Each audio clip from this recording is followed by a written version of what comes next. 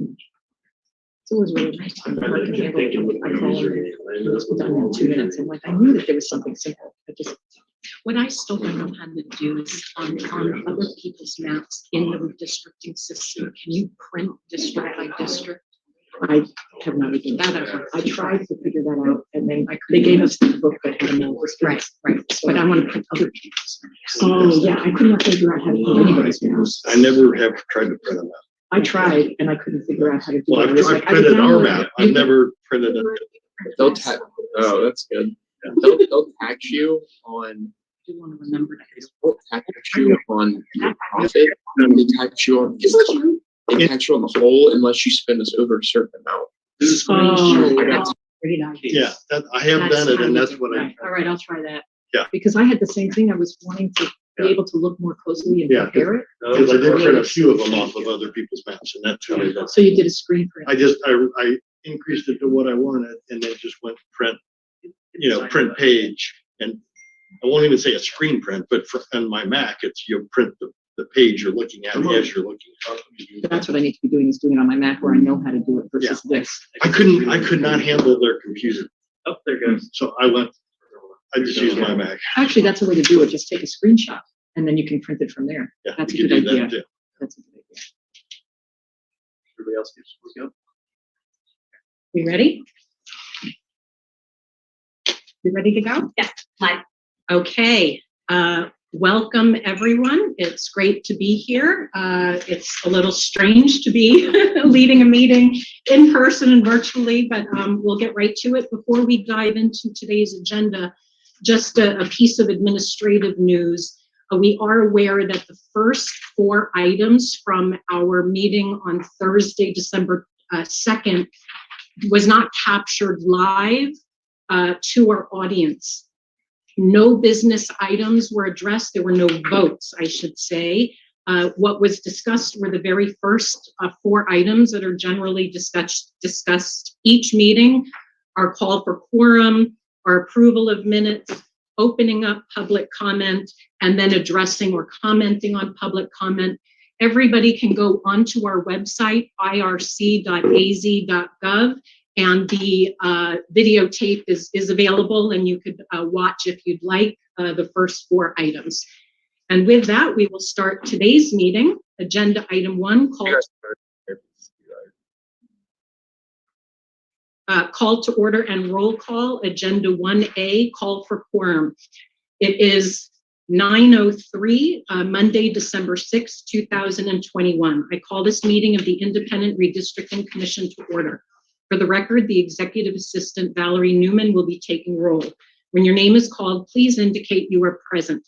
If you're unable to respond verbally, we ask that you please type your name. Val. Thank you, Madam Chair. Vice Chair Watchman. Present. Commissioner Lerner. Present. Commissioner Meal. Present. Commissioner York. Present. Chairperson Newberg. Present. And for the record, also in attendance is Executive Director Brian Schmidt, Deputy Director Lori Van Heeren. From our legal team, we have Brett Johnson and Eric Spencer from Snell and Wilmer, Roy Herrera and Daniel Ariano from Ballard Spar. Our mapping consultants, we have Mark Flahan, Parker Bradshaw, and Brian Kingery from Timmins, Doug Johnson, Ivy Beller-Sikansky from NDC Research, and our transcriptionist is Debbie Wilkes for this morning, and our transcriptionist this afternoon will be Angela Miller. Thank you. Thank you, Val. Please note for the minutes that a quorum is present. Agenda item 1B, call for notice. Val, was the notice and agenda for this commission meeting properly posted 48 hours in advance of today's meeting? Yes, it was, Madam Chair. Thank you very much. We'll move to agenda item 2, approval of minutes from December 2nd, 2021. We have a general session. We did not have an executive session. I will open it up for discussion if there is any on the minutes. And if there is no discussion, I'll entertain a motion to approve the general session minutes from December 2nd of last week. I move we approve the minutes from last week. Vice Chair Watchman seconds. With no further discussion, I will take a vote. Vice Chair Watchman. Aye. Commissioner Meal. Aye. Commissioner Lerner. Aye. Commissioner York. Aye. Commissioner Newberg is an aye, and with that, the minutes are approved. We will move to agenda item number 3. We will now open public comment. Public comment will open for a minimum of 30 minutes and remain open until the adjournment of the meeting. Comments will only be accepted electronically in writing on the link provided in the notice and agenda for this public meeting, and will be limited to 3,000 characters. Please note, members of the commission may not discuss items that are not specifically identified on the agenda. Therefore, pursuant to ARS 38-431.01H, action taken as a result of public comment will be limited to directing staff to study the matter, responding to any criticism, or scheduling the matter for further consideration and decision at a later date. We will now move to agenda item number 4, discussion on public comments received prior to today's meeting. I will open it up to my colleagues. So the only thing I will say, which I know we've said before, but I want to just thank everybody for the feedback that we've been receiving. It's almost overwhelming how much we've been getting, but it's a good way, that we've gotten that. I just want to say I appreciate the feedback and the engagement and participation of people, both by submitting public comment virtual through our web method and as well as attending 64, you said, public hearings? 64. Including the satellites, yeah. Right, 64 public hearings. So very appreciated to receive all the comments. It shows how the public is paying attention to our work and providing feedback. And I will say that by and large, I appreciate the fact that the tone has been civil and appropriate, with obviously always a few exceptions. So I do want to acknowledge that there have been some things that maybe we, as commissioners, would appreciate more of the civil and the civil tone that we received from 99% of the public. So I do appreciate all of your involvement as part of that. Madam Chair, Vice Chair Washman, I echo what Commissioner Lerner is saying. I appreciate all the comments, and yes, there's quite a bit, but there's some themes that obviously are coming out of it. So I appreciate that, and hopefully we can use the comments in our deliberation over the next couple of weeks.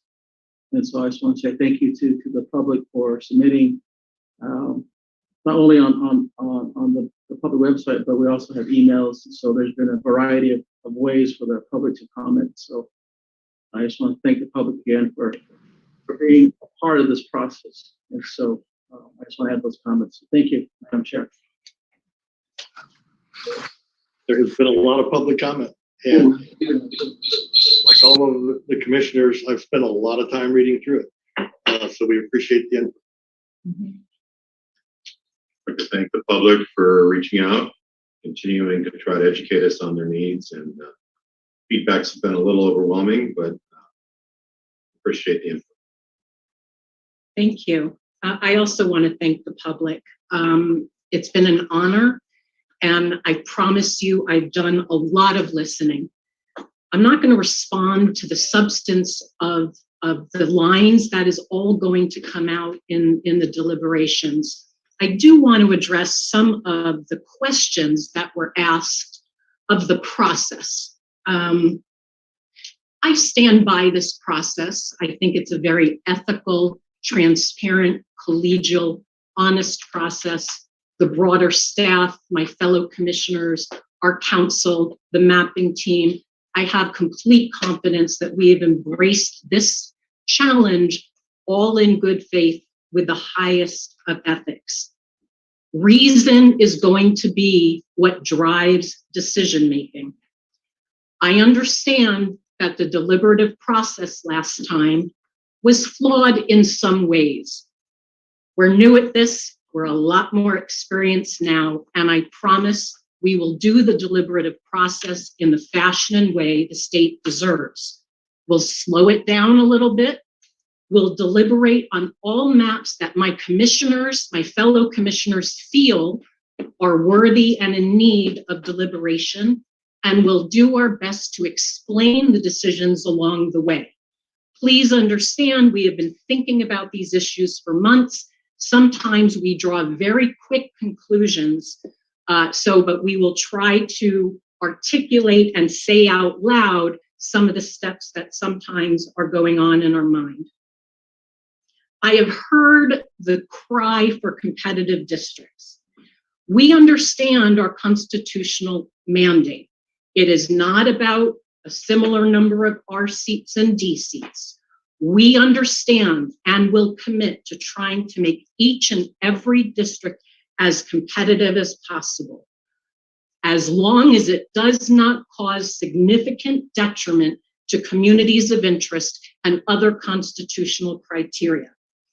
There is no one region in the state that is entitled to a competitive district. We will look at all districts as fairly as possible. Sometimes it's harder to get competitive districts in areas that are more spread out, because you have to carve out just funny looking districts that are much less compact and contiguous. We will wrestle with this with integrity and effort. I'm a little confused, I just want to point out one of the questions I asked the former chairwoman from the last commission. She's been gracious, as Steve Lynn has been gracious. But prior to that last deliberation, one of my first questions to her was, you all work so hard at increasing the number of competitive seats to the best of your ability. How come we don't have more competitive seats? And it was, wow, it's actually a really tough process. I also want to say that we have received all of the individual letters, map submissions, requests. We can't provide time for each organization to have the opportunity to present to all 5 commissioners. It'd be a little too complicated coming up with some kind of equitable process that would open up a can of worms. However, we remain accessible, I remain accessible, and I encourage every organization to spend as much time with all 5 commissioners.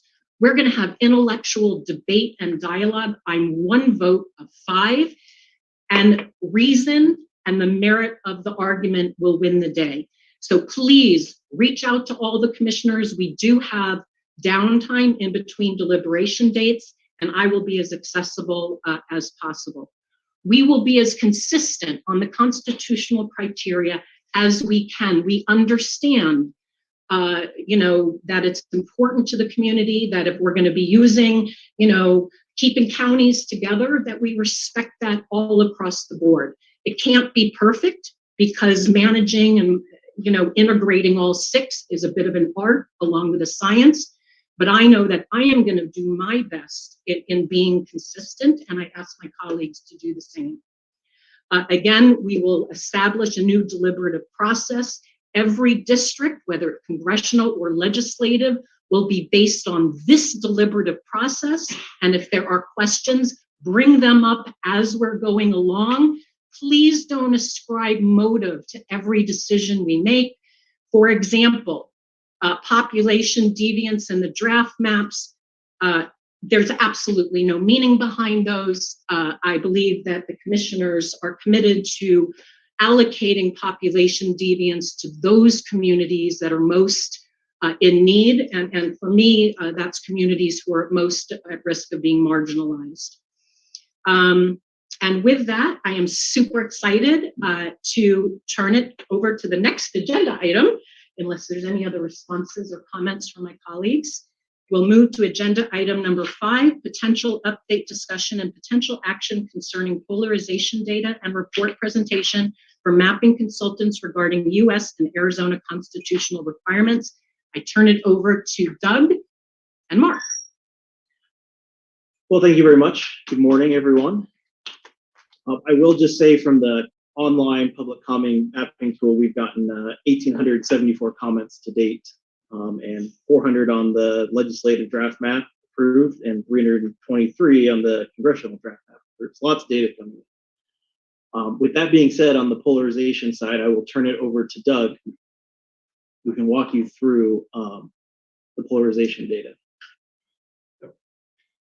Good morning and welcome to this round. It's good to see all of you again, even if virtually.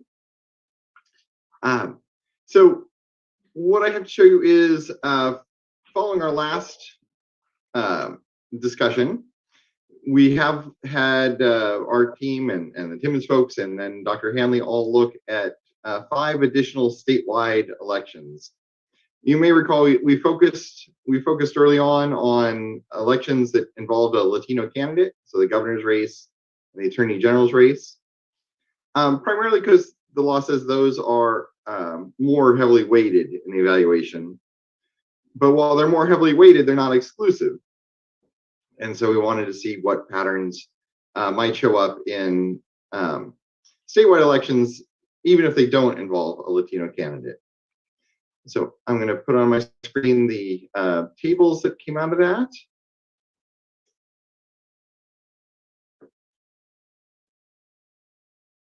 So let's see here. Okay, that get a little bit bigger. So the races we looked at are listed over here on the left. They're 2018 and 2020 general elections. So you can see it's the U.S. President election and U.S. Senate election from 2020. And then from 2018, the statewide elections for mine inspector, superintendent of education, and state treasurer. So these are listed by map and district. So first we have congressional map 7.1, which is your official draft map, District 3. And looking at these elections, the first 4 came in as not polarized, and the treasurer's election came in as polarized. Scroll down a bit. Oops, too far. Looking at in that same map, your official draft congressional districts, District 7 came in as polarized in all 5 of these elections. And I have just put together a summary table bringing this information together with the earlier analysis as well that I'll show you after I walk through this update. In a congressional district 7.2, which primarily is just the earlier version of District 3 that focused it more on Central Phoenix rather than moving over into Peoria for the northern piece of it. That District 3 came back as not polarized for all 5 of these elections. That District 3 came back as not polarized for all 5 of these new elections. While that District 7, no surprise because it's very similar to the adopted District 7, came back as polarized. Looking at the legislative map, let me scroll up here, which seeing over on the right-hand side is Dr. Hanley's summary. Again, District 11 in the adopted map is not polarized, and the voting in these 5 elections was not polarized. Same thing with legislative District 20. Legislative District 21 was polarized only for the treasurer's election.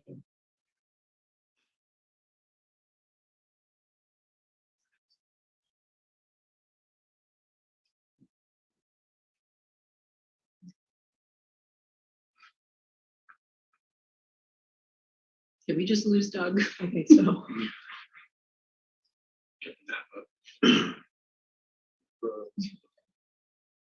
Doug, I think we lost you.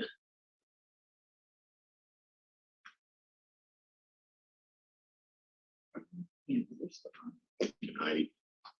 It was right when Heidi came back on board, by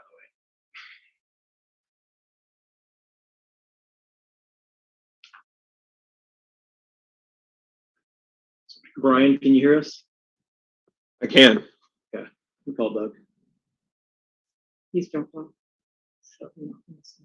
Ivy, can Ivy hear us?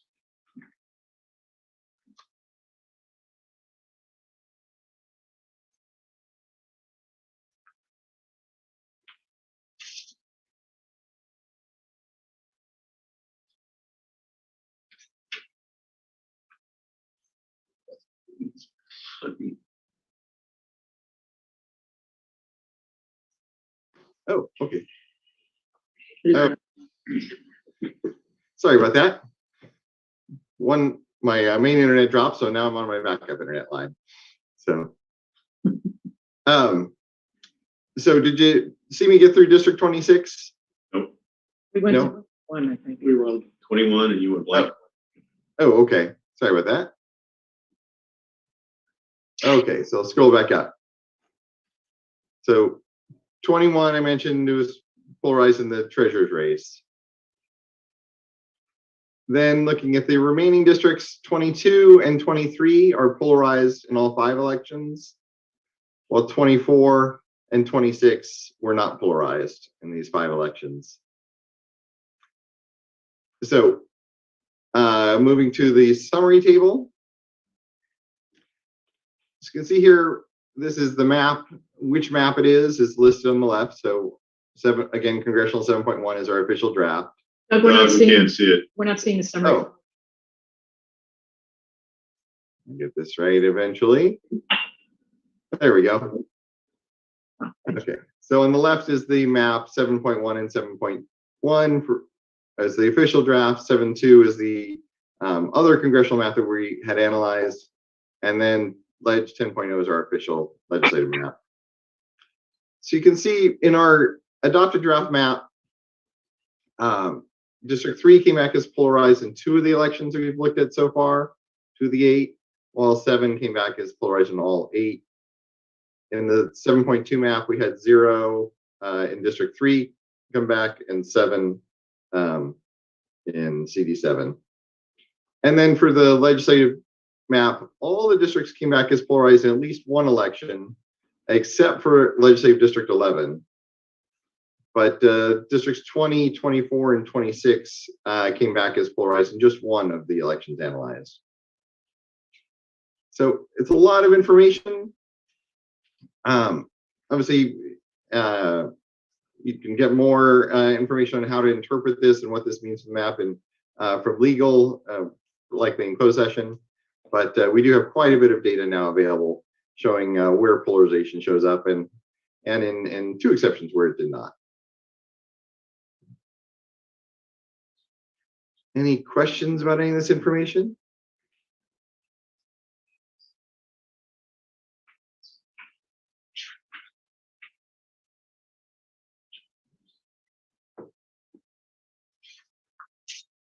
If not, that summary table I just put together this morning, so that is not yet shared publicly, but that will eventually be shared, and all these reports will be shared publicly on the website. Thank you. Anything else, Doug, along any of the items related to agenda item number 5, the polarization data? I don't believe so. Yeah. Okay. If there are no questions from my colleagues, we can move forward to agenda item number 6, draft map decision discussion. We'll be discussing both the legislative map and the congressional map. I'd like to remind us that we may go into executive session, which will not be open to the public for the purpose of obtaining legal advice to further implement and or advance these legal issues pursuant to ARS 38-431.03A3. And in fact, I'd like to suggest that we encourage a colleague to entertain a motion to go into executive session so we could seek legal advice to discuss polarization data and VRA compliance. Madam Chair, Vice Chair Washington, motions to go into executive session. Commissioner York, seconds. Any further discussion? Vice Chair Watchman. Aye. Commissioner Neal. Aye. Commissioner Lerner. Aye. Commissioner York. Aye. Commissioner Newberg is an aye. With that, we will move into executive session to seek legal advice in our efforts to honor the VRA. Thank you.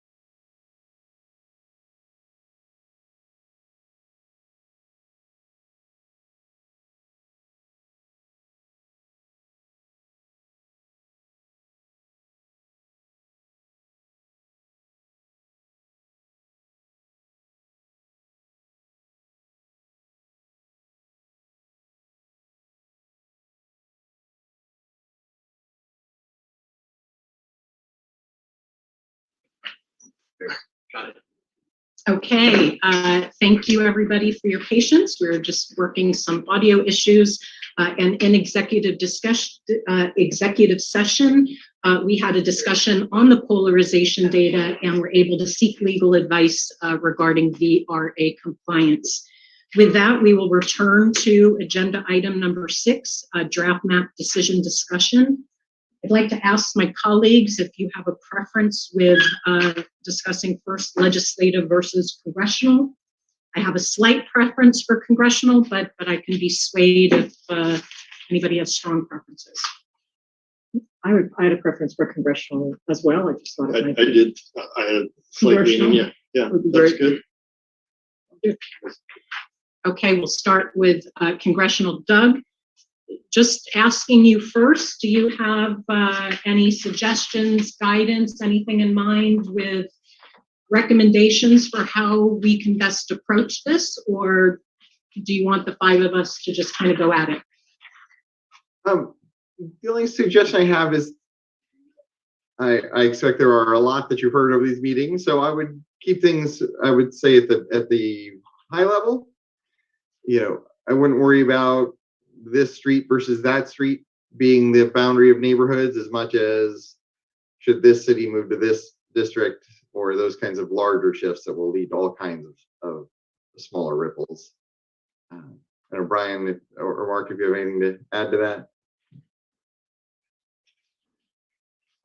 No, I echo what you're saying. The bigger ripples are better to get out now.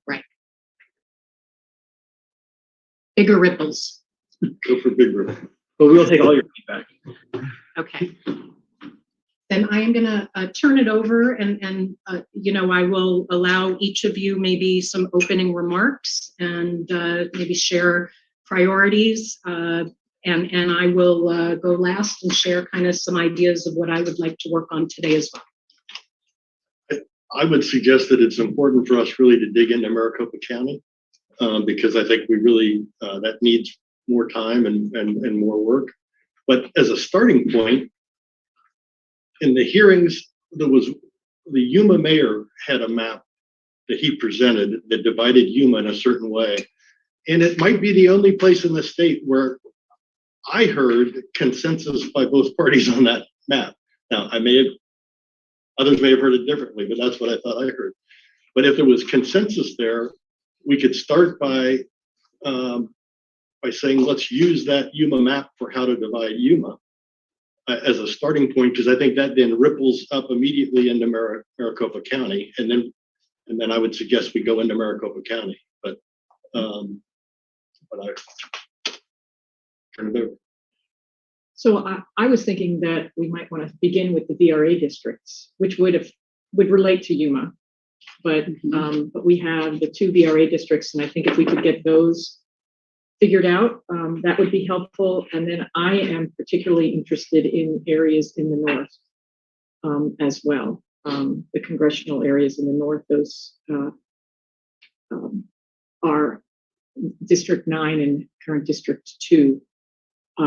I feel that we didn't really spend much time on the north, to be quite honest, in our deliberations. We focused a lot on the south and a lot in Maricopa County, but we sort of left the north without much discussion. So I would like to see us spend some time really talking through that, because I think that we heard lots and lots of comments in our deliberations on those as well. So that would be my preference, would be to kind of do VRA and then go to the north and come back to Maricopa County later, because a lot of what we do in the north and in the south really, I think, is going to impact what ultimately happens in Maricopa County.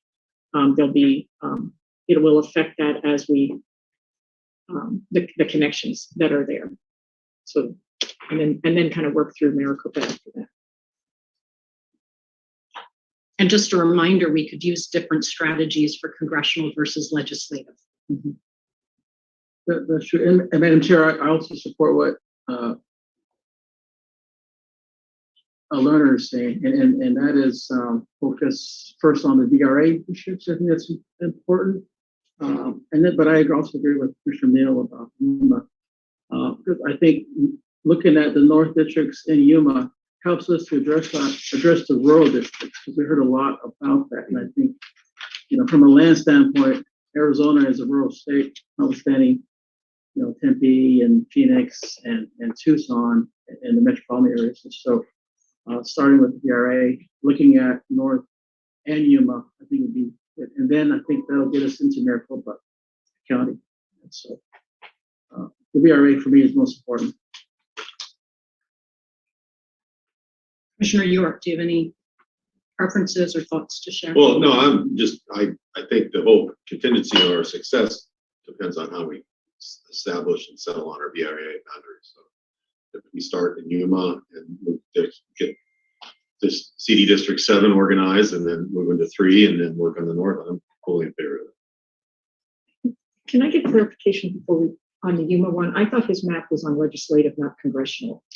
They printed it on legislative and said that they would like to see that on both. Okay, just wanted to clarify. Thank you. That was my understanding. Yeah, I just thought that it was legislative. So, thanks. Do you by chance know the plan number? It's called Yuma Gold. The one for the mayor that you're alluding to, correct? Yes. Here are my thoughts, and I think that we're in some amount of agreement.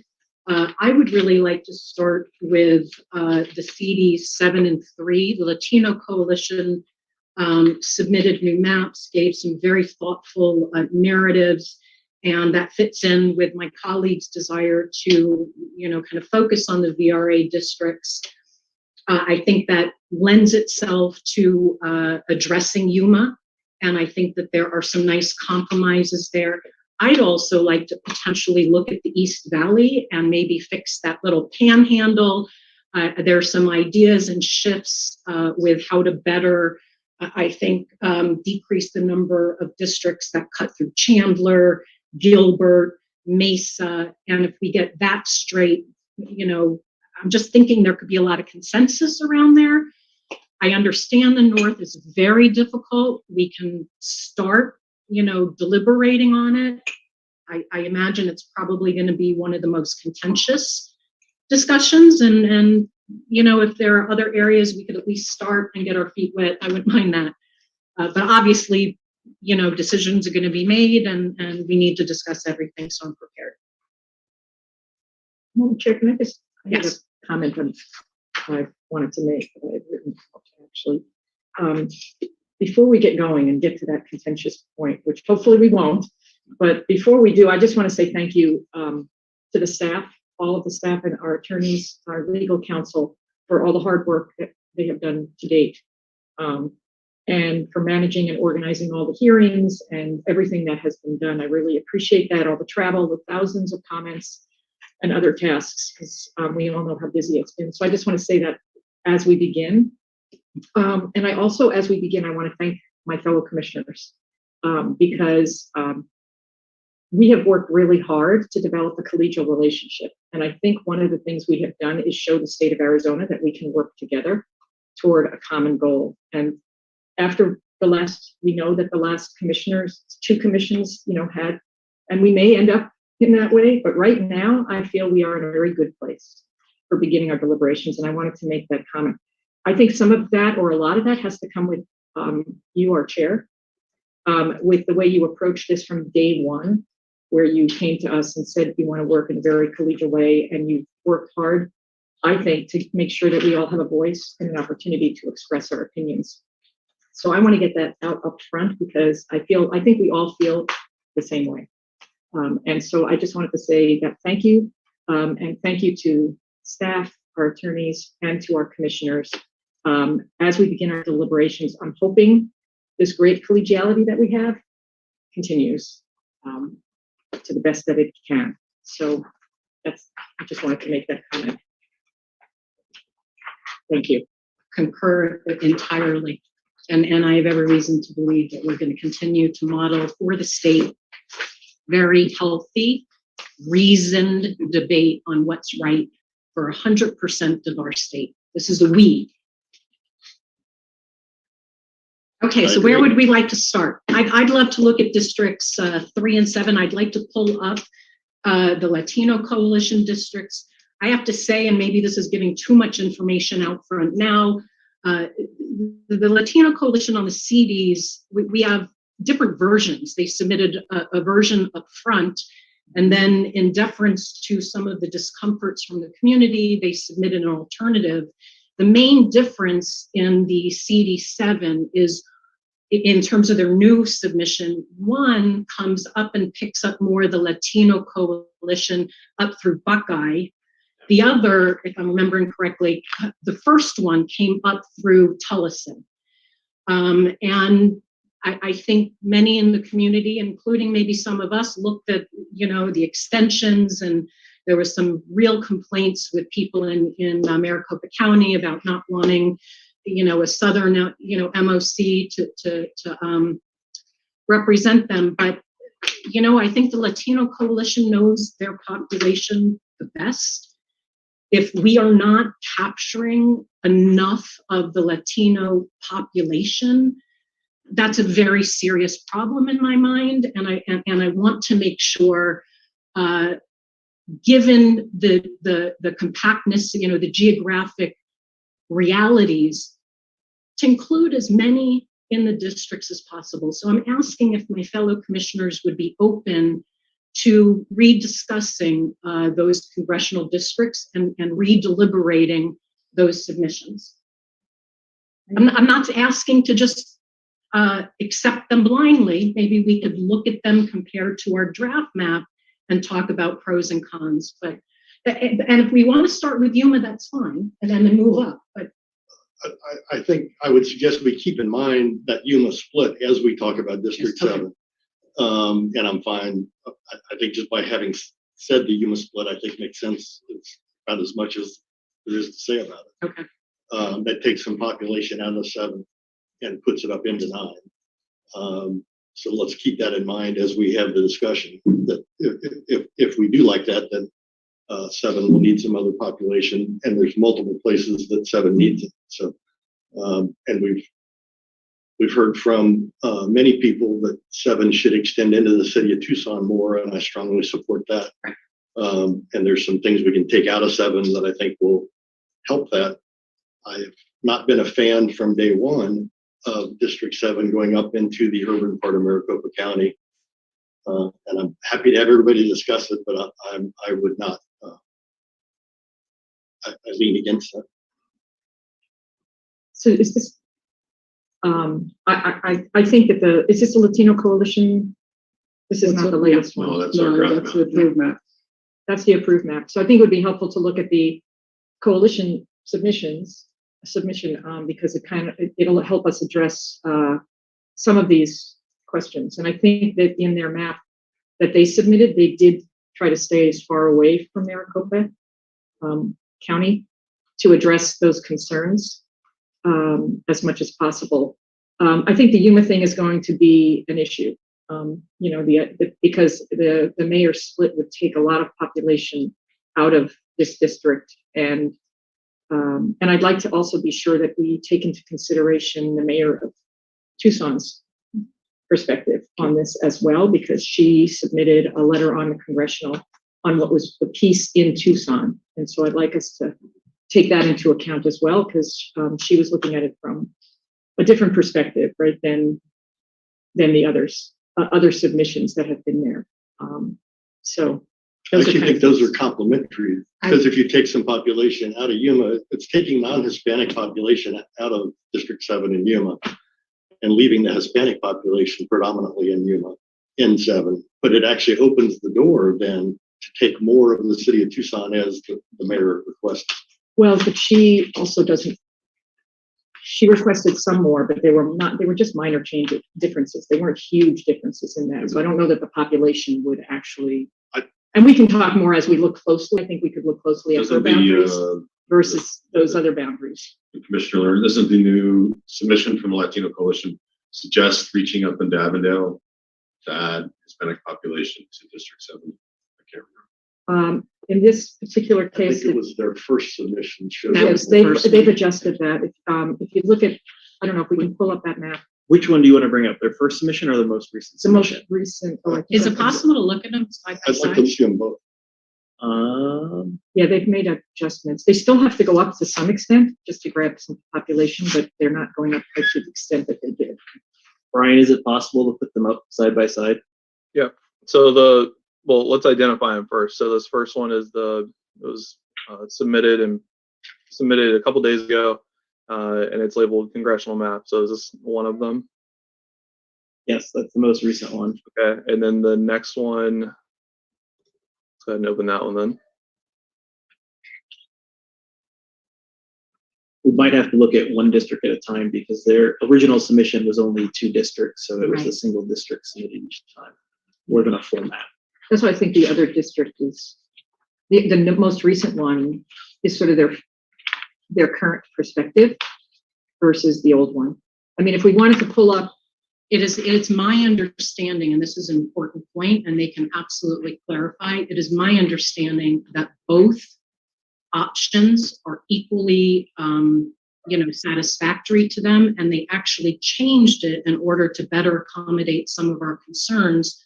But if we like their first submission better and it fits with other decisions better, that I believe it's going to meet their needs equally well, and in fact, maybe even better. That was their very first submission, and what they felt initially was capturing the most of their community.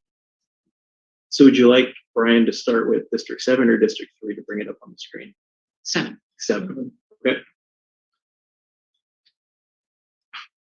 Can you bring up the other one, Brian? Which one? It should be congressional map south. Yep. Okay.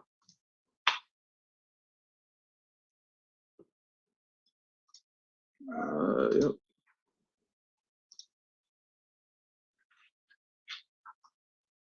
All right. And then if this is just a single plan, let's go ahead and find out which plan number this was pulled into, and I can just add it to this one directly. You want me to do that for you? Yeah. Commissioner Meal, can you, while they're doing that, can you help me understand, and let's talk about who's marginalized, who's hurt by having the district come up into Maricopa County, if it comes up in Tolleson? Well, Which populations I are can going to? speak to that. I mean, basically the way that the original map comes up in Maricopa County, now that I'm more familiar with the VRA, it actually goes straight up and grabs just the Hispanic population in Avondale. It does not include Tolleson, so we could do that if we needed to get more CVAP codes. But the reality is that's kind of that finger, so to speak, puts that with the like communities of Tucson and Yuma that's carved out there. So, from my standpoint, originally I was challenged with the fact that Maricopa County, Yuma, and Tucson were in the same congressional district, because I just felt like the mindset of those 3 communities were different. But if you look at the population, they're almost the same. Brian, it's CDF 006. So I haven't yet heard, though, who would be hurt by this map.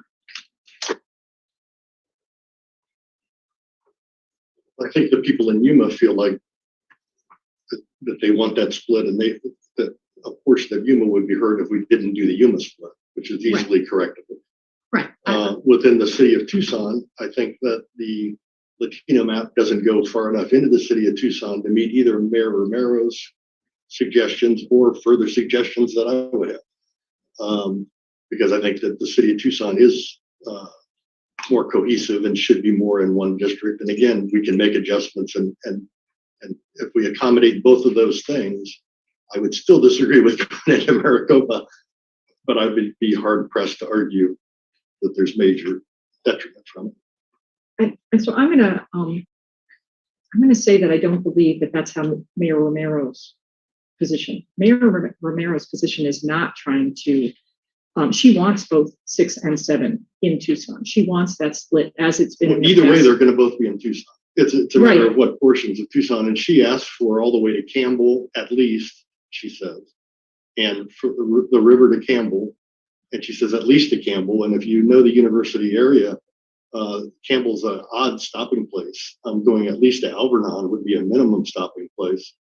But I think it would be better to have at least from and maybe from the river over to Alvernon, stopping at Alvernon, but from Broadway over, going all the way out to Cold, where you catch that southern part of Tucson into that district is a better fit. And similarly, some of the, I'm not sure where they show that split. We'd have to look at it closer. So one of the biggest parts of her letter, I have that up in front of me. That's The most recent one, I would just want to make sure you're referencing the correct one. well, the first one was congressional. The second one was more legislative, right? So I'm looking at just the congressional, right? And so in that letter, she says, maintaining the congressional district boundaries as they exist in their present form along Campbell Avenue best accomplishes the commission's goal of having two evenly balanced Tucson districts while ensuring communities in downtown 4th Avenue and the University of Arizona and surrounding areas are not split up. So that's what she's not trying to have District 7 take the majority of downtown Tucson. That's not what. Well, she is taking all of downtown Tucson. She's taking that portion of that. Yeah, yes. But and so she wants to, but she goes on to say the change would more evenly balance the city of Tucson between districts and 7. And that's what I'm hoping to be able to provide for her. Is she feels it's important based on her letter, and I also had a discussion with her as well on providing this balance of having both districts be part of Tucson. And as the largest city in the South, that she feels that would be very important in terms of representation. So, and as growth is going on. So she says moving the boundary to Campbell would make sure that downtown area that you're talking about, University of Arizona and 4th Avenue are connected and not divided. So I just want to be clear that was a big part of what she was saying, that we're not trying to move it to take all of Tucson, but I would like to try to, if possible, follow to the greatest extent possible her perspective on that, on Tucson. I appreciate that, and I'm taking a lot of wisdom from what she is asking, but I'm not trying to draw her map exactly the way she would draw it. And in my mind, her comments that the inner core of Tucson around the university is more cohesive is totally true. My son lives 4 houses east of Campbell in a total university area community, and that university area community extends to Alvernon at a minimum. And so it's a better dividing line to take it, and I would take it to Alvernon all the way up to the river, but then at Alvernon, still extend it out from Broadway to Kolb, south of Broadway.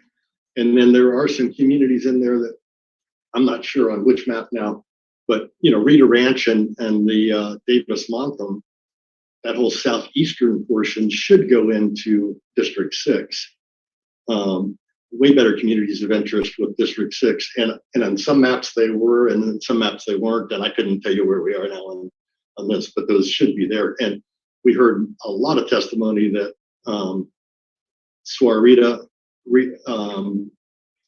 Quail Creek, and Green Valley would like to be in District 6, and I think, and then there was a toss-up and a lot of discussion on the eastern Santa Cruz. And we had a lot of split testimony on whether Santa Cruz should be divided or not divided. I think a lot of the testimony, though, was to keep it whole, even by Republicans and Democrats, all saying we are a big community of interest, Santa Cruz. And so while there are some pockets that wanted to be separated, we heard from Republican leaders saying we're really a community of interest as a group. We work together closely, but that eastern boundary in Tucson is going to ultimately be adjusted for population balancing. So we need to pick a spot to draw an initial map and start drawing. And I would suggest following the Yuma split and going at least. I'd like to see a map that does what I just said, where you go river to Alvernon, all the way south, and from Alvernon to the east to Kolb, go south of Broadway, staying in 7. getting, I think we are, well, in our map, we had Green Valley and Quail Creek and Sorita in 6 and not 7. I'm not sure. And the Latina Coalition map they had, that's not a area that really fits with them, as we heard a lot of testimony on. And I would say Craycroft is, and she has even said the line was pushed too far east, and you're asking to move it even further east than. Well, and Alvernon is west of Craycroft. It's west of. Yeah, Alvernon is a couple miles west of Craycroft, and then Kolb is a couple miles east. So I'm saying only on the southern part, take it out farther. On the northern part, take it to Alvernon. Okay, so I've got to pull up I'm trying to look through their colors here. As you're talking about your priorities around the urban area in Tucson, I'd like to reiterate my priorities in that I would like to capture as much of the Latino population as we can, so that we minimize the numbers who are not included in a Latino district. Coming up into Maricopa County happens to accomplish that. So if there are other ideas of increasing the Hispanic CVAP in D7 or ensuring that other, the Latino communities are better captured, I'm open to that. And I also thought the Yuma mayor made a great point. I mean, I thought the split made a lot of sense for different communities of interest, and I would like to start there as well, and then build. And I'd like to accommodate as much of Mayor Romero's, arguments as possible, to the extent that it doesn't cause detriment to other parts of the map that we're also balancing. So I hope the two of you can compromise on some of those boundaries in the urban area. Nothing will happen that will make me like going up into Evandale. I understand that. But Well, the current Propose an alternative. but I'm willing to take a look. Let's see what happens if you do Okay. go up there and you go out into Tucson the way I suggested. Let's at least draw a map and see what that looks like. You got it. So they have. I'm sorry. Go ahead. I was gonna say Brian has the two Latino submissions on the screen if you guys wanted to see an overlay of them. But Yeah. I didn't mean to interrupt your guys'. No, that's good. And just as a quick point, by the way, they are going up, but they're not doing Avondale. If you look at this one, they basically are going into Buckeye now, the Latino parts of Buckeye. That's the second map. That's the second And the map. first So one was the other one, was that, and so this I think is a little bit better in terms of not seeming so intrusive as the other one had been. If we wanted to go back to that, we could, but this does take that section, and that section of Buckeye that it takes has strong connections. It's an older part, it's a Latino part, has strong connections with the Gila River area. So it actually in some ways has that logic for it. They've done a bunch of work with areas just immediately south.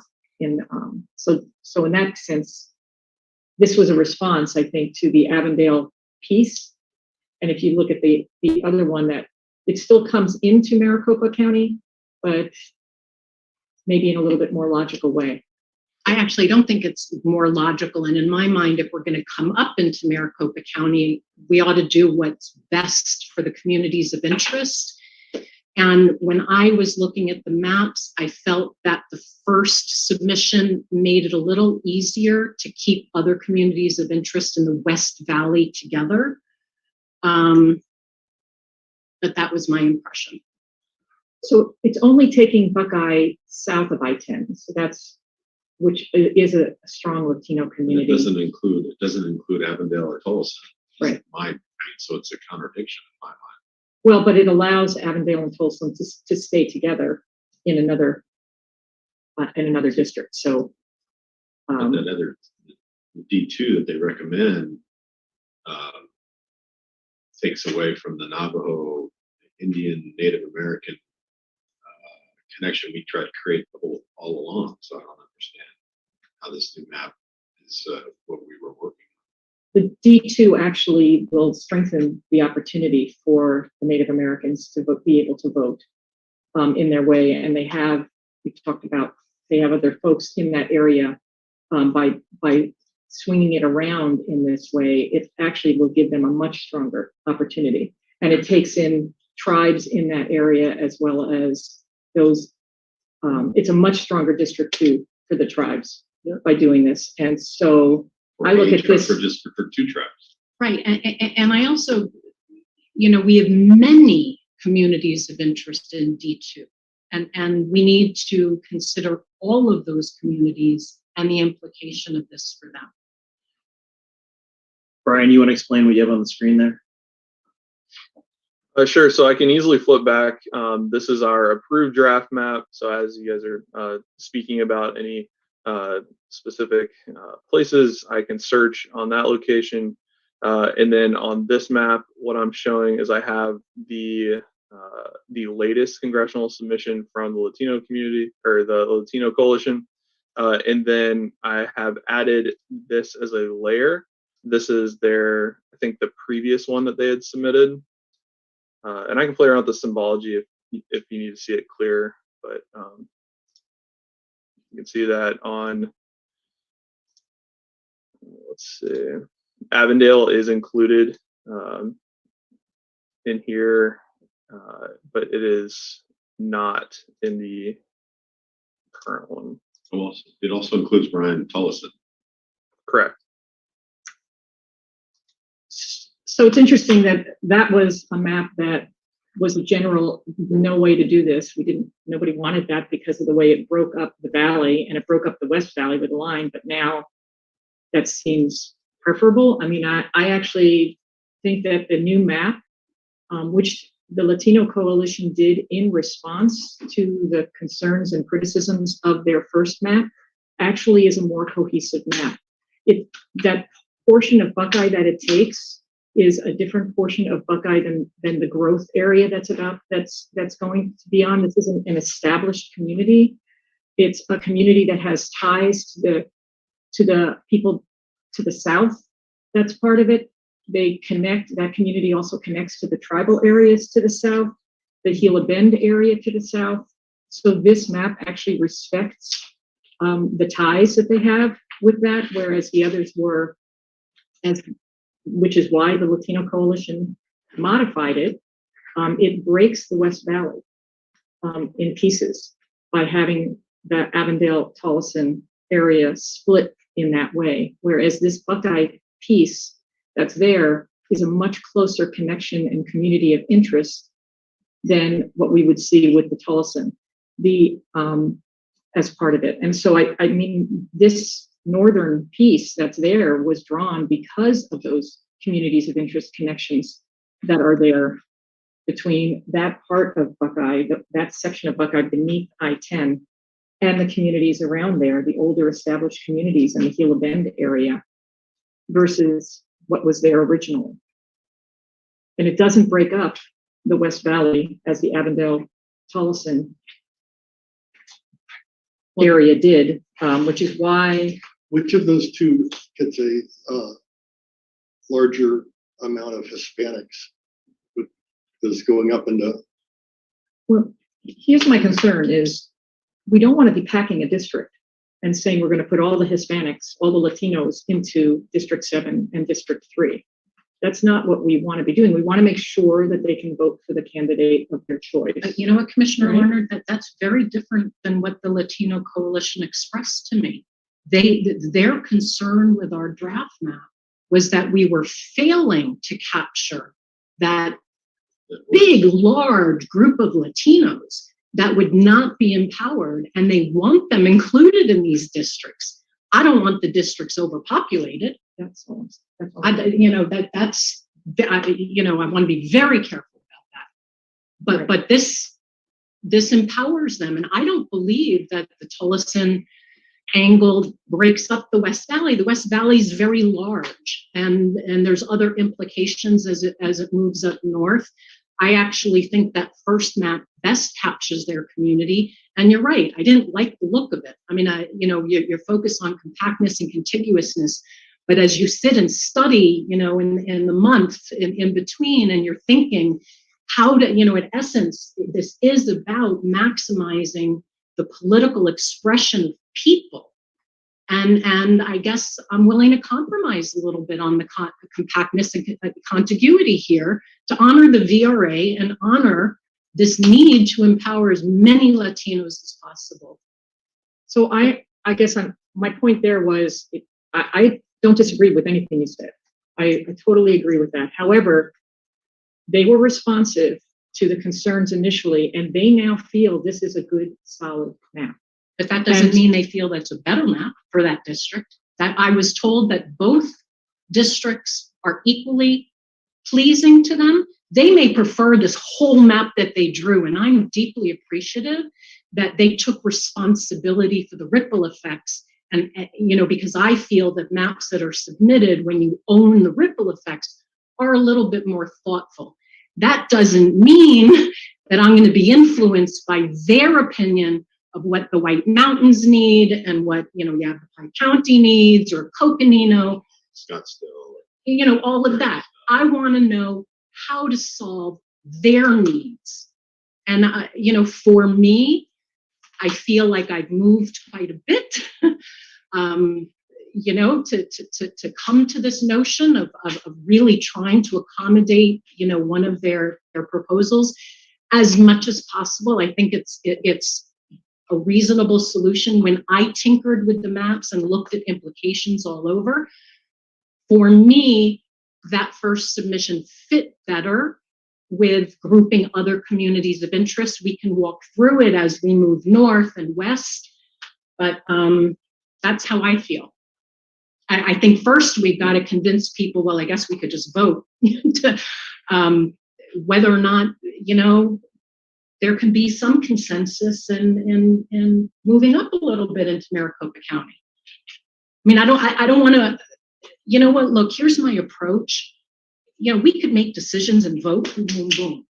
I want as much consensus as possible. So I'm not going to push the votes. I want to see where my colleagues are willing to go. And I understand you're probably going to argue for the maximal perspectives, but give me some sense also of some compromise. Brian, can we see the first submission, the Yuma outline of that? So that's LD 57. I don't have that up right now, but I can add that. Is that the one that you're talking about? Yuma Gold, or are you asking in the Latino first submission, how they Latino first submission. Yeah, they take most of Yuma in that submission, Right. in both of their submissions. But actually, I think that we can help that map because we could better carve out the areas that will, I think, better empower the Latino community in D7. So I think they were trying to respect our map, but we can improve it. So the original one outlined in blue did not include this bit of green, both on or I guess just looking at Yuma County, this bit of green that's included in their most recent submission. So the cuts for Yuma, if we're now moving down there, I believe, based on studying both maps, and I wasn't a huge fan of the Avondale-Tolleson split, even when the Latino Coalition put it in, to be honest, either. And so, but I do believe, I will say that Buckeye connection is much better in terms of its community of interest piece. I'd be interested in looking, and I think that the Avondale, if Avondale would actually be, Avondale and Tolleson would be better going into, they could go into what could become a more competitive district in the West Valley. If you keep them intact in that area and then place in a competitive area. But if we could look at the Yuma, I mean, the cuts that they're talking about in Yuma, the removal by the mayor, I'd like to take a closer look at, if we could, to see. Can I ask a question, Commissioner Lerner? Sure. Is part of your opposition to the Avondale-Tolleson thing because it interferes with competitiveness? No, nothing. I'm just saying I think that that's where they could go into a district that then potentially could become competitive, but that's not why. I feel that the Buckeye connection is stronger in terms of communities of interest, not about competitiveness. That's not. And I also feel that it makes for cleaner in terms of, again, not having a district swing into Maricopa County, into Pima County, into Yuma. It allows well into kind of cutting, I do look at it as cutting the West Valley. So I think the current map is cleaner than the other one and ties in those communities of interest better than the other one. So yeah, no, I'm not using competitiveness first. But I would like to look at the Yuma split and see whether or not those cuts that or the changes that are being proposed by the mayor, which was a legislative request. I have to make a comment regarding Buckeye and the West Sure. Valley. If you look at Tolleson and Avondale, they're sort of landlocked. Most of the growth is going in Buckeye and Litchfield Park, and that continues to be the growth corridor for the West Valley. So to put that with another part of Yuma and Tucson, that's my hesitation for that. As far as growth corridors, solar power, the nuclear power plant, all that stuff, those employees all commute out Highway 10 to work in that area. Now you have a big industrial district along the 303. I just think that if you can keep that as part of LCD9, that makes more sense from my standpoint as far as like-mindedness and that population. And then the other problem with this map, from my standpoint, is it totally changes what we were doing with the Native Americans. And I have a hard time with that because that picks up quite a little bit of population in Maricopa County all the way around. So, You mean the map, the second version? Do you have a problem the with yellow the first? there, the yellow on the screen that you all see is the new CD2, which goes into a whole bunch of other communities in regard, from my standpoint, that totally now it's pink. Sorry, It actually places Avondale and Tolleson. sorry about that. I understand that, but that's a community, the Fountain Hills community, all, you have Fort Huachuca, you have the Copper Corridor. There's just a whole bunch of things in that now CD2 that originally we had in other CDs.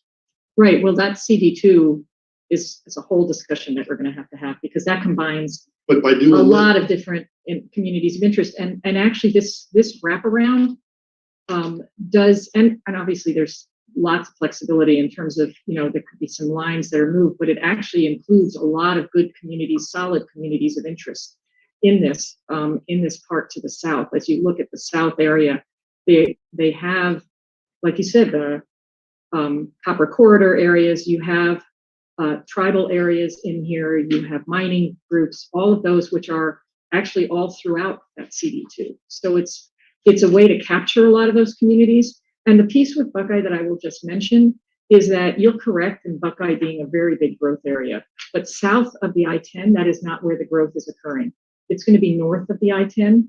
The south of the I-10 is the old part of Buckeye, and that's where the Latino community does exist. And that's why I see that break there for Buckeye. It's going to allow that growth piece still to happen in a different district, and it'll give Buckeye, which will have, it could give them 2 congressional representatives, with one representing the area that's having a lot of growth and the other one that's part of a VRA district with those communities of interest that they have. So I think that's why that particular boundary works. And the business interests will be broken up. I mean, I can't imagine that elected leader from D7 is going to be highly focused on major economic expansion in the West Valley. That's not going to be their priorities. I mean, they're responsible for the Native American tribes in the South. They're responsible for the Latino community in the South. The interests with urban growth and development seem remarkably different to me. Well, but the Buckeye is a Latino community, and you're saying Some of it is, well, the South part is the focus of the Latino community, and that's what really, when you're looking at Avondale and Tolleson, it's the same issue. Are they going to be focused on Avondale and Tolleson?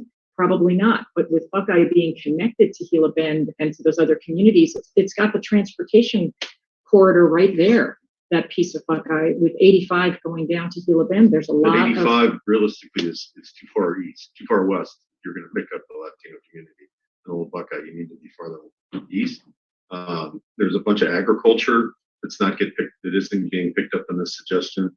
that 85 corridor primarily has trash and garbage collection areas. To me, that Buckeye growth is south of the freeway and north of the freeway, and moving out west. You split a bunch of residential communities with this divide. I don't. This is an I-10 division right there. So you are looking at an I-10 and an old Buckeye part, and you have a transportation Brian, corridor. you outlined Gila Bend, right?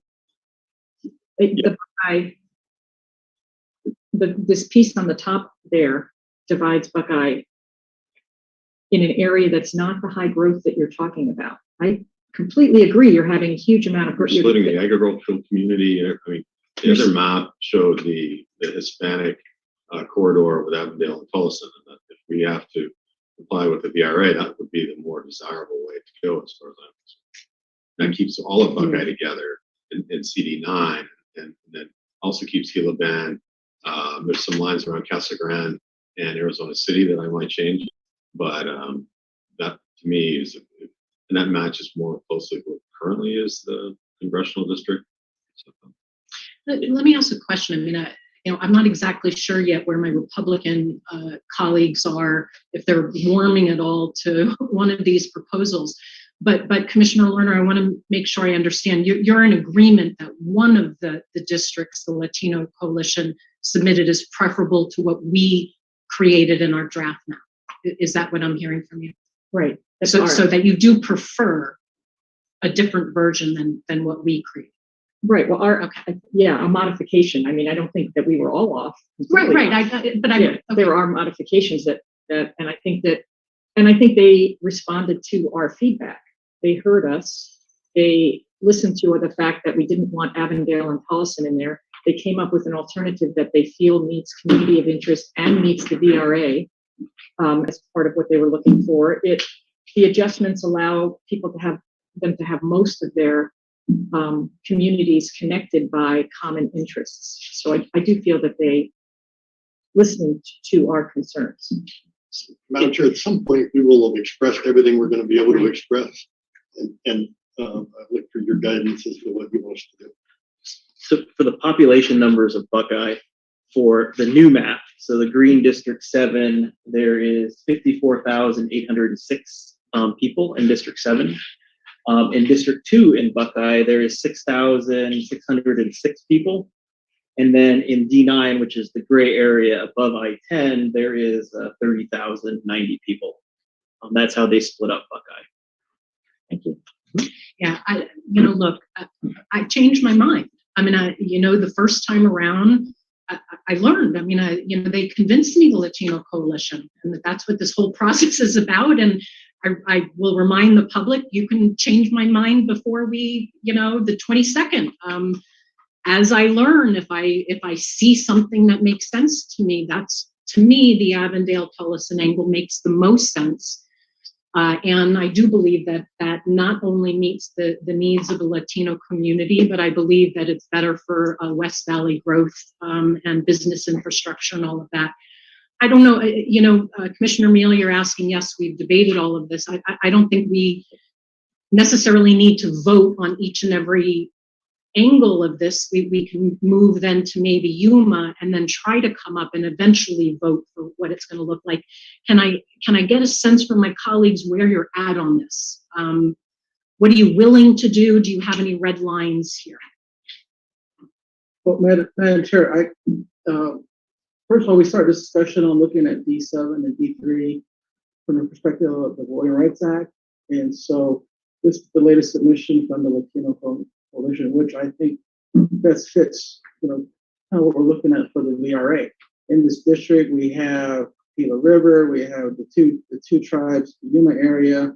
I'm sorry, we have the Tohono Nation, which is south, and then we have Krishan and Kokopah. So I think that the tribes, I think, will be okay in this district. And what my understanding is that the Tullison area, yes, we were looking at that earlier, but this new version, I think, reflects a better fit to the Voter Rights Act. And so I think this approach here, and I'm just looking at this here, I know that there's discussion, maybe there's ripple effects to D2. And if we do get into that, I think we need to also look at the Navajo Nation submission from the congressional. And we're not there yet. I think Navajo has their map CDF 010. We need to also take into consideration. But right now, for purposes of BRA, which is what I thought we're focused on right now, I think this needs what the community of interest, which includes the tribes, which includes agriculture, and includes the Hispanic community. Right. Well, the tribes aren't affected. They're all covered here. So I guess I'm not exactly sure how this better meets the VRA responsibilities than the first one. D2 has a whole separate, has basically northern tribes, if you will, when it comes down in the tribes south of Phoenix area.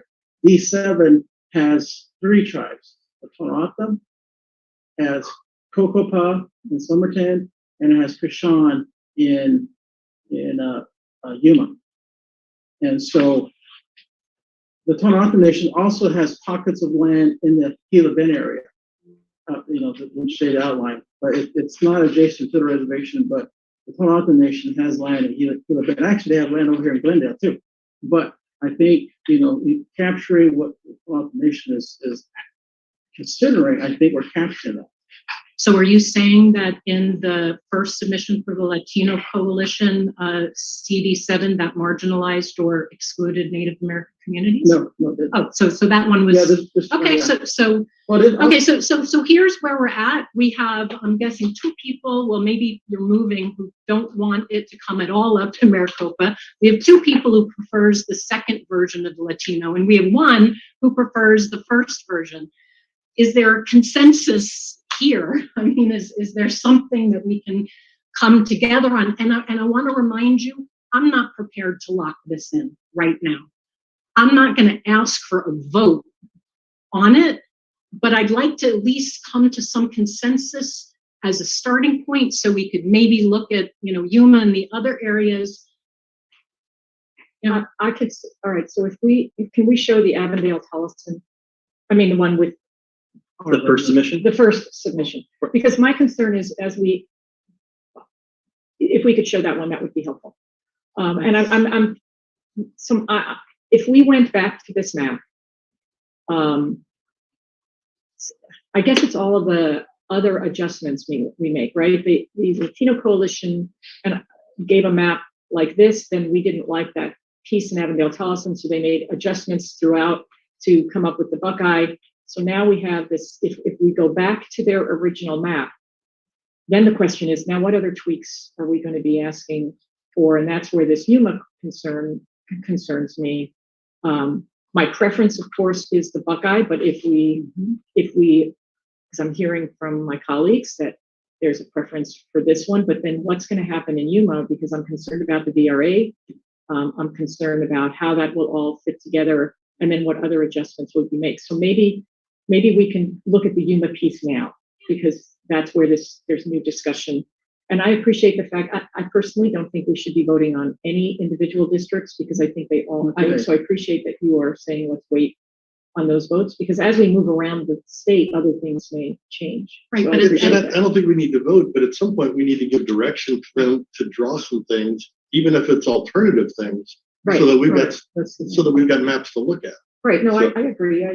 Or we have a couple of alternatives. So I think from my perspective, it might be that we ask for 2 alternatives for this district based on what we see with Yuma. So I'm curious about the changes that, and I haven't pulled up the Yuma gold, but I know that was a legislative.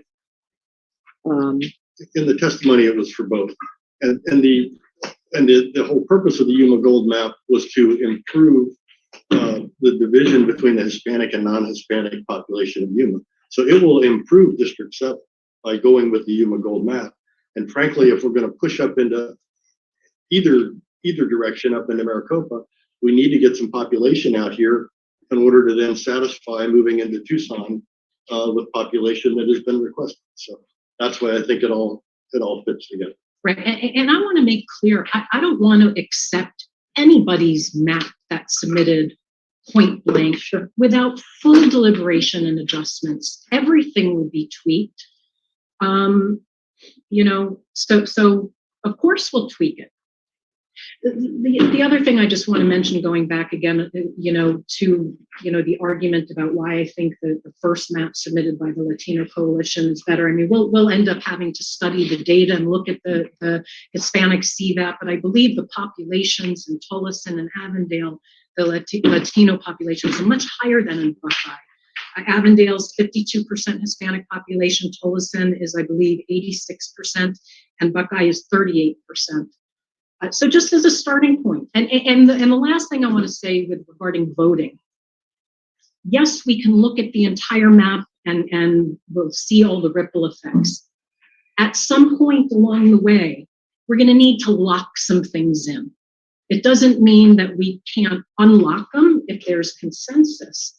But yeah, there may be a point where when we decide what we're going to do with the Verde Valley, we may vote to lock it in and then require the rest of the map to adjust. Otherwise, I don't know if we'd ever get to an endpoint. And I'm not saying I want to lock in anything today. I have a very, very open mind. I honestly have such an open mind. But we can't debate this endlessly, and at some point we're going to have to make decisions. So how about for now, we entertain the idea of Tolleson and Avondale along the lines of the first Latino submission, and we start fixing Yuma. And I've already listed pretty specifically what I think would be good to happen in Tucson, and I think the Yuma mayor's map is a good starting point, maybe a good end point for what could happen in Yuma. And if you can somehow magically fit in Mayor Romero's comments as well. Well, Mayor Romero, I'm very fully taking into account Mayor Romero's comments. It's a fairly minor tweak that I've suggested to her comments. So what Val is passing out to you guys is the first one. We ran the normal plan sheet that we do for the maps that we create for your draft maps on the new Latino congressional submission. And the next one, the thicker packet, is actually the city and the county splits for all of those districts. So if you wanted to specifically go and look for whether the city is fully contained in the district, it is in this document. If you see an asterisk by the county or by the city name, that means it is split in another district. Mark, did you want me to show those? No, this is on this data is on the new AZ Latino congressional splits. Do we remember what the Hispanic CVAP was for CD7 in their first submission? Hold on, I can tell you.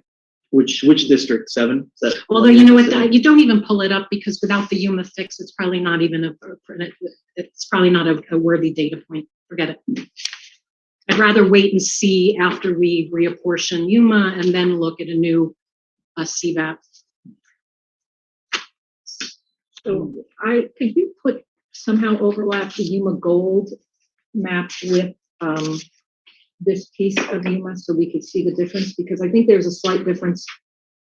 I just have this one from what the Latino Coalition pulled up. I'd like to know the Latino Coalition district, the first submission. So I don't know if I'm being clear here. If we could pull up, sorry, it's a lot of maps. If we could pull up the initial Latino Coalition map, which had the Avondale Tolleson, and look at what they have for Yuma, and then compare that with the Yuma Gold.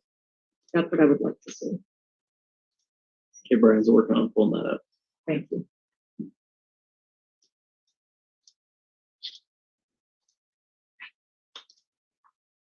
All right, let's make sense of this. All right, so this yellow and red is the congressional submission, original submission from the Latino Coalition, and this map that is loaded right now is the Yuma Gold legislative plan. Let's focus on Yuma, Brian. Why don't you zoom into Yuma? That's where they're most interested in this. Because I think it's very similar. You zoom in a little bit more. There you go. So the red is what? Let me take off this All right, so we're just focused on the red outline. The red outline is the original Latino Coalition submission, and then the blue and orange is the dividing line between the two legislative districts submitted by the mayor.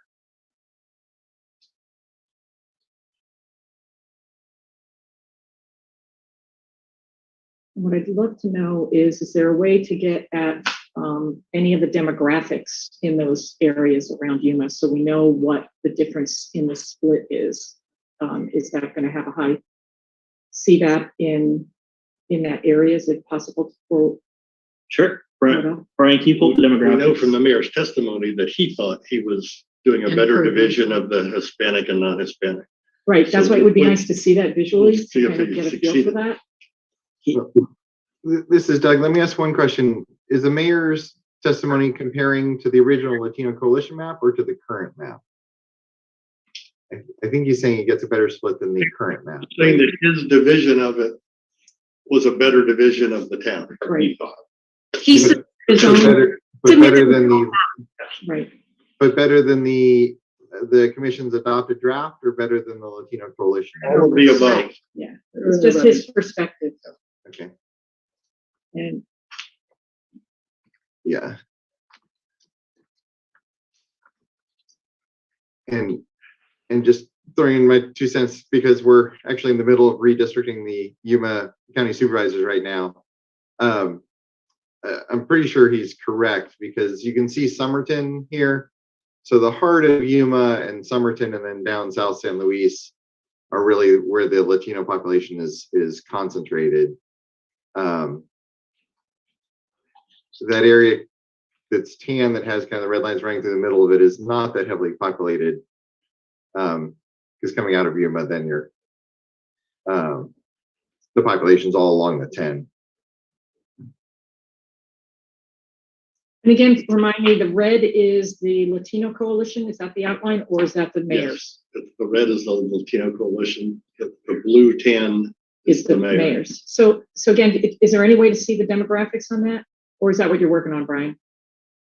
Yeah, I think we're working on that in the back end. Okay. I'm just curious to see how that. to be honest, from my perspective, the most important question is looking at in the differences, are there heavily Latino pockets in the mayor's version that leaves out Latinos? I mean, That's what I'm hoping to see as well.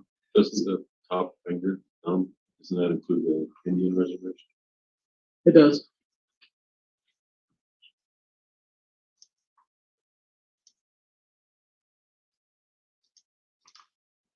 Yeah, actually, to Commissioner York's point and Commissioner Washington's point, yes, the Latino Coalition gets in those two little spots that are where the reservation comes into Arizona, and the mayor's proposal does not. But as you've seen in the past, I think that's a 30-person change or something that could easily be modified.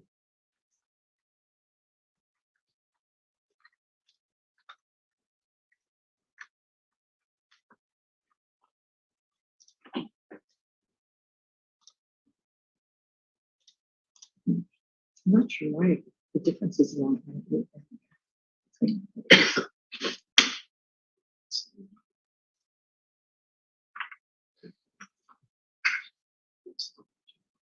So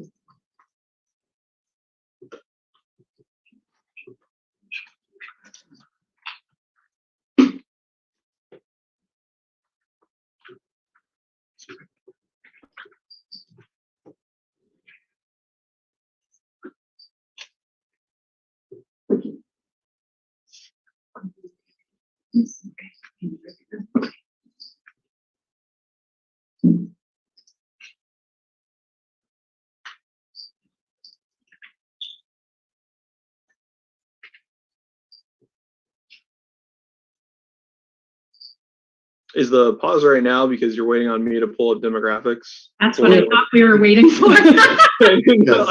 Sorry, I meant to. I guess I wasn't clear. No, I guess that because we're dealing with cross plans and legislative and congressional, we're gonna have to put that together. That's not gonna. I don't believe that's gonna happen right now. Okay. Yeah, that's a good point, Brian. because they're a different population base. Sorry about that. Even if is it possible to pull it up just for one or the other or not, and not overlapping? Because if we even saw it for one of the districts, we could probably extrapolate from. But if that can't be done right away, that's fine. Just Yeah, I also want to mention in the meeting with the Latino Coalition, I did ask them to take a look at the Yuma mayor's division lines and let us know if they had any opposition to it. I have not heard explicit feedback one way or another, so I can't say the fact that I haven't heard from them that, means anything, but I'm sure they're listening and they'll let us know if they have specific opinions about, those lines. yeah, I mean, it's not a huge. Well, I'm not sure if it's a huge difference. I don't know. And maybe this is something you could tell us. What is the population shift in that? Maybe we could hear that piece, even if we can't get the demographics at this point. What does that change do from between the mayor and the coalition? Just in the Yuma area? Just the Yuma. Hey, Brian, is it possible to do a two-step selection and select the tan parts that fall within the original Latino Coalition map? Let me share this with you. Yeah. So this is. Can you talk louder, please? This is a map showing the Hispanic population density within you're that looking Yuma at area. okay. Yeah. I just went to that because I'm. Yep. So that, and it shows you that the mayor's map is mirroring that quite well. But That's what I'm. and we can definitely do detailed tweak. I'm not saying that it should be an inviolate, Right. division, but I think it's a good starting place Yeah. for a division.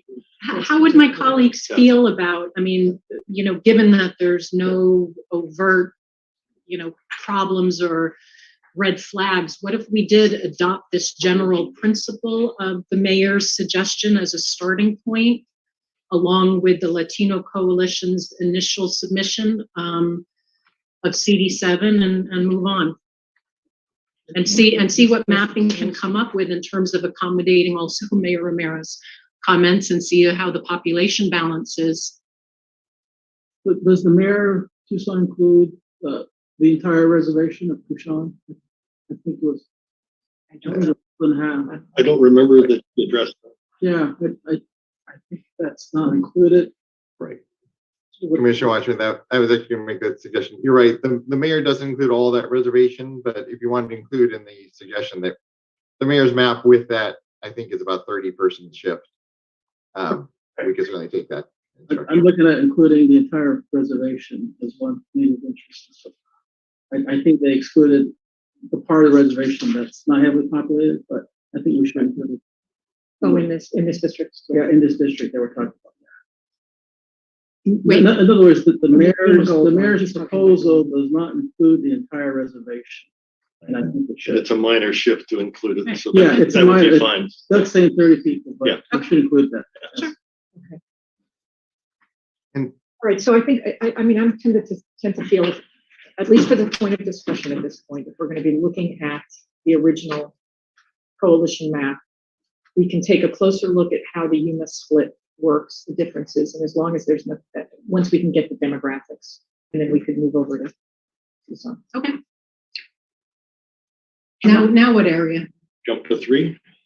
Wait, Yes. well, we haven't done, what are we doing with Tucson? Are we just going to keep the way it is with the The mayor's local- suggestions.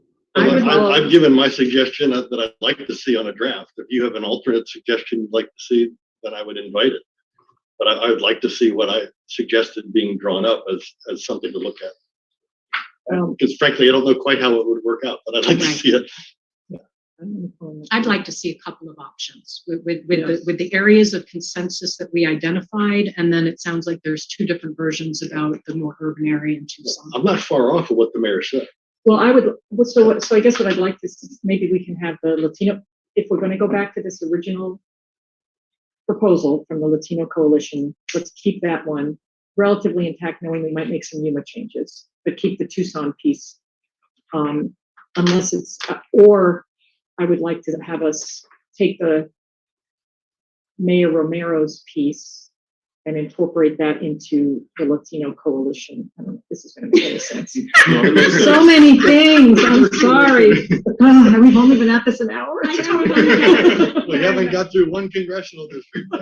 No, but Sorry, let me see if I can get this clearer. So we have, I'll try. So if we're going back to the Avondale-Tolleson split, right now for points of discussion, and we have the Yuma piece that we might do the Yuma Gold, right, with the addition of the tribal areas. But we'll take a closer look at that when we get the demographics. Then when we move to the Tucson area, we would take one version, which would be what Commissioner Neal is suggesting, one version based on the mayor's suggestion. Well, the mayor's suggestion is not a complete suggestion, so I think you No, have to just for develop. that boundary of that area. I think I've got it. Well, I Yeah. think it's slight differences, but, Yeah. and then at least then can we keep the Latino coalition draft as one? So Yes. just to Just have, as is. to say for the Tucson boundary, as is. The thing is, I know that the reason I'm making that comment about the mayor is I know she had a few tweaks with that. That's what I was getting at. And you know what, we may not want to spend too much time because of just population shifts. We may be constrained with what we can do anyway. And Yeah. so I think we gave a lot of really fabulous ideas for this district. I want to thank my colleagues. I mean, everybody went in with not wanting any of this. And it seems like the five of us are reason on somewhat of a similar path, at least with envisioning this district. So I think it was a good start, and I know it's frustrating and time consuming, but highly valuable when we hear how we're thinking about it. And Mark, you got that southern piece too with Green Valley, Florida and all that. So I was gonna actually ask you guys for clarification exactly where you want us in all three areas. That way we can make what you're looking for. We've gone back and forth. So I'd like to see at least one map that shows the boundaries that I cited in the city of Tucson, and then District 7 giving up Green Valley, Sahuarita, Davis-Montham, Quail Creek. Hold on a second. And District Don't 7 write so already, fast. Yeah, District sure. coalition actually already has Green Valley in the other district. So just so we're all on the same page, I'm now showing the approved congressional draft map. The one that, yeah. So, Okay, so D7 give up Green Valley, Sahuarita, Davis-Montham. which means then everything then to the east to connect it back over to D6. So Okay. Santa Cruz stays in 7, even though I'd like it not to. I'd like to split Santa Cruz, but I'm trying to be compromising. To D6. and- Santa Cruz, hold on, I'm writing that, I'll write so fast. Yeah.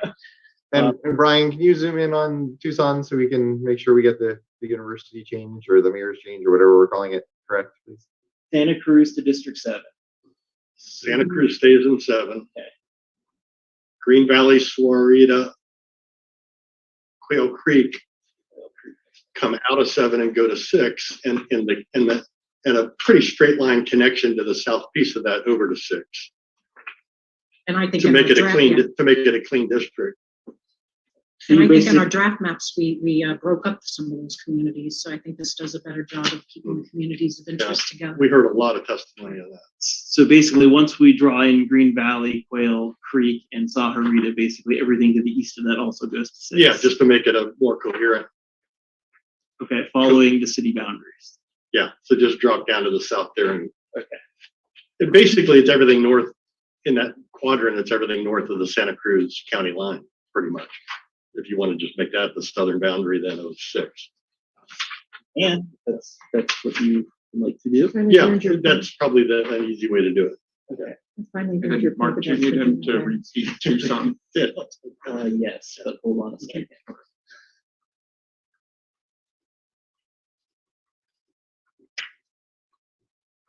Okay, drop 6 to. And the only thing west of I-17 that's being taken in, there's those pieces of Green Valley And Sahuarita, and Sahuarita. right, we heard them, they want to be in that area. Yeah. But basically, this hump also where Davis-Montham is that where We we need to go back to that, and I need to figure out where you're. going I with think that I don't know that it's, I mean, that we can tinker with that later, I but don't know that basically, we I think need to- it's better for 6 to come Davis Mountain being with Swarita in a congressional, I mean, Fort Huachuca in a congressional district would be a very good thing. And I think it's easy to do that. Okay. And it helps 7 not take as much of the city of Tucson, because with that, you'll take a swath of the city of Tucson, Rita Ranch, and Wait for and some 7. stuff on the south there. Well, you're going to still have, can you go Brian, zoom into Close. Davis Mountain. into that just general area? I just want to get clarity on, I mean, I can pull it up on mine. So we got Davis Mountain there, right? Yeah. And then how do we connect D6 to it? Because right now that'd sort of be a hole. Through this I-10. I think, could we hold off on the Davis Mountain piece at this point and try to kind of. I'd like to just see what it does to all the population, because I think it'll help it. Because I think D7 needs to lose some more stuff. So,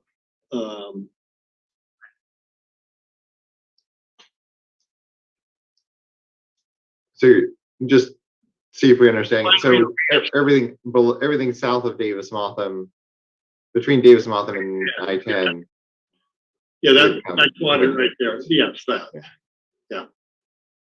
So you're talking about taking that, so that's essentially what the initial, I'm just looking at the initial. I'm not map. far off of stuff they've suggested. No, Yeah. that's what I'm looking at right Yeah, now, yeah. is this Davis Mountain piece, you're right, going over there. Yeah. So And then the only I'm other, trying to find a middle ground to try to make this work. the only difference is that they had Sarita, which I know we've heard plenty that says Yeah, put them together yeah. somehow Yeah. into D7.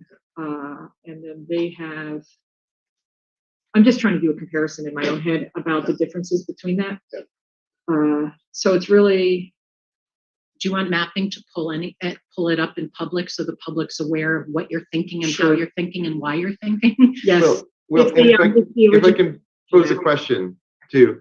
So what about like the Tucson airport, the area between the two freeways, where does that all stay in D7? Yes, that would all, that could do whatever you need to do for population. So could you pull up the original Latino Coalition map? That might be helpful if that's that first submission, because I think that goes with Commissioner Neal's making the changes. They're not as, they look very dramatic on the other one and they're not as dramatic on this one. So the blue is the original coalition submission. You can see it goes around Davis Mountain. Right. And then it comes down. What's that road there, Brian? No, the one on the south that starts with a W. South of where? Is it Valencia? Does it start with a V? No, it starts with a W. Wilmot? No, Wilmot. the one that goes south. That line that goes directly south Well, of the border. north south, it could be Wilmot. Oh, Where's the map need to go? Hey, you're good, Brian. The red and blue, the red line is right on a Yeah. road. Is that right? It's Wilmot, yeah. Okay. Yep, Wilmot. Okay, so this would be helpful, I think, in general, just to have us use this map right now, since that's the one we're working off of with your suggestions, Yeah. Commissioner Neal. And do I need to repeat the intercity of Tucson splits again? Yes, we will need to go there. Okay, so everything from the Rita River north of town, you go Do to you like me to have the approved? I-10 and the Rita River. Do you want me to have the approved draft map showing while you're going over these pages? Let's just use this one. Yeah, this one's fine. Okay. Just scroll up, Brian. Go north. Okay, go north. Okay, yeah, so I would take everything south of the river all the way to Campbell.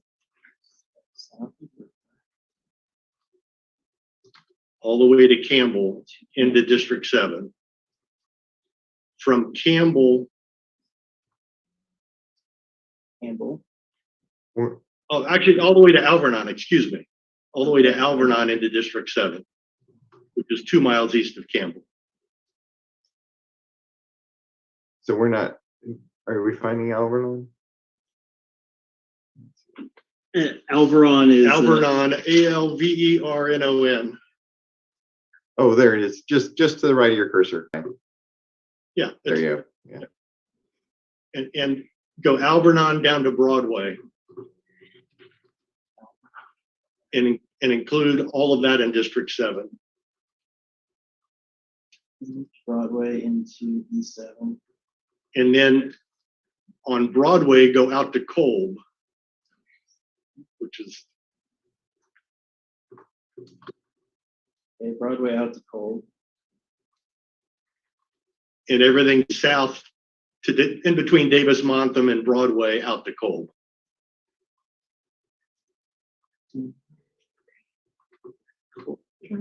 You're going further east, I'm going further east a little bit, but not a lot. but. And when we see the population, we may have to change it. Right, Yeah. and I have a request. I mean, these are, we need to give a starting point. Let's not spend too much time debating about this street or that street, because the We got a lot numbers of may tell us what we have to do. I agree. Yeah, so yeah, I mean, I'd like to make sure that what I would suggest, okay, first of all, Commissioner Neal, I'm sorry, are you completed with your I am. suggestions? I think if you understand enough to draw a map on. Okay, when we go Broadway out to Kolb, you want everything west of Kolb to be in District 7, everything east to be in District 6 for the Is that- moment. that's Yes, for the correct? moment, yes. Okay. Why not? And can I ask, the changes you described, do they capture everything that the mayor's letter asked for, or are there other pieces from the mayor's letter you want us to incorporate as well? I believe it captures everything she asked for and then goes a little more Further. to the east, but not dramatically so. And the population is going to tell us a lot. I don't know what this comes out to. Okay. So it actually goes, so if I could make a suggestion that we actually then take this Latino coalition map, but then there's a couple of other adjustments, and this is where I need my Learning Tucson map. Thank you, Commissioner Neal, for that suggestion. You're welcome. We're working on that. Would be to take this map of the coalition, just as another map to look at in the Tucson area, and make the changes, the specific changes that she requested with one or two other modifications. So she had suggested, and I think it was for this one. It's hard for me to look. She had more suggestion on the legislative, but I Well, she Sorry, just, the interrupt. one that she just recently Yeah. did, right? I just have her letter right up in front of me here. She just wanted to extend to Campbell. I'm looking at my map here. Campbell north of Broadway, but basically use Campbell as the dividing line. So not go further east. So I'd like to just see both versions, not go as far east as what Commissioner Neal is suggesting, but using Campbell as a dividing line. North of Broadway. she And does go going farther, to she goes Grant. farther east down below Broadway then. She does go further east down, and that's fine. So basically use Campbell from Broadway to Grant, and go Grant, go west to Oracle. One second, Grant West. Just captures that area that she was wanting. Okay, Grant West to Oracle. And then north on Oracle up to River Road.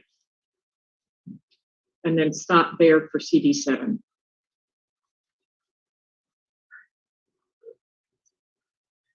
Okay, it's District 7. And then the other boundaries are just the coalition boundaries. I am double checking her letter to make sure. South of Broadway. What did she say? Let me pull this up. Yeah, so south of Broadway, she says that D7, and I think it does do that here, goes eastward. But she again wants Craycroft. She thinks it's too far, so she would like to see Craycroft as a good boundary point. So I think that's probably the biggest difference between Commissioner Neal and myself, is where that east boundary is. So I agree. we could use Craycroft there, or maybe as far as, instead of going, you were suggesting Alvernon, right? Alvernon down to Broadway and then out to Kolb, south of Broadway. Yeah, so I think that that's part of the difference. So I mean, her point was to keep these, the Broadway 22nd Street corridor Latino communities intact. That's what she was focusing on. And so that's really all I'm interested in, is making sure that that works. So the district previously extended to Craycroft south of Broadway, and she feels that that's still a good connection. You could also have go to Campbell if need be, north of Broadway, I think she suggests. So I guess all I'm asking is that that kind of piece be incorporated, just so we can take a look at the comparison between Do whatever the two alternate maps. you want there, and it'll be interesting to look at. Right, to see how those would work. And then the only thing I would say that's slightly different from hers is the Oracle piece, using that Oracle piece, stopping it at River Road, not going all the way further up to Einer, just keeping it. And I just mentioned that, right? Just stopping it at River. Hold on. Yeah, the northern boundary that I'm using is the river itself. She's using River Road, which actually takes it a little more north. Right. Uh, It could be either one. I'm fine with the river or River Road. That's fine. me too. Okay, I so just threw it out on the map. So let me make sure I 100% understand what you're saying, Commissioner Lerner. So when you look at the screen here, we have the original boundaries for the coalition up, and they use Broadway Road as that north boundary line, and they go to Craycroft, and they go south, and then they cut back west right above Davis Moffett. Right. So that's the boundary you want us to follow. Yeah, that's right. Okay, and then pull the map north, Brian. So then you wanted us to go north on Campbell, which I believe it is right now, the boundary road. And then from Campbell, you want us to go up to Grant. And then Grant west to Oracle. So that'll be a change. So that'll go over to Oracle, which is also State Route 77. Which is why I was using Oracle. Yep. It's a big boundary. Yep. And then we would take Oracle Road all the way up to River. And then River Road is not a straight line to the west. It sort of meanders west and north. So would you want us to follow that meander west and north up River Road that Brian's sort of highlighting on the screen over? And then when we get to the straight shot that moves west to I-10, just sort of go straight west into District 7? Well, basically, we just stop. You can just stop Oracle right at the river, similar to what Commissioner Neal was saying. Just take Oracle up to that point, and then that's the edge of that.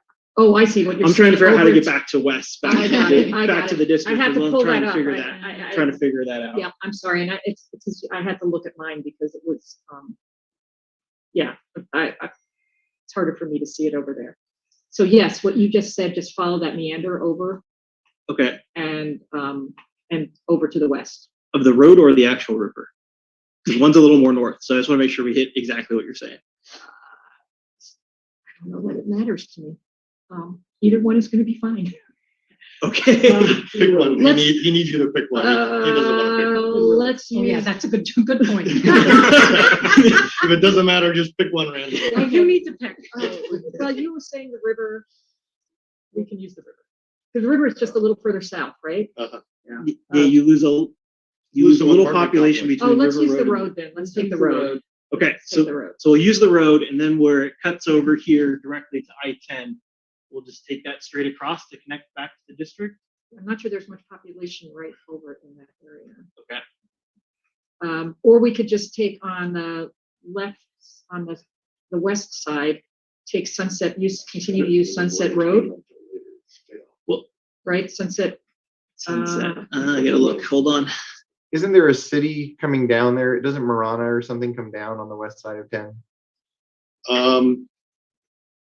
Yeah, near Orange Grove.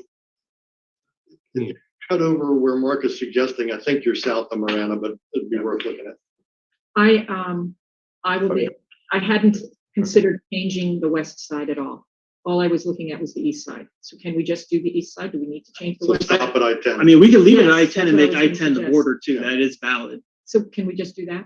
I had not looked at the Sure. west side. That's why I'm so thrown off when you're Okay. asking. Okay, so Well, just that'll Now. leave, if you do that, that'll leave a D6 finger kind of coming down between I-10 and what's shown as the border D7. So can you put Marana's border back on there, Brian? So what we could do is just, when we hit Marana, just follow the south edge of Marana over to District 7, not get rid of that finger. Oh, down in that area, is that what you're saying?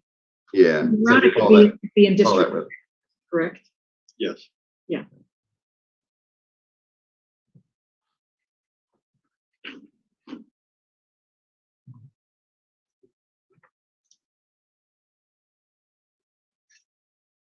Did you say yes or no to that?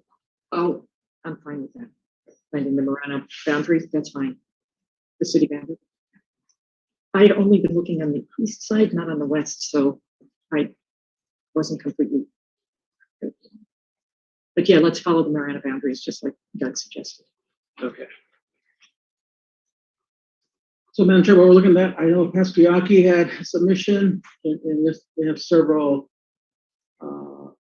land bases, and so, but I guess if we could consider making sure that we include as much of their lands in D6, 7. D7. I think they'll be all in, almost all in I D7. think so, but I just But want to there make might sure. be a couple of them that are separate. Why don't we take a look at that? Let's take a look. Make at sure it, yeah. that, I didn't realize they had more land pockets than when, before they sent their letter to us. 6 of them. 6, yeah. More. Do we know what submission that is? It's actually, they sent a letter.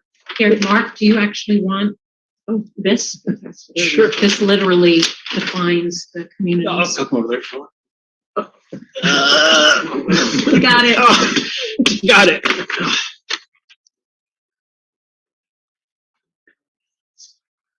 Okay. So I'm looking at the sheet that you just passed me. There is one, Brian, go to the corner of Barnett and Zandario in Marana. Could I switch over to the approved draft map? No, Okay. just use this. All right. Hold on. Let me see if I can Google that real quick. I know that there's two close to the Moroccan community. Well, the Senate there. There's one in the in kind of, I won't say middle part of town, but it's south middle part of town. That's a challenge. And then I think we have a couple up in the Guadalupe Tempe area. So That's Grant and Fairview.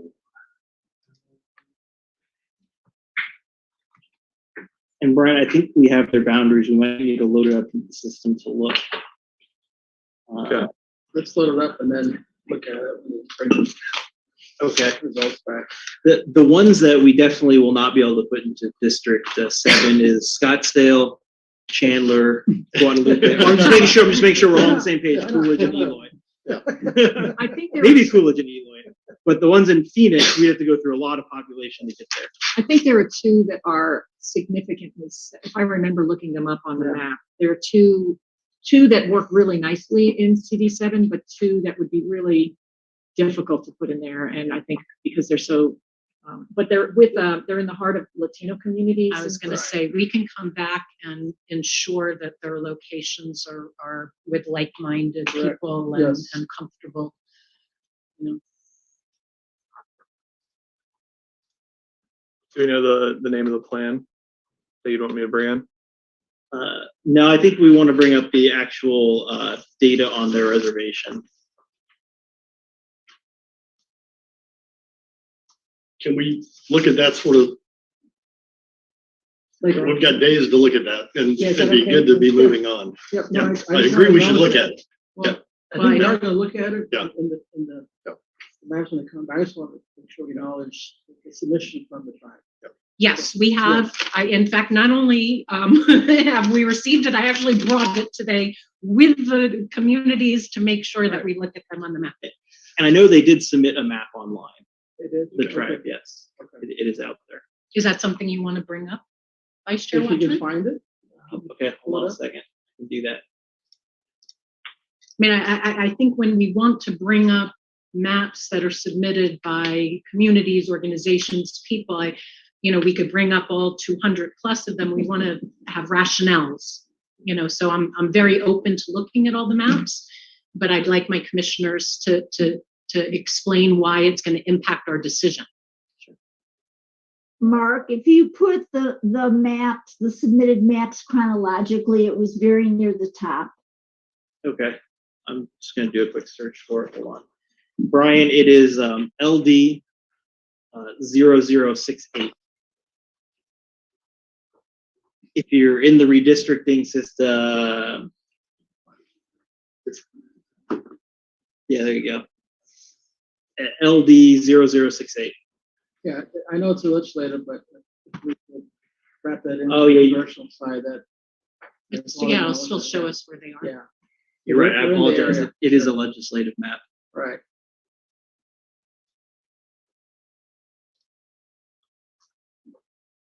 Well, the point is that we don't want to split Prescott too much, and so if we can keep it. If we can keep the reservations in one district as much as possible, great.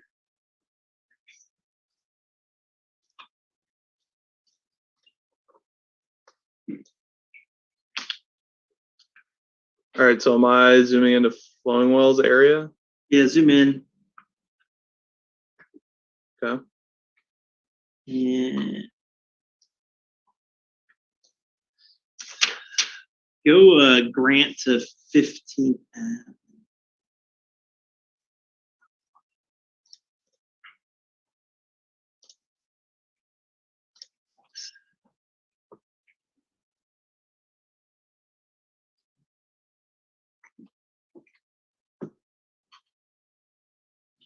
Sorry. Isn't Grant is east of Highway 77, isn't it? Grant goes east-west. Oh, Yeah, Grant on each side. Okay, so it's basically Grant and Oracle Road, Brian. Zoom in there. Where? Yep, zoom in. That's Ina. Go south. Kind of right where we were with that other piece. Pull the map south. It's quite a bit south of the river. Yeah, keep going south, Brian. There's Grant, Oracle. Okay, zoom into that corner piece between I-10, that little triangle pocket, Oracle, Grant, and I-10. Okay, so zoom in a tiny bit more, Brian. Okay, stop. And pull the map north. Okay, so one little finger is here in this Grant Road to Fairview Avenue South, following Fairview around, which is a little below the people, and then up 15th Avenue is one spot. I think in both of our suggested maps, that goes into D7. So Yeah. Then the other one is 25th Street down to 8th Avenue to 40th, which is sort of right where I-19 and I-10 come together. and again, those would both be in D7. Okay. So they would be where they want to be. Well, the point is, I didn't realize that they had Yeah. many different land pockets. Yeah. At least we're looking at it, so I just want to make sure that y'all see that. And we could come back and see how they fit maybe, Yes, exactly. once Yeah. we take a look at those drafts. Would that be okay? That's fine, but the two drafts that we're looking at, I'm fine with. I just want to acknowledge, to my knowledge, I didn't realize that Pasquiotti had such a, several land pockets, so. They do have one pocket in the Marana city limits according to this. You can't win them all. I We're not going to split Marana in order to create that. I don't think there's natives in some of these pockets. Yeah, some of the pockets don't have a whole lot of population. Yeah, They've been really, frankly, they've been investments and they've been good investors. These are land Exactly. investments they've made. It's really not an extension of the reservation. There's a few that are actually in trust, but Yeah. I think that the two trust ones near Toronto, those are the primary ones, but their submission speaks to the legislative side, but I just want to make sure we all can. So I'm good. Excuse me, Commissioner White. Here's what just the better catch names. Oh, the Pasquiotti, Pascagoula tribe? Oh, the Floratan.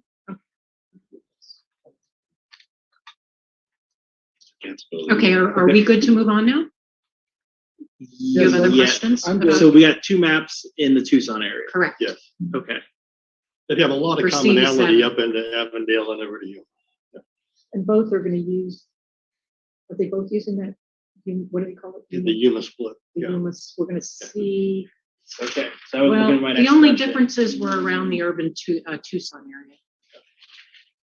Okay, so for both maps in Yuma, you're using the split from, Yuma Gold, is that, the mayor's map.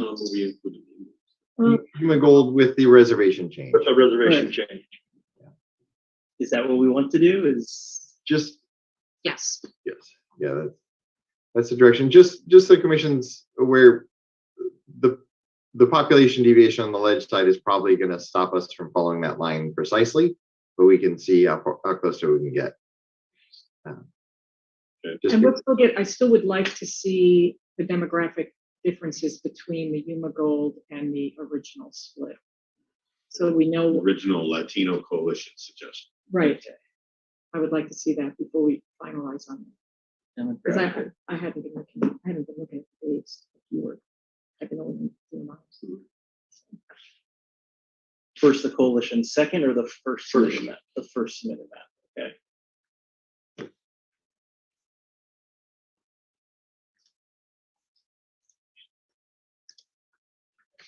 Those were all the changes in Yuma. And then in Phoenix, you wanted to use the coalition's first map that goes up through Avondale. Okay. Was there any other changes for Phoenix? No? Yeah. Okay. Original map.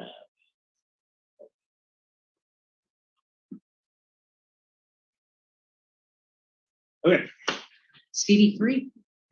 CD3. Is We'll that take it? a break at 12, although, I mean, if people really need a break now, we could just. I think the commissioners want a break. Oh, the food's here already. Okay, so roughly how much of a break do we expect so we can let the public know? Half hour? Well, shorter, longer? So 12:30. Huh? You want longer? No. 12:30? We don't need that. Okay. We need to keep going. 12:15. You tell me. 30 minutes. I would like at He least doesn't 30 always minutes. listen. Okay, so what are we saying? 35 minutes, let's split the difference. How about 35, just to give us some time to eat and then time to run to the Okay, restroom. 12:20. 12:20, we'll see everybody. Okay. Recess.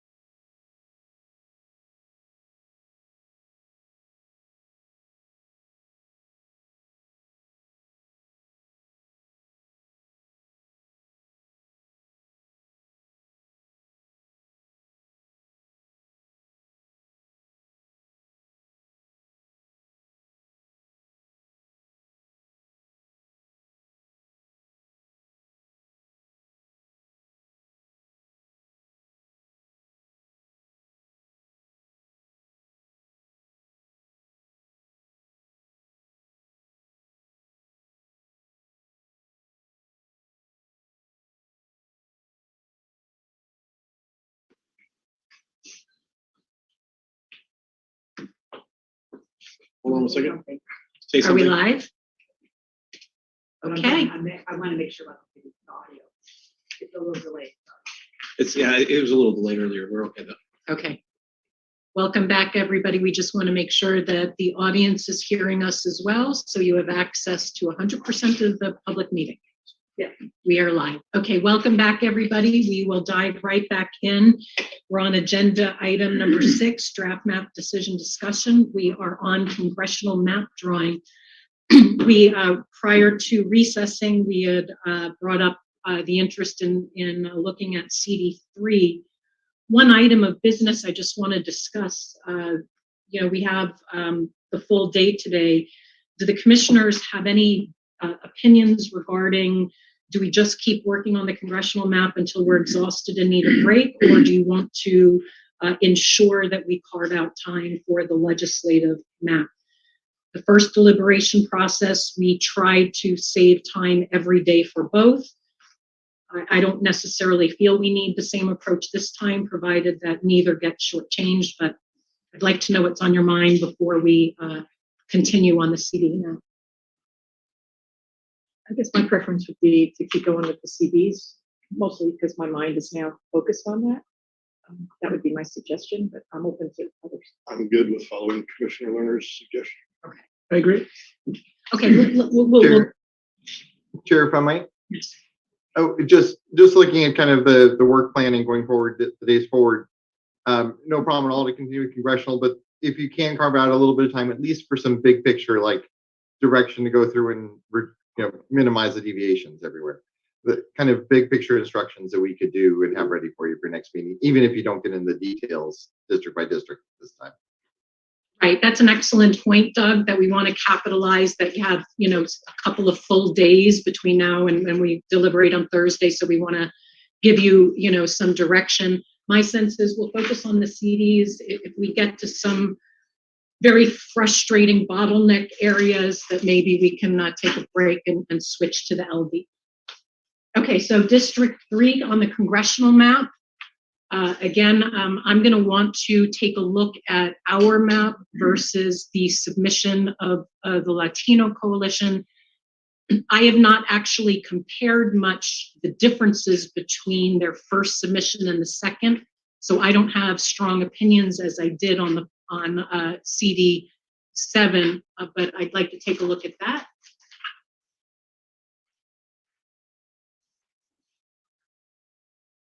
And open it up to discussion from my colleagues.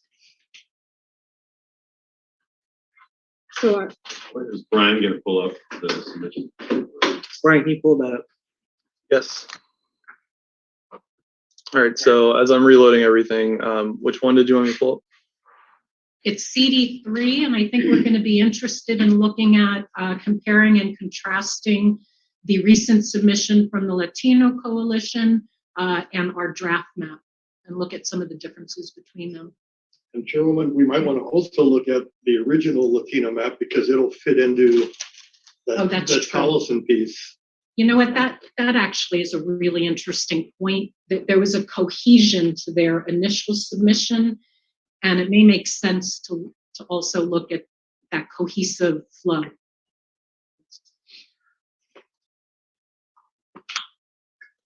So we might want to look at all three. Right. I would like to look at the more recent one, I'm because fine I think the more recent one, I think, was in keeping with looking at how the entire picture was.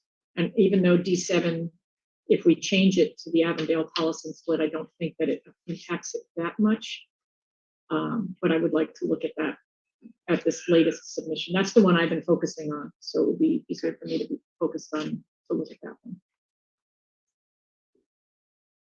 All right, so we have the original congressional, or the approved congressional, and we want to compare.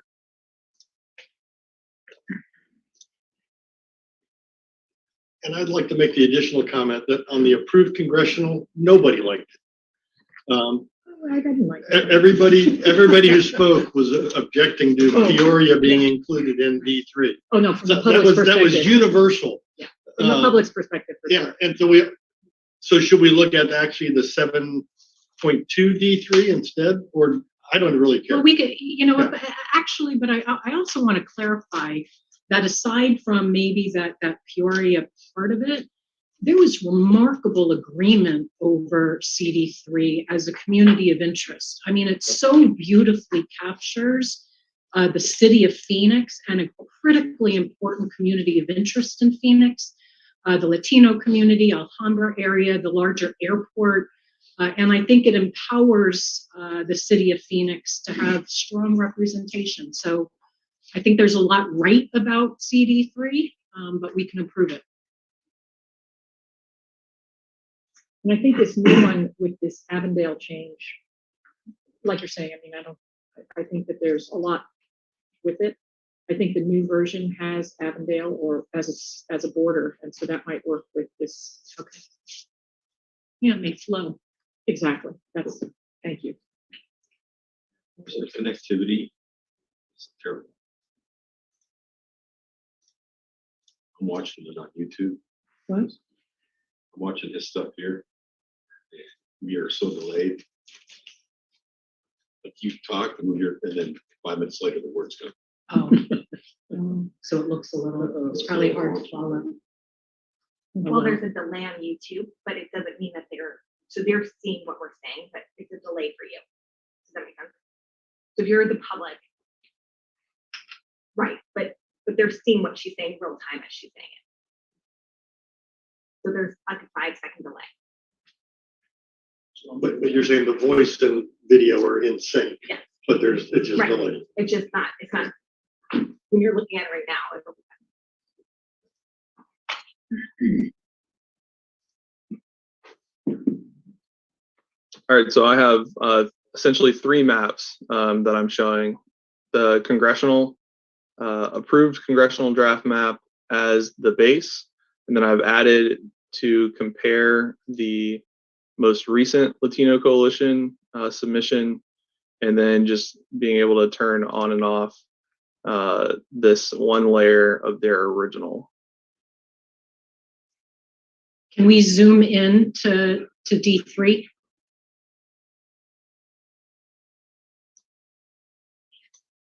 So Brian, can you also grab the rest service of the original Phoenix District 2 from the Latino Coalition? Yes, which one is that? Do you know by chance? I can get it. Hold on. Was it a CDF? Yeah, it'd be a CDF.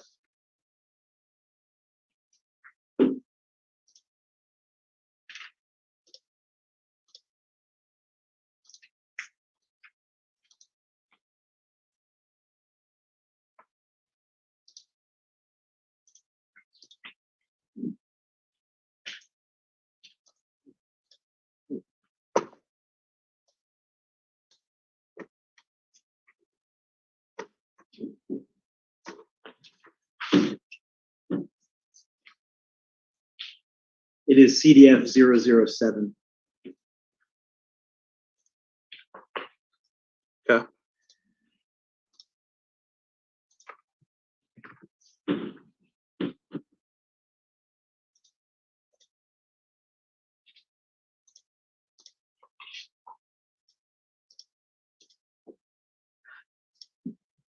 All right.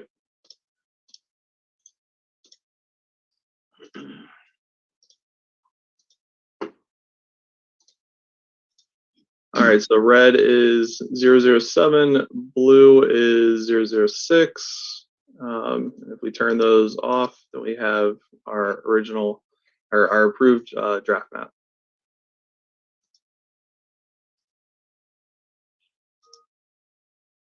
Turn off the districts. Turn off the compared plan for a second of the differences. I think there's a lot going on that map. Yeah. Okay, turn on CDF 007 and turn on CDF. So here's the difference between the two District 3s. The current congressional draft map is in green.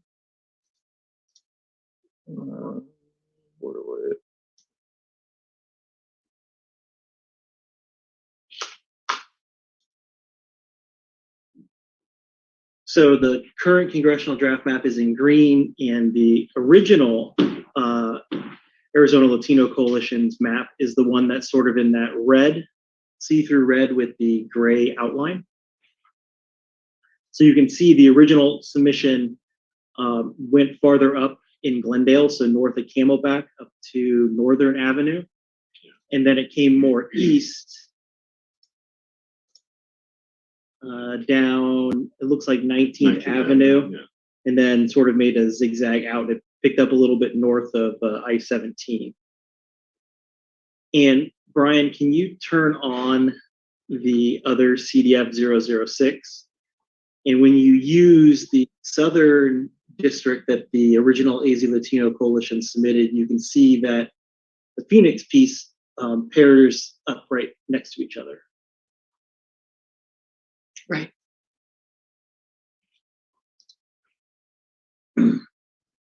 Well, I like what the Latino Coalition did in terms of eliminating the Peoria piece. It seems like they captured a dense Latino area in the, I believe it's the western part of Glendale, or that western part in that area. I think they improved our district. I'm not saying I want to accept it entirely, but I like their version better than ours. And then you can see, Brian, leave the districts up for a second. Go over to where it says Tempe, and you can see the other three green changes out to the east. You zoom in over there. So Those are go with what map?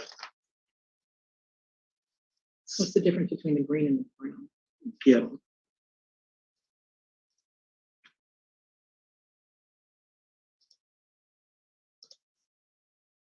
I think the brown is the original district and the green is the new one, looking at my map of the new one. Brian, what do you guys going on there? A lot, to be honest. So let me close. There we go. So this is, let me get some contrasting colors going on. Can you zoom out more too? All right, so this is our approved draft map. Okay, turn on CDF 007. Okay, it looks like our border then follows correctly. All right, And then it just goes a little further north.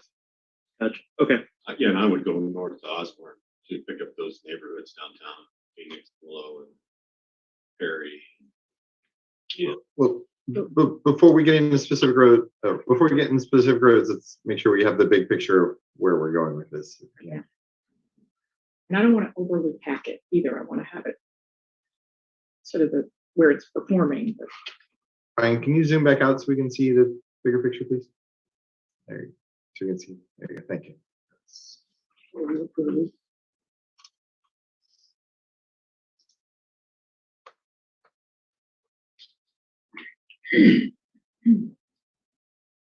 so that's what we have. Brian, turn on CDF 007 again. 007, is that the newer or older? This is the old. This is the original Okay. submission from the AZ So Latino it's the one that Coalition. fits naturally into the other piece we've already done. Correct. Correct. I think there's a lot of positives here. I do too. I think it improves on a map. Do we want to look at the newer submission? Turn off 7, turn on 6. Can you turn off 7 and turn on 6, Brian? I want to make sure that Guadalupe is in there while we're talking about, those. It's that little. That's that little one. Okay, it's this little guy right there. Right. Brian, can you turn on Tolleson boundaries? Alton's in the other. Okay. Original suggestion. That little toe down there on the top part. That's Tolleson. Yep. Okay, gotcha. awesome. From District 7 now? Yes. Yep. The other thing you'll see up here is that you'll lose a little bit of District 9, but that's not a problem. Can we go look at the most current Latino suggestion? Yes. I think for that one, we could easily use Avondale as the city line, as the boundary. No, I understand. I just wanted to see what. Yeah, Brian, no, can you pull up CD like to use that one. 0073? To start. Would you rather me add it as a compare plan or just add in like the CDF I was 06? add in the overlay. Of the current. Showing the differences? Yeah, exactly how you're doing CDF 007 and CDF 006. Can you just add CD 0073 on top of it? Is the 7.3 the latest Latino submission? Okay. The difference is when they submitted the most recent, they submitted a full state map for congressional, where before the original they only submitted the 2 districts, 3 and 7. This is their second one that's up right now? No, we're getting that up right now. Okay. So wherever we have, I think the lighter colors around there, yeah. And the main thing I'm looking at to know the difference is that area on the far east.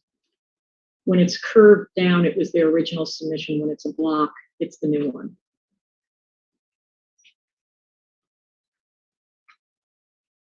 Brian, can you zoom into that eastern edge that's just above the blue District 2? Sorry, the western edge. Yep, right there.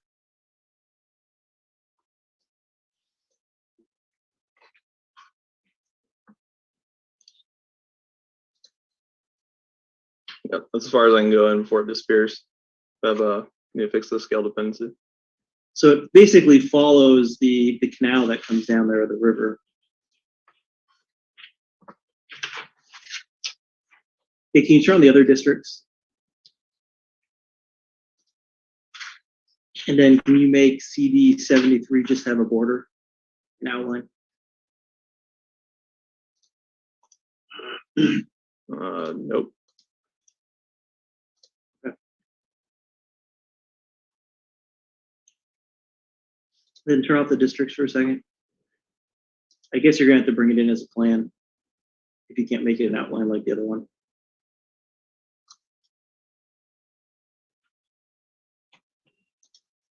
Okay, so let's pull it in directly. So CD 73 is there. Is it this one? No, nope, nope. Change the created sort by. That one? Yep.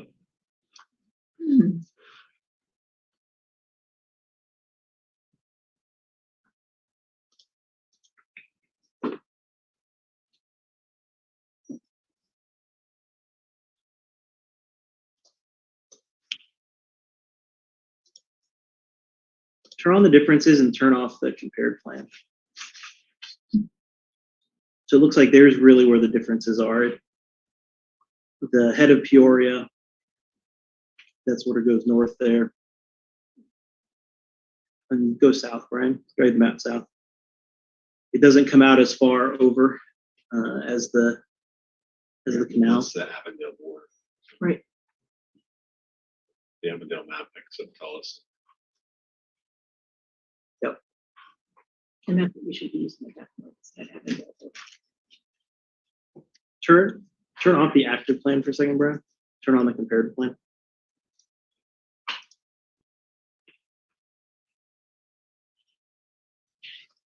Okay.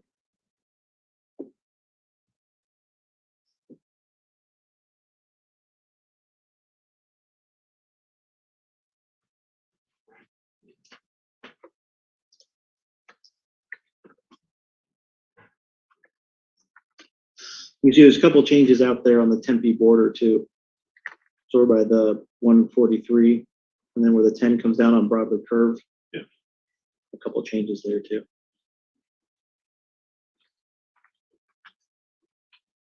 Well, that little neighborhood it picks up just west east of the airport actually fits the community of interest. It's related to downtown Phoenix. The only thing I would say is on the old map, I think we need to be north of Loop there. We need to push north more a little bit. I think there was far north. So, Yeah, I don't think that far north. You wanna- I think the north edge is the Glendale Peoria border. No, we're talking about in Phoenix, Doug. Yeah, Oh, okay. want to go that far north in that area. I think we were at Van Buren, and I think the original map went up to McDowell, but I wouldn't go any further north than that. Because we still, Well, I'd like to see McDowell, at least, because if you go along the highway there, it definitely matches that community. So, well, I could go up to McDowell. I don't think we want to go further than that. We don't want to go to Osborne, but McDowell was the I just worry boundary about on, downtown, kind of chop up those yeah. old neighborhoods. Well, and McDowell was the original boundary for the first one, so we went up to that. Well, let's look at McDowell for now. And we can, Do we want to bring up the original submission? Yeah. You turn off. Okay, Brian, We want to be closer to this original. can you turn off the compare plan? And I the also want to make differences? sure that we're incorporating the African American pockets as well, because I think this district, there's a lot of crossover votes and there's some political cohesion and community of interest cohesion here that we want to be sensitive to. And turn on CDF 007, Brian. You see what the northern edge is in Phoenix, right above the word Phoenix? What are those roads?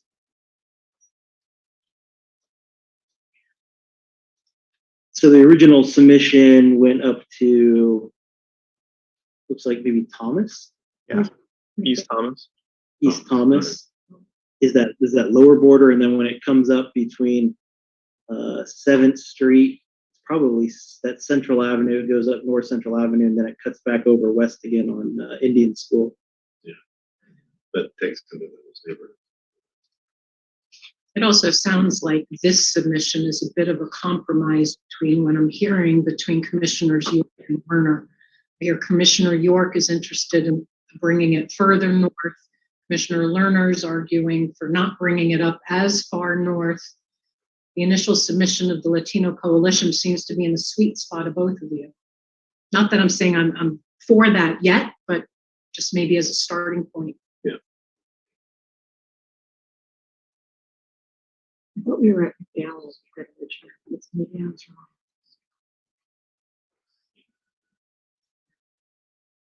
Well, Van Buren is this one. Right. You're on the freeway. Thomas works. I don't know that goes. I'm just trying to get my. Seems like It's a little jog, Commissioner Lerner, that takes into the Prairie, the Cherryland District, the Homestead, Phoenix Homestead neighborhood, and parts of Willow. Yeah. And so We want to keep the historic communities right. together, the historic neighborhoods together. Right. And I think a lot of the, and that's what I was trying to accomplish with the Osborne. yeah, but I think Osborne's just a little too far, so Yeah, we can go a Thomas little would south. And I think a lot of the African American population is in here because a lot of them are in South Mountain area and Levine, right? So I think that's that whole.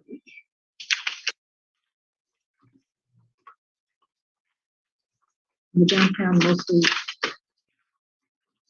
tends to be south of McDowell, I think, but Thomas would be probably a fun as we want to go. And I think we're fine on the east, right? Is everybody good with that? Yeah, it's Tempe, Guadalupe, Phoenix border. Yeah, and what's to the west of I-10 is usually, other than Guadalupe, has usually been part of this district. Sure.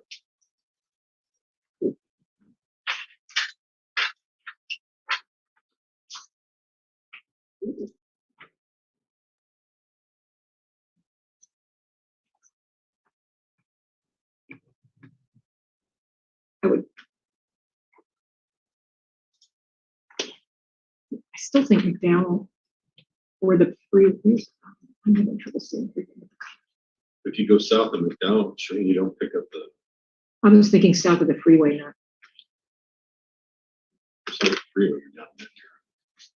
right. The original suggestion was up to McDowell. Well, McDowell, yeah, and that's why if you're south of McDowell, that really gets those communities that are all connected in that area. The Thomas to McDowell is a little bit different in those areas. Oh, Phoenix Homestead neighborhood is north. It's 28th Street to 26th Street, north of Thomas. Yeah, I'm thinking demographics more than, I'm thinking. I'm assuming that this map was tested back when they submitted it for population, so by keeping their boundaries where they are, we're more likely to be pretty close on the population. I would encourage us to sort of go temporarily, this looks pretty good, and move on. I agree. I think it's a good compromise. And I think that we could take a look at how it all plays out with the ripples and also take a look at population deviance and then subsequent Latino CVAP. So before, with fine tuning, those are some of the data points we're going to want to look at. Okay, so is there a certain population deviance, Commissioner Lerner, that you were, had in mind? Because earlier you were That expressing really only applies to legislative, because in congressional, there's not allowed to be any. Right, I didn't have any, I didn't have a population. I've almost just been interested in more of the demographic piece. You just used the word packing earlier, and I just want to make sure that we're not, I want to make sure we're careful to do right by everybody. Yeah, and thank you for that. What I was saying is, and it goes to some of our discussions that we've been having about not putting so many people in to one district for the sake of and then harming another, kind of making sure that we create those communities of interest and not working to just say, well, let's put that community because it happens to be another Latino community. Let's just put it in there if they could also be served in another community. That's all I was referring to. Got it.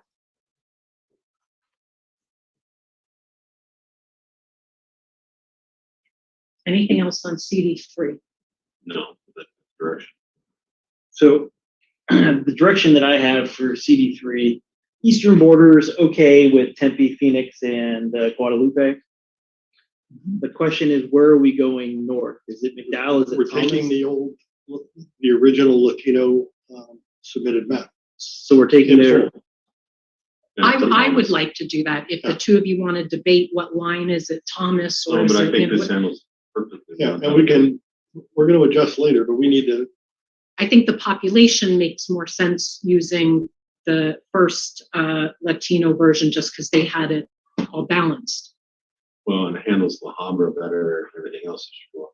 The Black Canyon Freeway includes that little corner of Glendale that actually is fits the population and community interest of the communities to the south there. So there's lots of good about this map. Shreen and I can kick the can back and forth about either Osborne or Thomas or McDowell later, I think. So I would adopt this. I'm comfortable adopting this for now as well. We're just saying that we'll move forward with another one. Right? Yeah, we've got the southern. Yeah. Well, yeah, I'm comfortable with moving forward. Do we want to make that one little change on the east side though, or not? I don't know what that does.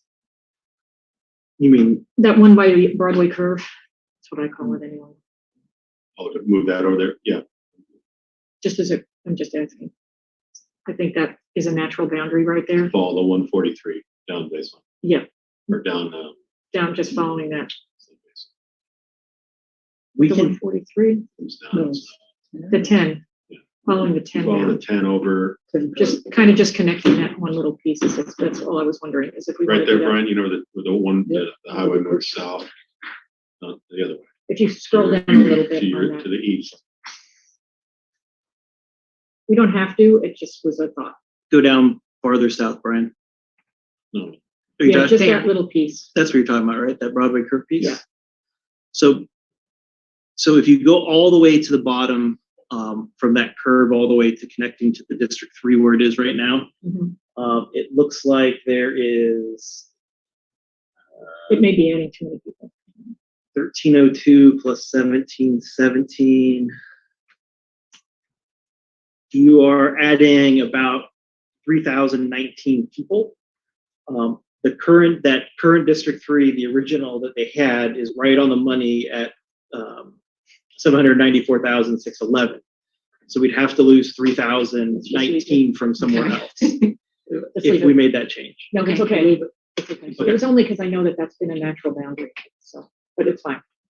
We don't need to mess. Otherwise, we're going to mess with it somewhere else. It's such a linear line. I like it. All right, let's leave it. Just checking. So take CD3, the original Latino district, and just plop it in exactly how they drew it originally. Okay. Yes. Okay, so now we have 2 districts down. CDs. 3rd congressional district, Wait, LD map. before you go there, and we're good to put the CD3 into both of the District 7 maps that you want us to draw this morning. Yes. Okay. Just making sure.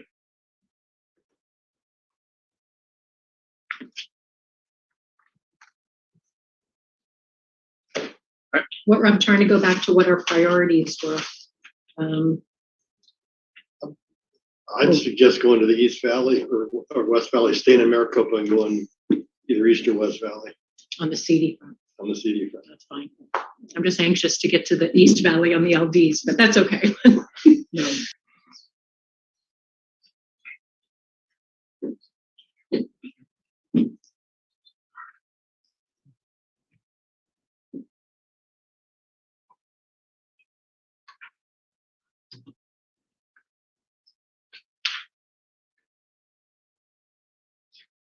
So, which district do we want to work on this?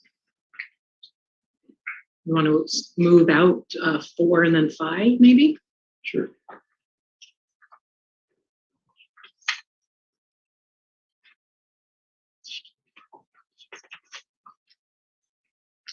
So, Should we go District work four? on 8? Because there's more work to do in 8 than there is.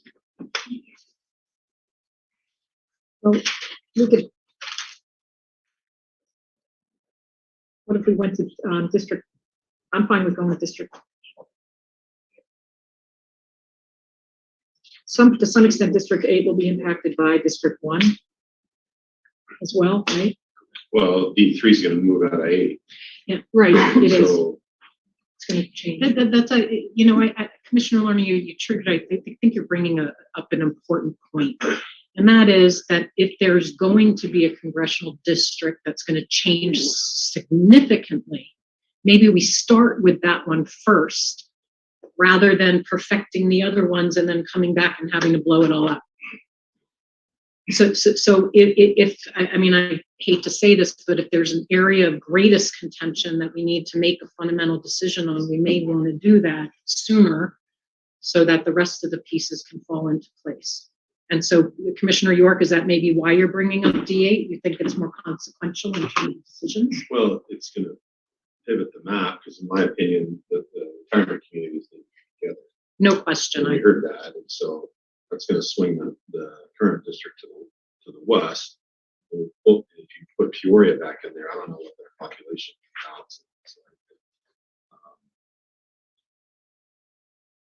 I'm fine going D8 to D1 and then around the other way. I mean, if that may be more difficult decisions. So the only, and I'm fine.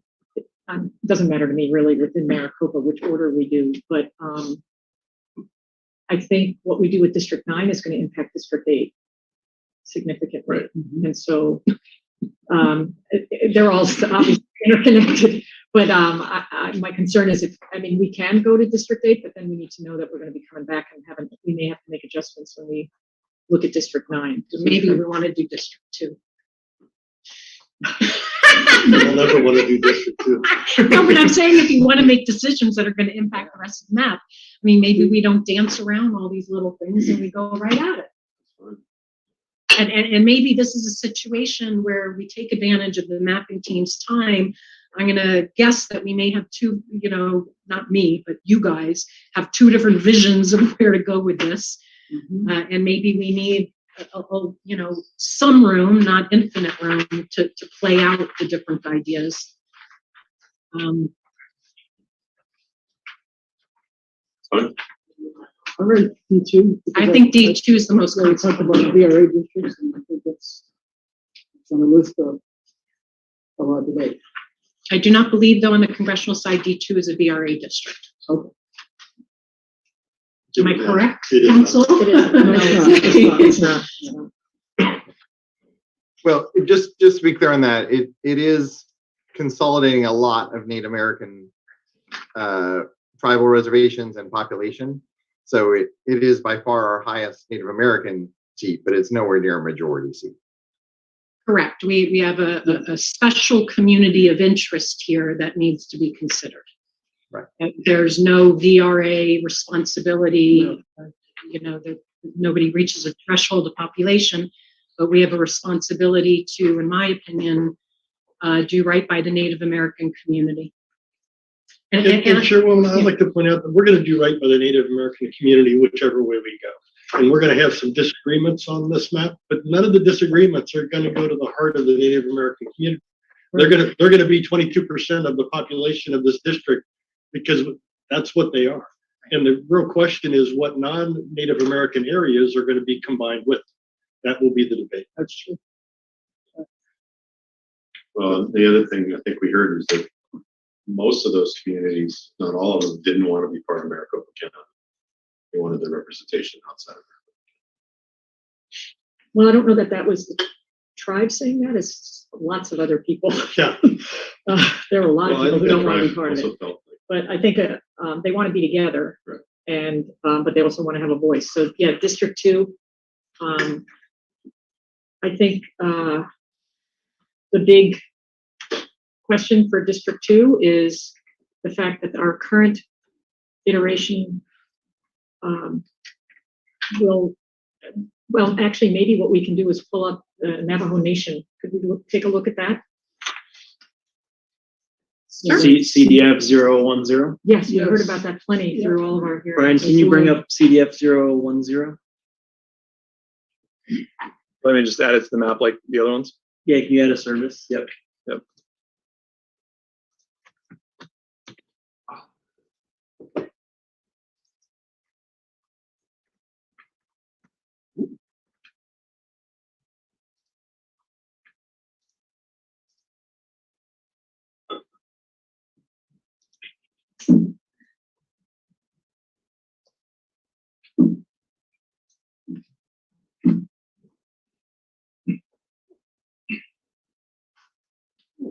So the dark border is the CDF 010. And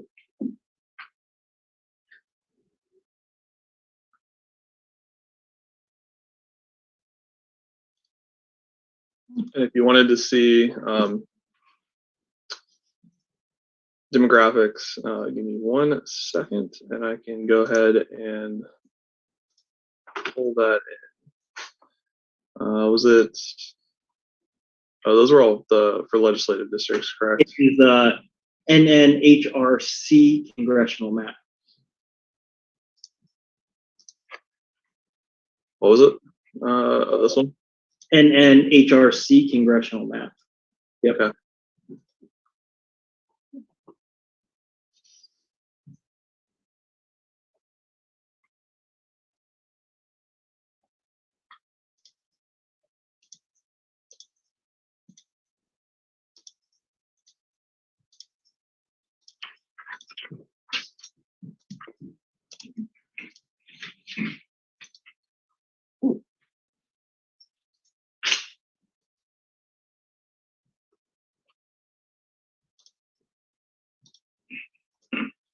All right.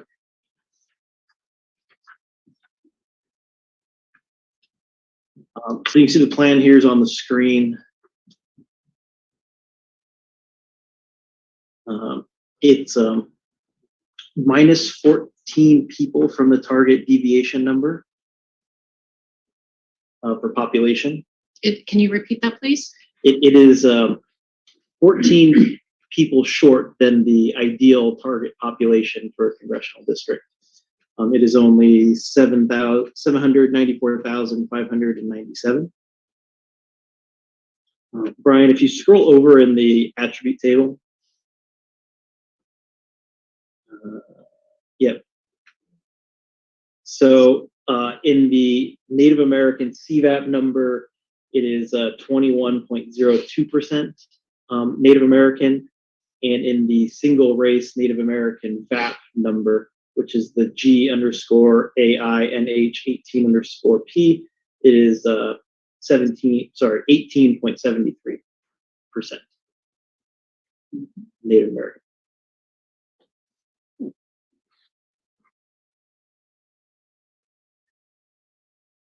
And Madam Chair, that includes, I would think, a very large number of tribes, probably anywhere in the country.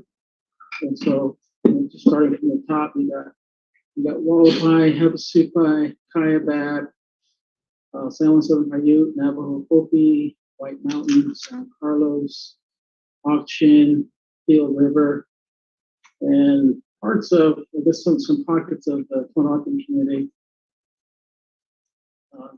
which is very significant. Right. And when the plan was originally submitted, it had 9 non-contiguous parts, so that was corrected. So it passed all the integrity checks going forward. Comparative. Right. I'm presuming it affects the competitiveness of other districts around it. What doesn't, exist in isolation. So I'm sure it affected CD6 significantly. Right, we're on this one right now. Right. And that's a significant reason that I don't like this, that it takes in too much of Southern Arizona. And Graham Greeley want to be with Cochise and ought to be with Cochise. And I just don't think this map is as good for the state as the map that we've drawn.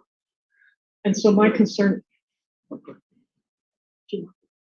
Oh, well, I guess it's like a pendulum, and so we could turn it and go include more of Mojave County, but I don't think that's right for the communities of interest that we're talking about. And that's made sense. I actually thought that including Mojave County, that was my very originally. That's what I argued, and I think including Mojave County and going the other way with it is something that we would look at as an alternative. So I'd like to remind everybody that I shot down the very first vote. Sometimes one vote equals many votes. Shut down the whole Republican, my colleagues' vision for the North, because the vote spread was way too extreme. It was an R plus, well above 10, and I sweat. It's good. And from my perspective, I'm deeply committed to reining in the extremism to ensure that no community is going to be marginalized. If we could, I believe, I like our version of the map better as well. I think it fit better with the other communities, like the southern part of the map. If there were right now, I think our vote spread is about 7.5%, which is just outside our range of competitiveness. If there was some way to bring it in 0.5 percentage point or modify it, I like that. I'd like to make it a little bit more competitive. But I think that we're also doing right by many other constituent groups in the area. And I'm not sure, the most compelling thing about this map, I understand, is that it meets the needs of the Native American community.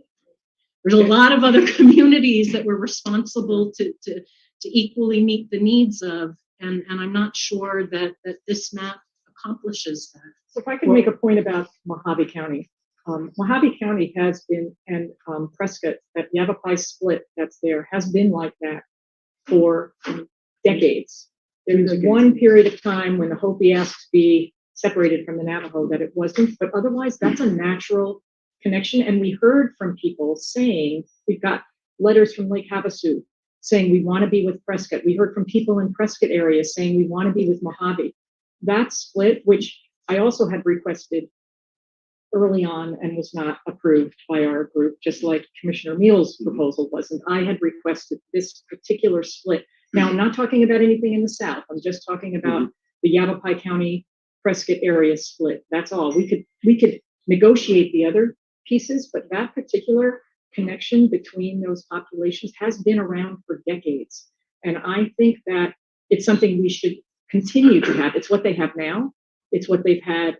I looked back 40 years, and it's been pretty consistent that Prescott and Yavapai County have been connected to Mojave. We got the other piece that I particularly like about that split, and I'm only talking about that, we can work on the rest, is that it actually helps move out a lot of the population from the West Valley. It takes 60,000 people out. Right now, the way our map is drawn, As Doug Johnson mentioned, it's really much more of a West Valley. It has a very heavy population for Maricopa County and West Valley.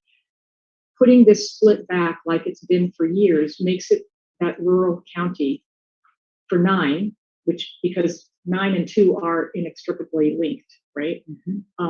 So putting that back like it's been will actually make 9 more rural and 2 more, we can make 2 more rural depending on how we divide that.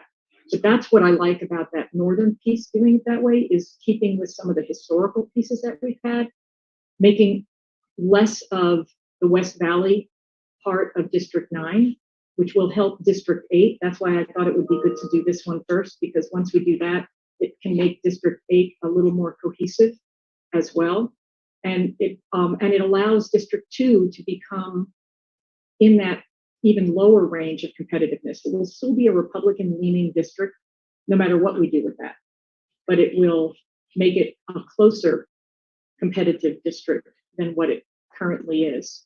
So I just want to mention that taking that cutout would be exactly what has been in that northern area for many, many years, and that people are used to. And won't it make CD9 much more extreme? CD9 is going to be, it's not going to affect it. The numbers right now are pretty extreme. Without that, it's not going to change that. That district is always going to be 20 to 30 points. I don't think there's anything that can ever bring that district just by the makeup of the people who are there. So let me understand. I don't fully understand what you're saying. So you're putting Mojave with Yavapai County. With that split, like Part it's of it. been part of that part of Yavapai County from Mingus Mountain over, like it's been for many, many years. Just taking it back to what it is today and what it's been for over 40 years. And that's as far back as I could do my homework. I mean, that's as far back as I could find. It's probably out there more, but and But so by doing that, you then come down into District 6 and take Greenlee and DePal. There are consequences to doing that. the Graham And- County and supervisors the current D2 was a compromise originally. I mean, it was not a compromise for us. I It was a- proposed. Go I'm ahead. sorry, it was not for me. I asked to have I asked for this exact feature, and it was turned down. So and I asked for Yavapai to be, right, but this was just as I know you all had not liked CD8 when we finished. This was the one for me that I said needed to have a major change. This was the big one for me. And I do look at the historical piece of that these people have been connected for a very long time. And that if we keep this district, I will say there's almost no reason for us to have placed or listened to so many Native American communities asking to be in District 2, because they're never going to get to be able to vote for a candidate of their choice. It won't be competitive enough. District 2 will always be a Republican-leaning district. I'm not worried about that part of it. What I'm worried about is having them have at least an opportunity to vote for somebody of their choice. Right now, District 2 is a Republican-leaning district. So we just go back to some of that. Graham County folks also had said that they don't want to be, well, that's District 6, which is a whole different thing, but they don't want to be with Pima County. So that's another big piece as part of it. But to me, one of the bigger issues is we heard loud and clear from people in the West Valley not wanting to be with Mojave County, with the Colorado, and we heard loud and clear from the people in Mojave wanting a district that was more rural. And I feel if we take that Yavapai County split like it's been, that helps begin to accomplish both of those things that we heard from the people along the river as well as in the West Valley. That makes District 9 a more rural district in many ways. And then we can look at what happens in the West Valley to see what we can do. We pull in places like Wickenburg and all of those areas that wanted to go there. It might help make that the rural district that they want. Brian, can we see an overlay of the District 7 Latino Coalition map version 1 on this? And I just want to, for the record, say that for my view, the current R draft map CD2 absolutely is a compromise. I was part of a negotiation where one side wanted, in essence, an entire northern district because it really worked well with your vision for the rest of the map. And I had another side that had a completely different view. And I thought we navigated some kind of compromise that left the vote spread somewhere around 7, so that it made it more likely that communities would be represented. And I don't know why a point spread of 7, why any member of Congress, why you would presume that 22% of that district would be ignored. But why do you presume that a member of Congress would not do right by the Native American community? I can get real political on that, but I don't see that they are going to be looking at that. They don't need them to win the vote. As you know, my proposal was a 4% spread because I feel that is within a district, a truly competitive district. I do not feel a 7% is a truly competitive district, but we went with it and I supported it because that was what everybody, as a compromise. My view though is that if we can get this into a truly competitive like it is now, District 2 currently, I think, is a 2 or 3%, a 2%, I think, Republican district in its current iteration. It's very competitive within that district. But more so, even if we pulled out a conversation about that, we're talking about 2 rural areas along the Colorado River and then in the Northeast. And both of those could be better represented by more rural areas if we do that Mingus Mountain split and put Prescott like it's been for many years. Like I said, there's at least a 40-year history, if not longer, that we have the representation in that area, that we combine those. I have to be honest, just in terms of future arguments, how we've done things in the past isn't necessarily, in my mind, the driving force. The reason why we redistrict is because everything changes and we're responsible to wipe the map clean and come from the perspective of who our population is today. And I have a question. Are we going to, in all districts, if there's a minority community that's about 1/5 of that district, are we going to commit that every minority group of that size deserves a competitive district under 4% spread? Is that ever something that we could promise or give to everybody? I want to be fair to the entire state. Well, Madam Chair, though, but there's a long history with natives. That 20%, has been around since, 1867, and the state of Arizona was basically stuck on top of the reservations, and so I think there's unique circumstances and unique challenges, and so that's why there's such a deep concern about making sure that at least in this district, at least 20% of it does include Native Americans. And so, should we give special consideration to our tribes? The answer is yes, because of the Voting Rights Act, because of the reservations, because tribes, Indian people were not allowed to vote until way after many of us here in the state. And so I think we have unique challenges, but unique responsibilities.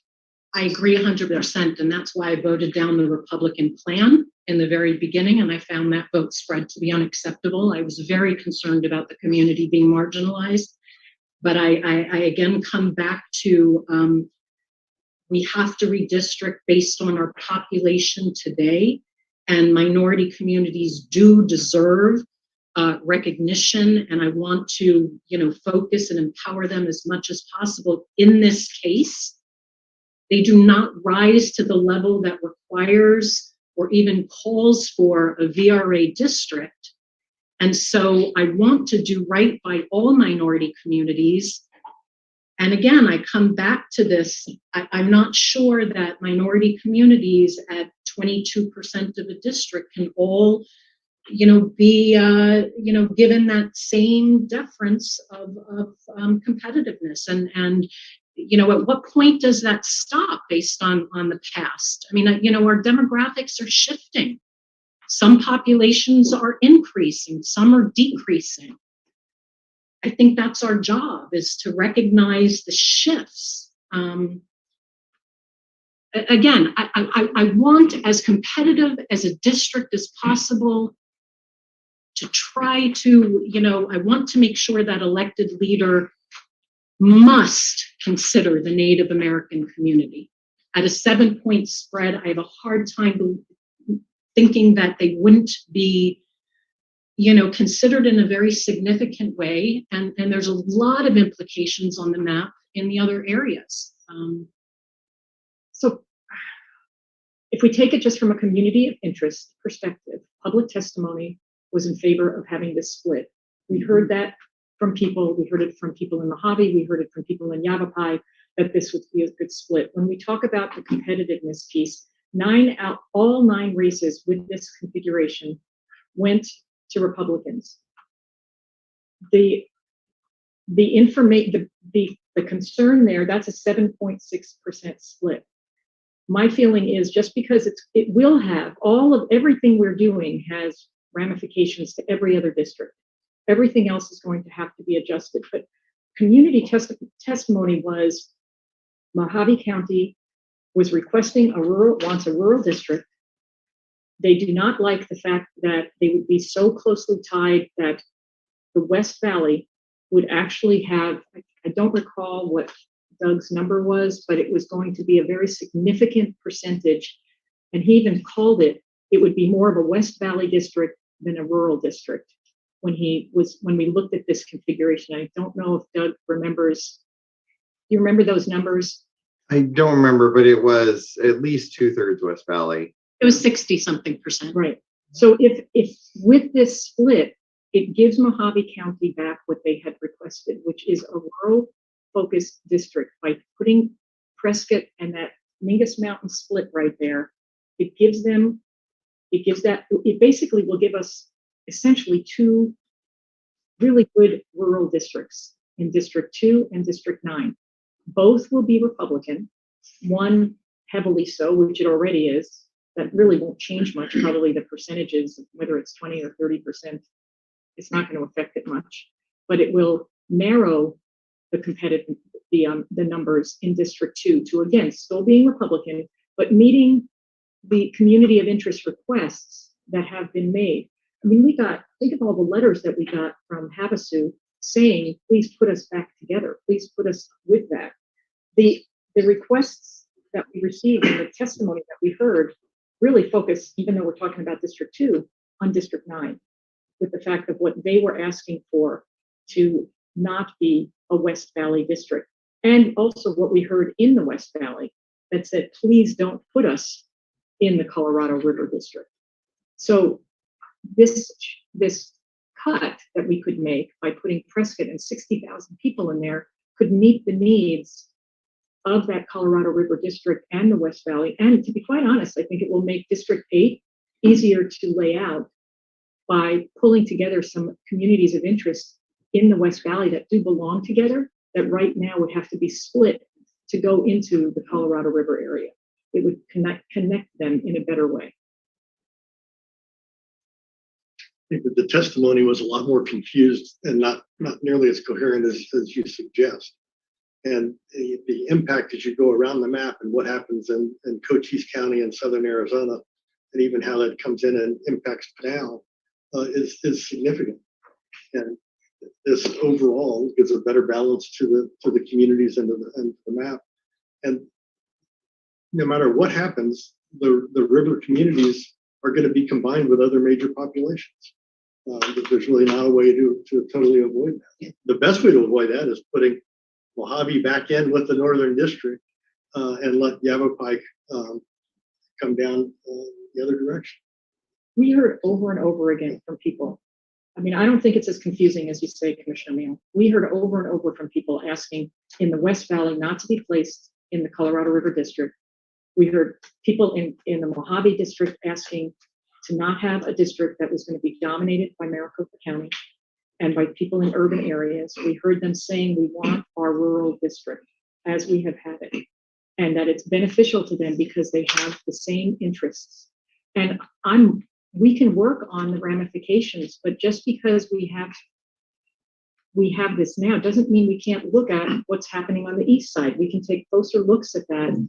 Yes, there will be ripples, but some of the ripples will be taken care of when we take a look at District 8, because those will actually benefit those people. And I think that's one of the things we need to look at is that's why I wanted to start with this before we got to District 8, because District 8 right now, and the people in the West Valley are really sliced up.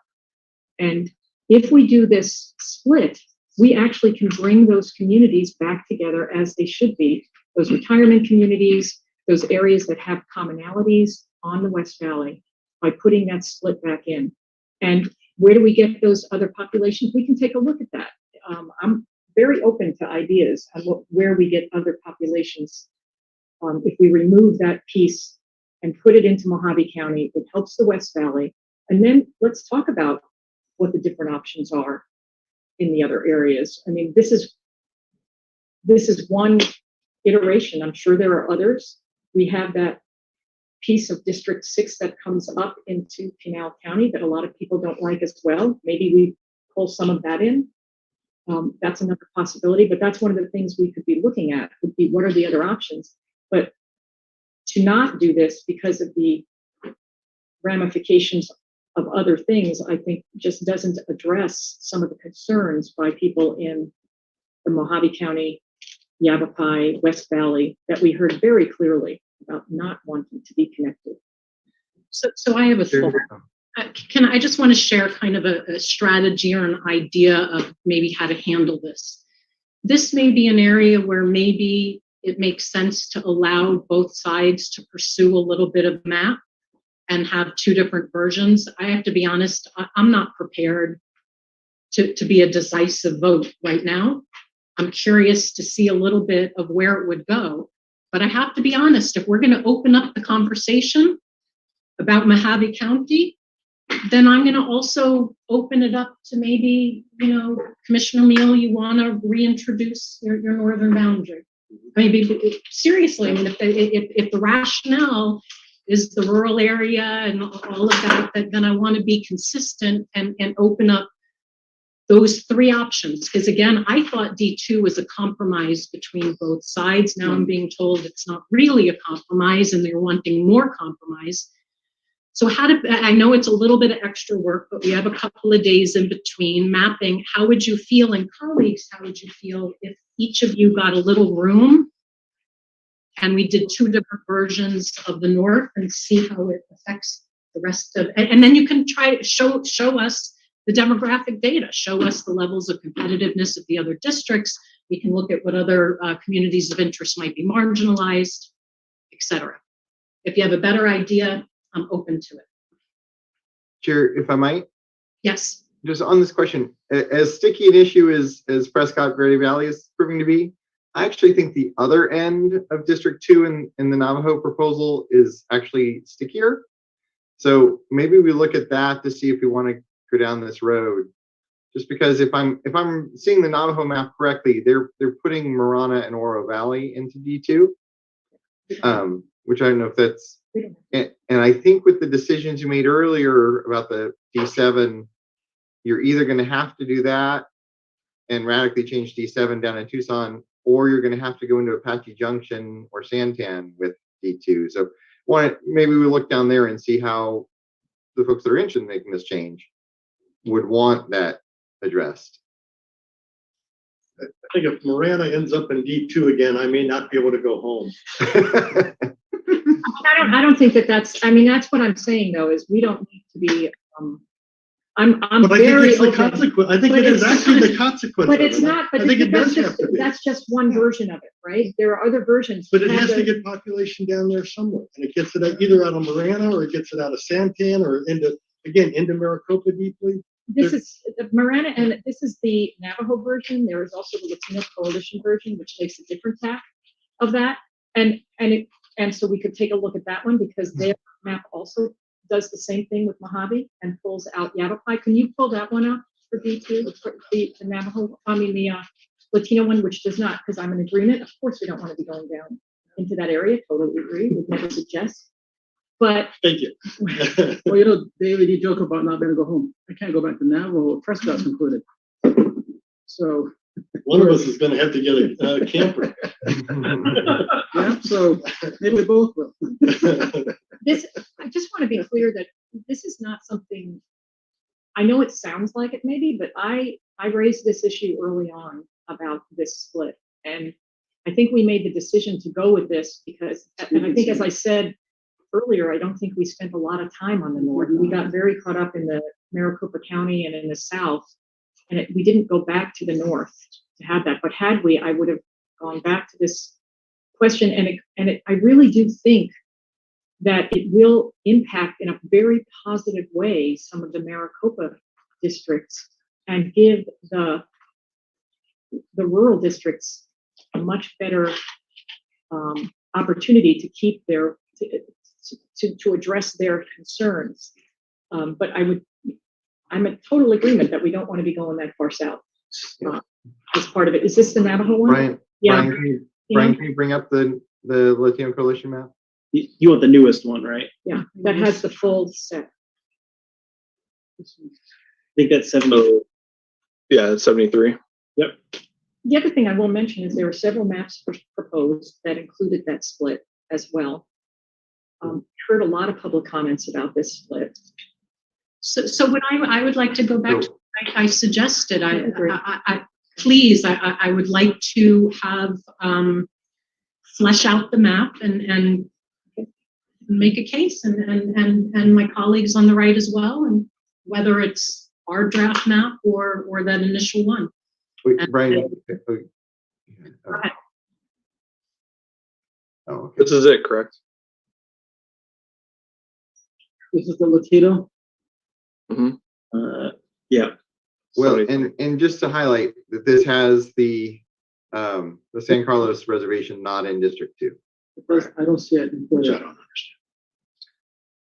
The San Carlos.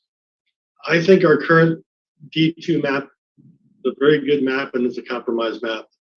I think one possible strategy would be to really leave for the day the CD maps.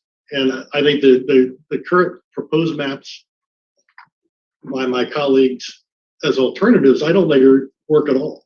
So if you want to come up with a different map to try to suggest to us that we can look at over the next few days, so that by the time we come back on Thursday, we would have a chance to review, but something that goes down into Marana or cuts the tribes, those aren't maps that are currently working, in my opinion. Obviously, may not be a shared opinion. And meanwhile, I will redo a map that includes Mojave with the northern as an alternative to look at once again, but I'm comfortable with the current map. I would like us to work on it in that with our mapping team. So yes, we can all go home and other people can work on maps, but I'd like the mapping team to take the lead. And if there are going to be substantial changes, I'd like them to happen now so that on Thursday when we reconvene, we can make decisions and move. So if we're going to give everybody then I would like to see a map that includes Mojave County with the northern communities, which means that the current D2 would pull up out of some of the areas south of Phoenix. Well, let's focus your direction on one map at a time, please. So why would we want to do that? Yeah, here's my point. I prefer the compromise we already achieved. From my perspective, D2 is and was a compromise. If that's not satisfactory, I want my colleagues to have the option to make the full argument. So Commissioner, I know it's frustrating, but I don't want to shut down my Democratic colleagues and say, no, I won't look to see what's possible. I want to see what's possible.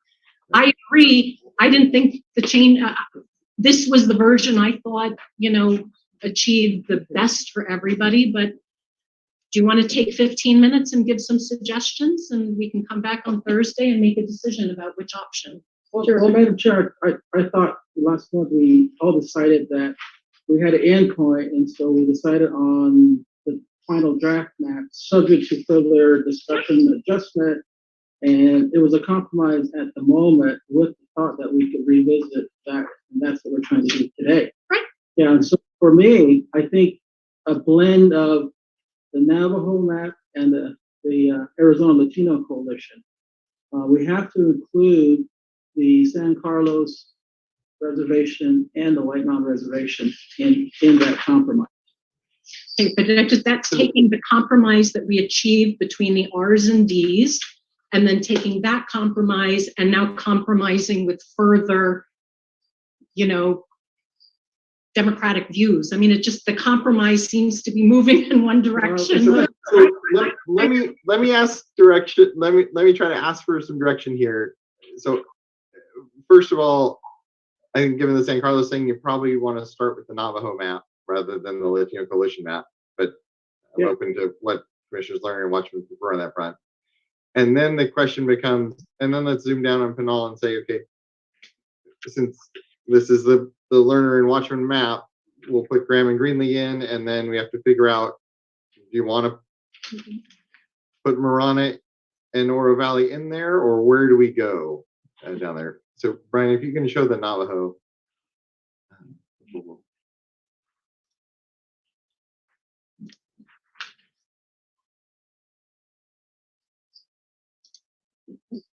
Yeah. So yeah. So the challenge is we can come down into, they population amounts by coming down into Marana. I believe that's probably Oro Valley as well down there.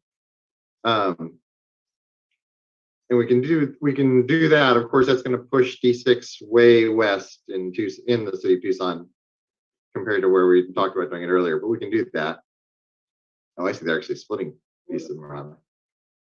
The other option is to take it up into Florence and those areas, but we very likely will end up getting into Santan Valley and Apache Junction, just because there isn't enough people in Florence. You already have Avondale. I know, but I'm just asking for what Commissioner Lerner, if we're doing two maps, what approach you want to take. You're right. You're exactly right, Commissioner York. We can't go west because that's our Latino Coalition map now. Well, I would like to see it border that map. I mean, I don't have when I was looking at this, I was looking at it, the Latino Coalition map, which had the new version. Now we have the old version. Right. Of, District 7. I don't know how District 2 fits that. Okay, so there's some, thank you, that helps. So there's some overlap, and I don't want to go down into Pima County. No. So we would want to cut across there, and I guess I would have to, honestly, doing this off the top of my head now, it's going to be tough, but I would try to pull it up to the border.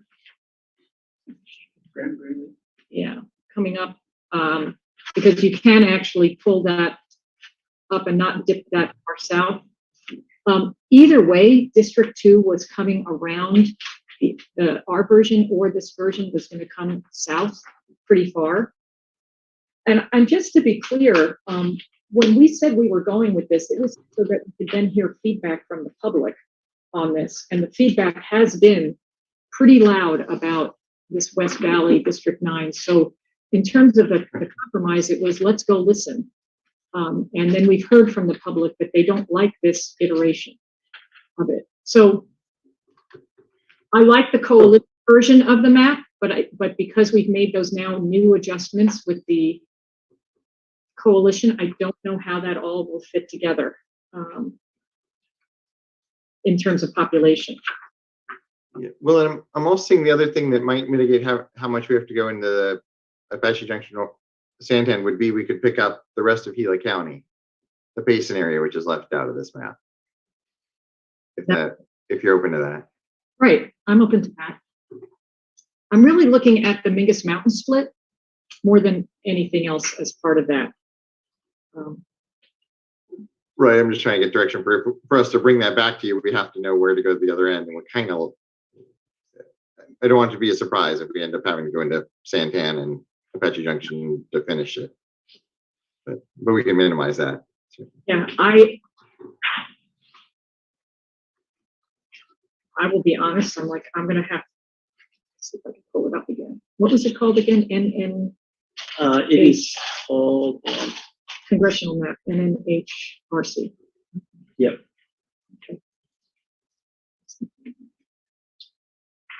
And then as a separate alternative, mine is simpler to describe.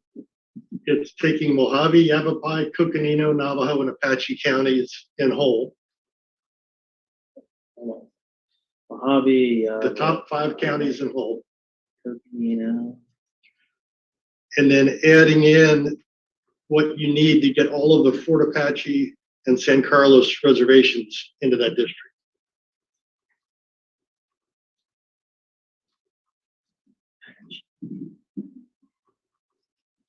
Fort Apache and San Carlos, is that the last tribulation you said?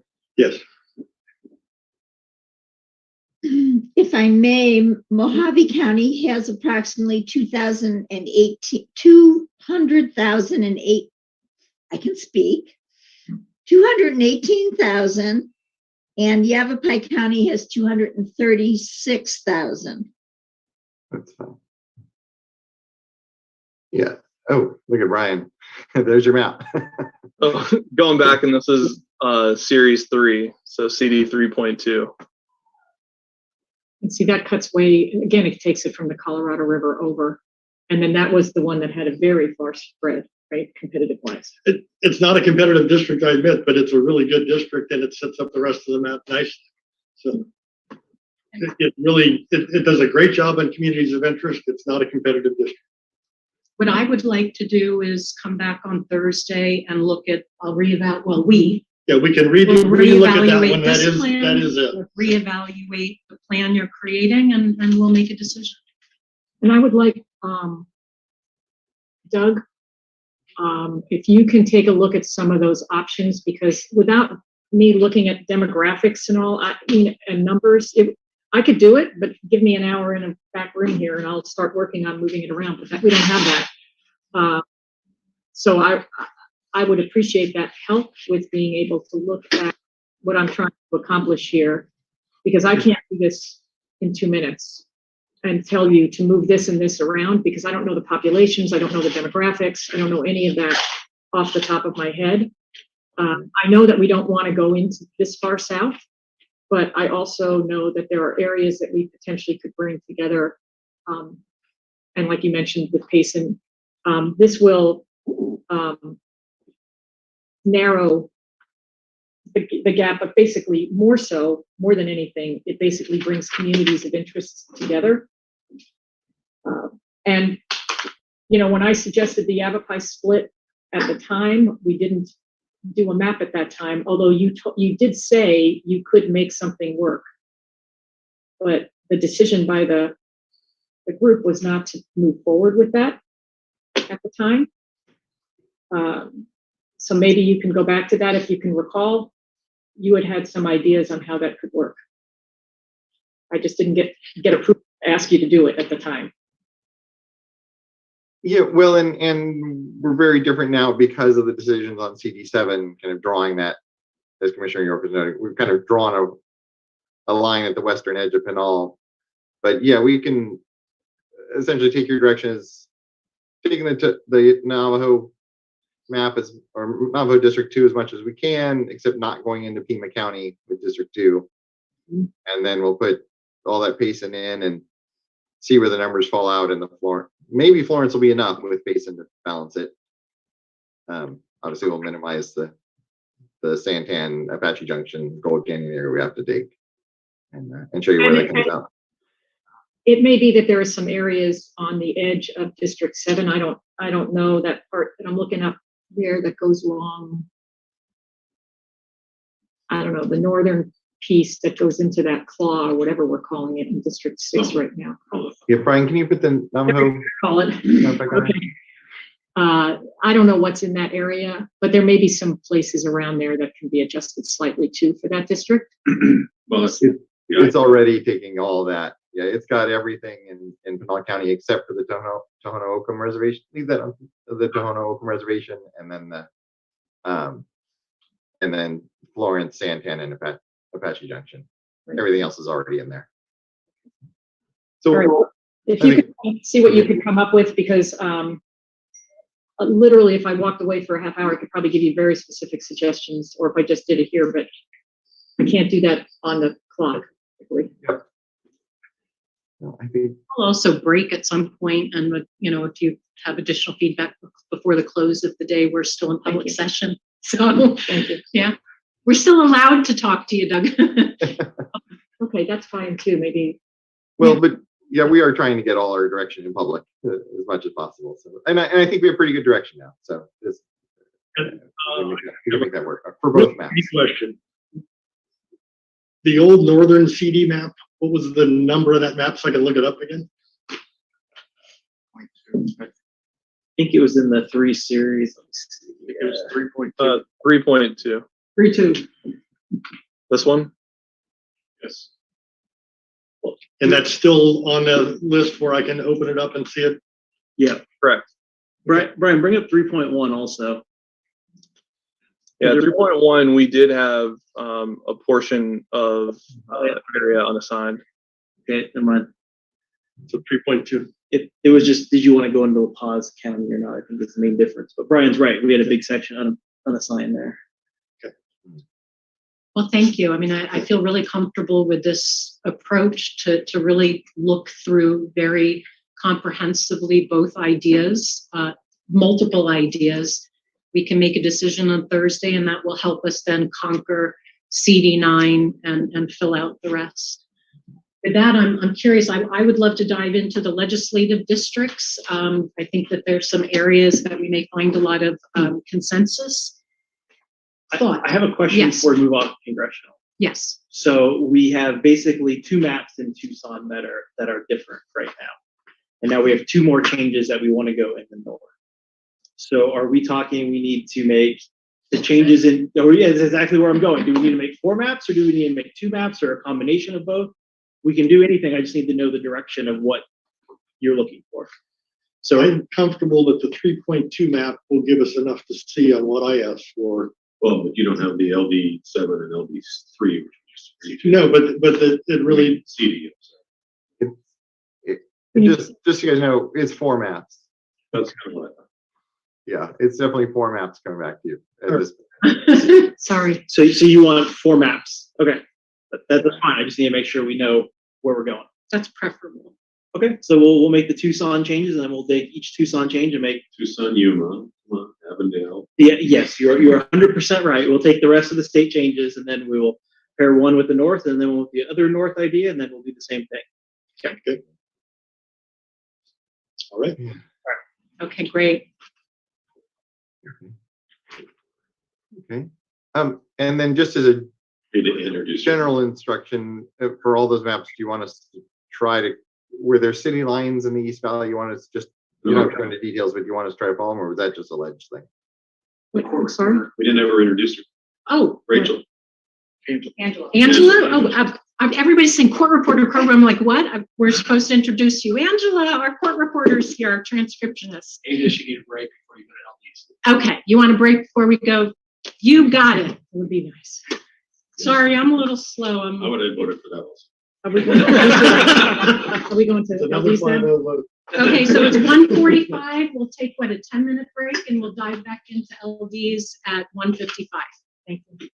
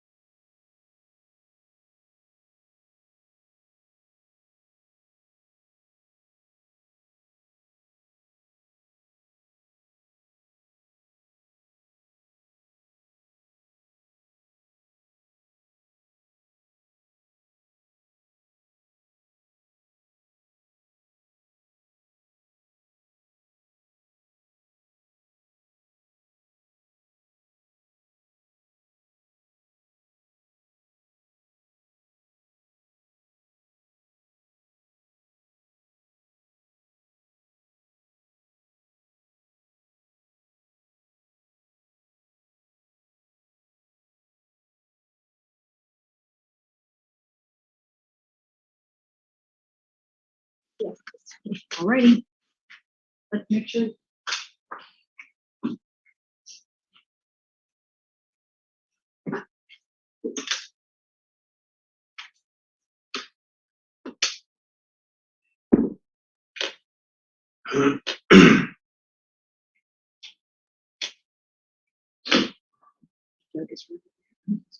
Pictures.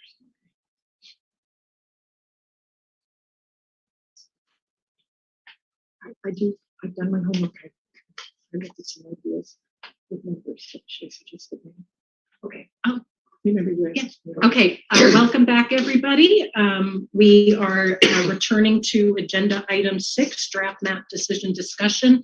We just wrapped up initial deliberations on congressional map drawing. Commissioner Lerner, you had some data that regarding the congressional districts quickly you wanted to share with mapping? Yes, Or- yes, please, thank you, Chair. So this would go with some suggestions, but I would also appreciate the assistance of the mapping team. But the suggestion had been that I could give you some ideas for how to take this out of Pima County, which we all agree we don't want to do. And so I spent my time looking at numbers of city might break during adding up populations of cities. So here's a suggestion, but I will say to the mapping team, if this doesn't work, feel free to have some flexibility with it. Doug, you had mentioned Payson, so I would agree with adding Payson in there. Florence could be another community. I don't think that's in there right now. Taking and putting Apache Junction and Gold Canyon, which are could also be added into those areas, and I think that would take care of the Pima County piece, that population size based on what I'm adding and the population leaving from Prescott. But again, if there's flexibility in all of that, but that's the numbers that I found as I was looking through there. And it may be that you need to grab some other communities instead. But it seems like that could balance that population. Does that make sense? Yes, and like I said, we haven't looked at it, but I think that's more than enough people. Yeah, hopefully we would not. I can't imagine we need all of Apache Junction. We may just need a little bit of it. Well, okay, that makes sense. Okay. We'll do that Maybe there rather than San Diego. Apache Junction, you don't have to come into Graham Greenlee, so which would really help on Sure, District 6. that'd be fine too. That would actually let us do a lot more closer to what the mayor and the Latino coalition are asking for in Tucson. If we could leave Graham and Greenlee in 6 and just get from Apache Junction, if that's okay with you, Commissioners Lerner and Watchman. That sounds good to me. That'd be good. Okay. Excellent. Okay. Okay. But that may actually allow us to come back with just 2 maps instead of 4 then. So good. Oh, whatever you can do is great. Thank you. That was just quick while we were on the break, just to look at numbers. So appreciate that. Thank you. Of course. Okay, thank you. We will move to the legislative side. If my colleagues would like to start, as I mentioned earlier in the day, I'd like to look at the East Valley. I think that there are some clean fixes. I don't know if there are other priorities that people have. Fine with the East.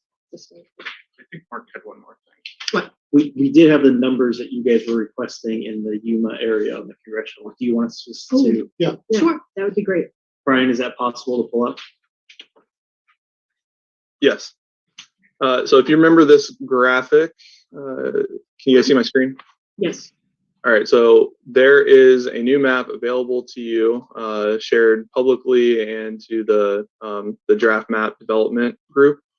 And here it is. So everywhere that there is a difference between both of the legislative districts and the congressional Latino district are shown here in red.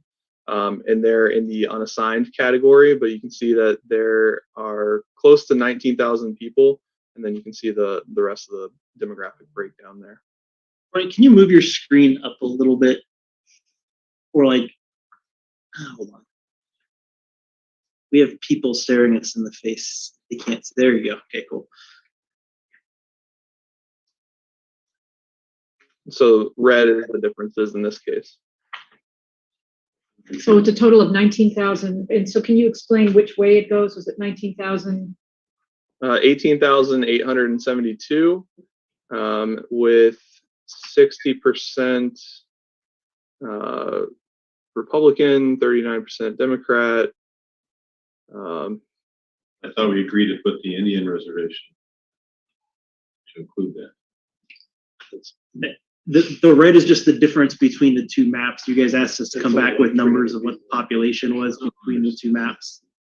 Yeah. So we just here, have the differences. Yep. So blue is the original Latino, and then here is the two legislative districts, and then where those two either overlap or don't touch in this sense are displayed in red.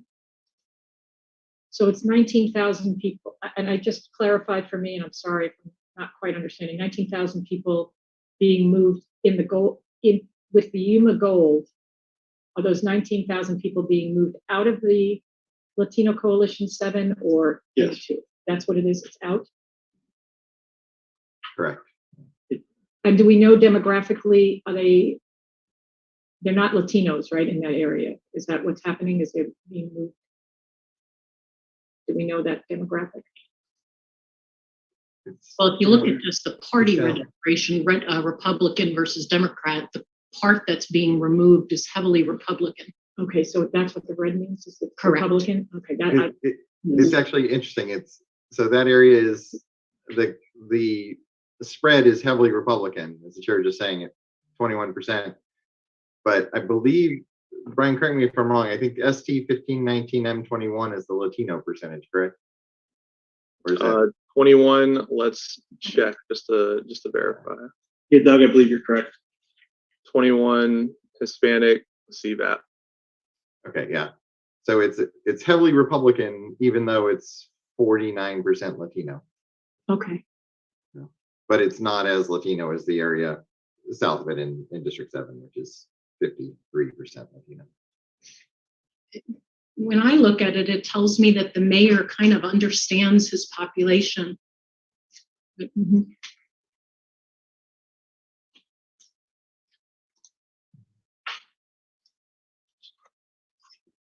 That helps, thank you. My perspective, it helps understand that why he was doing that split, because that's what I didn't understand.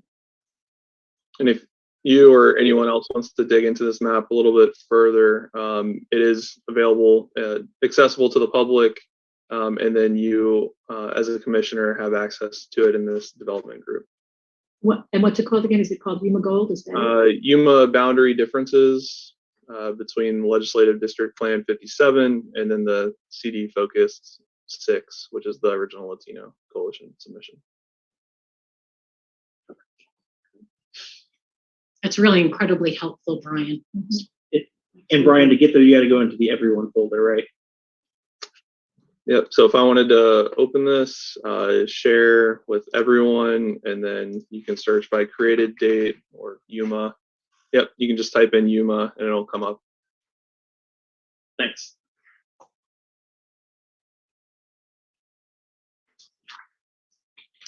Okay.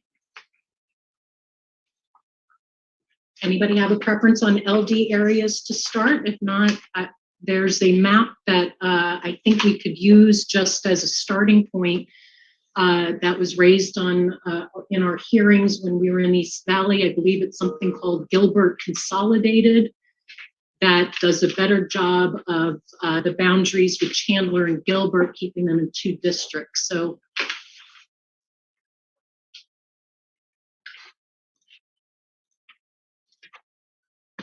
Is that the one that they kept citing? LD 61 or something? Consolidated Gilbert plan. yeah, Yeah, I think we kept hearing.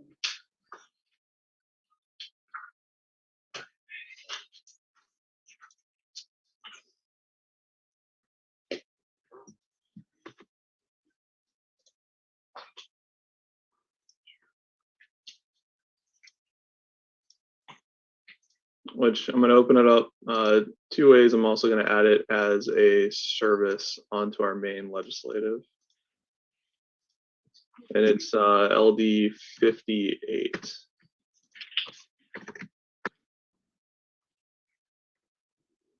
Zero, 5, 8.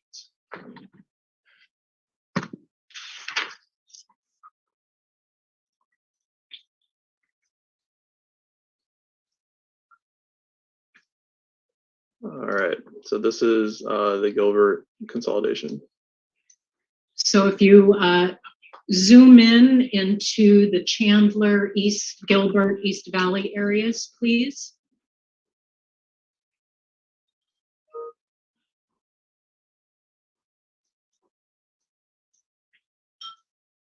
Right. So I think what I like about this, if you look at the city boundaries of Chandler and then look at the city boundaries of Gilbert, you'll see that it's divided just into 2 districts.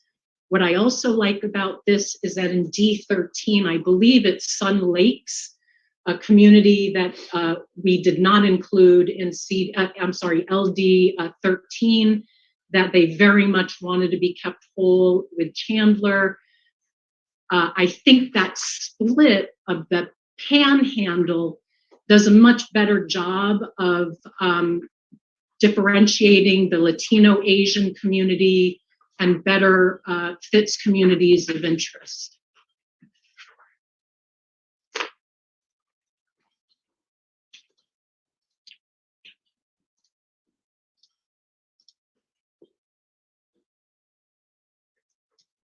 And I can keep going east if nobody wants to chime in. I'd like some feedback. I actually would, could we at the same time that we're looking at this one, look at the other one that we heard a lot, LD 61. I don't know what the other name is, but that was mentioned at several of our meetings. People kept bringing it up.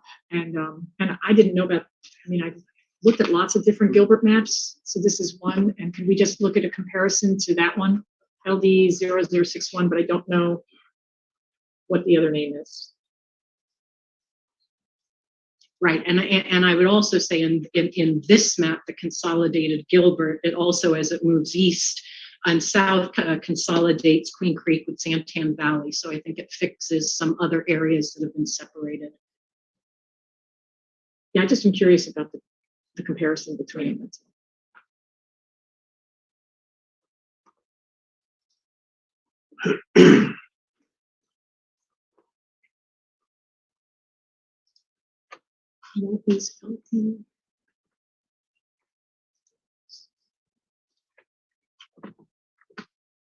So did you want to specifically compare LD 61 to the comparison Gilbert plan? I'd be curious if we could do that. I honestly don't know the differences at all. Let me look up the name of LD 61. That's what I didn't remember. All of them.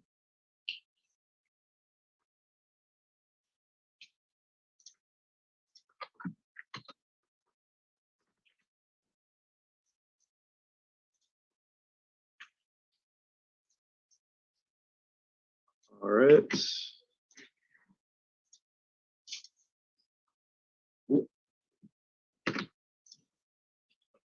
Submitted. There we go. Arizona competitive and balanced legislative map.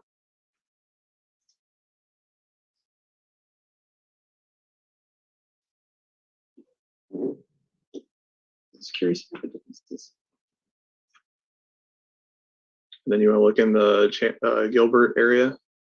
Yeah, just at those 2 districts, it'd be interesting to compare those 2 areas, and then see how. I'd be interested how if you can put the city boundaries, and I don't know if you have school districts in there. It would be interesting to compare those as well, because I know in the East Valley we've talked about Kyrene, but there might be other school districts we could try to keep somewhat together. Yep. So there's the unified school district on there. I don't know about you guys, but I can't make them out, right? All right. 1 second. Cartography on the fly. Yeah. All right. So looking at this, the consolidated Gilbert plan is shown here. Turn school districts off. So you have the green. Let me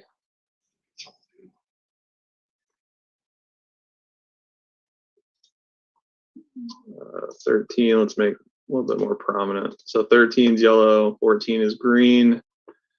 And then when we go into the compared plan, showing the differences. Can you turn off the active plan? Because we haven't seen the other plan yet. Well, let's look at the other plan as it relates to the city lines alone, just so we can see it cleanly first. Thank you. This one, the 58? The one you Oh, suggested, the one I Commissioner suggested. Lerner. Okay. I did. All right, let me open it up just so it's clean, doesn't have any other extra lines Thank you. showing.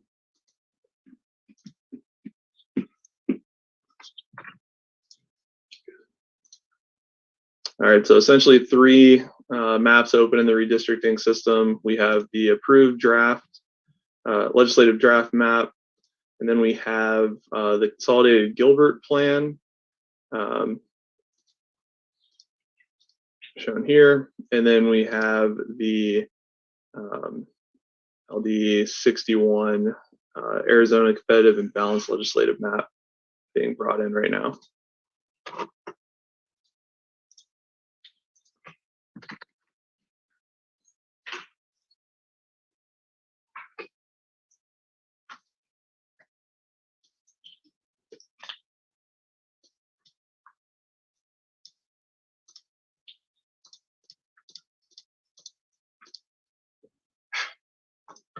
All right.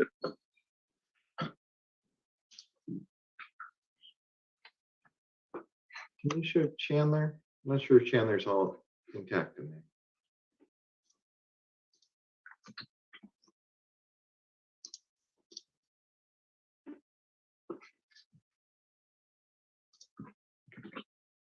Do a little picture in picture here.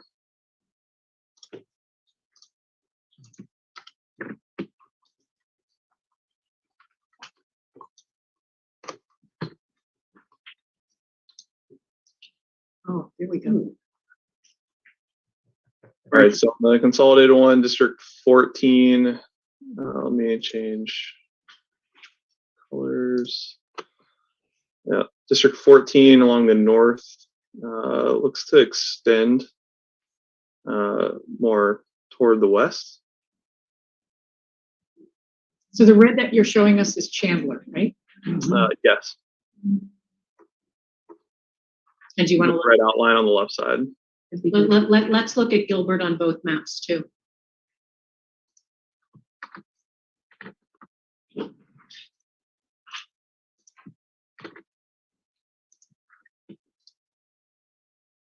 No offense, but that map's ruining our perfect square. I mean, that's our best district.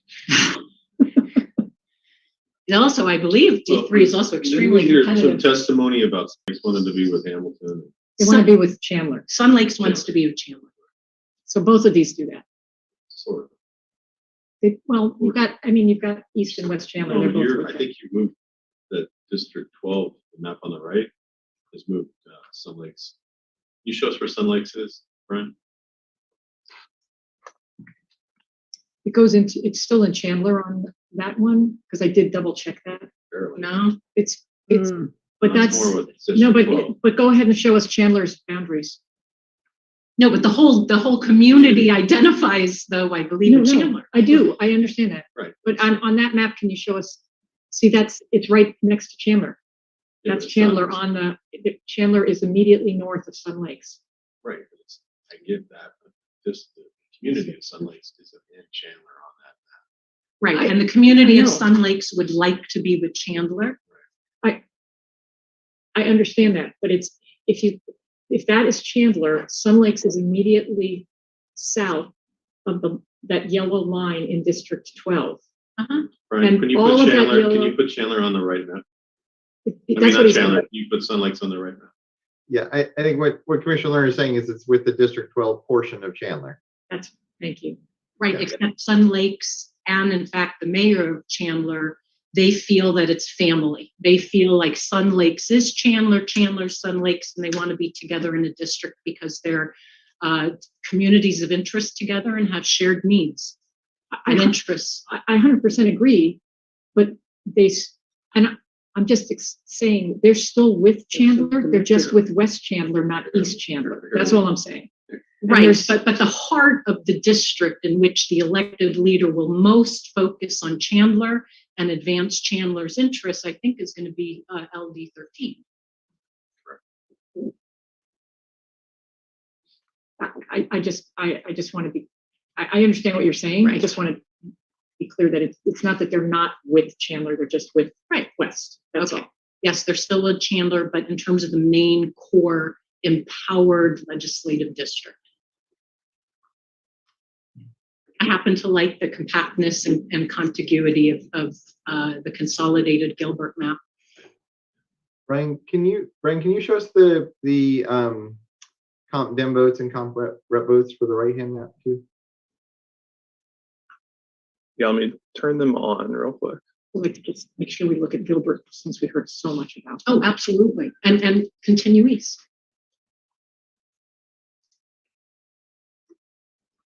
Those 21, 2, and then go down the list here. So comp.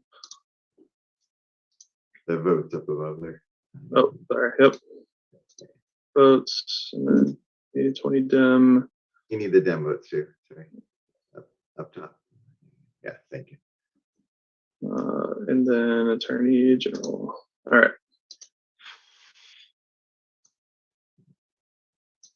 So 13.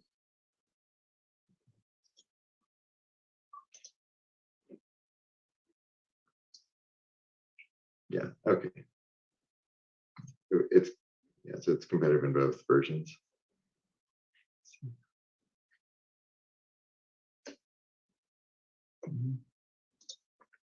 Does this map just do 13 and 14? You know? Mm-hmm. Does this map that was submitted that we're looking at, the consolidated, really just focus on District 13 and 14? It didn't No, it really was all adjust. East Valley. All It did all of that? east. 9 and 10 are pretty good. Well, I'm curious because it has this one block and I don't know what it belongs to. North of D13 on this one. At least on my map, it's showing. I don't know if it's part of D12 or. I think, yeah, You see how it's different color? that map's, it's It's not the same. coloring it properly. That's why I was wondering. It goes with the district to the west. So it would go with Exactly. District 12. It's that panhandle is separated, one with Gilbert and then, yeah. I don't know why your colors. That's what I was asking.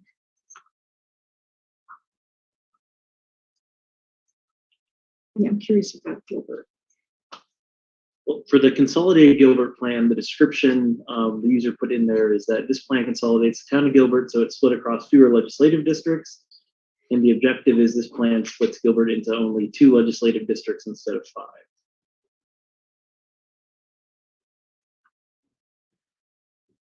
I can find everything.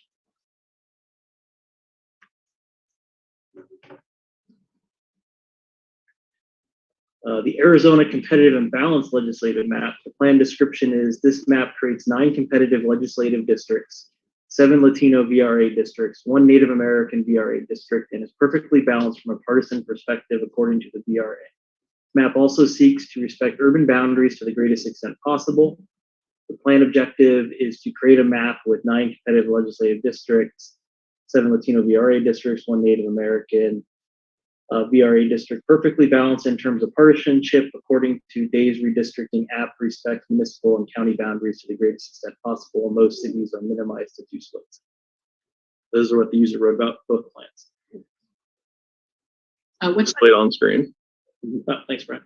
What's the competitiveness levels of LD 13s in the 2 different maps? I'd rather focus on district to district. I'm not a fan of just adopting the whole map from somebody, but taking the best from everything. And I think there's a lot going right in that East Valley map, but let's look at the competitiveness.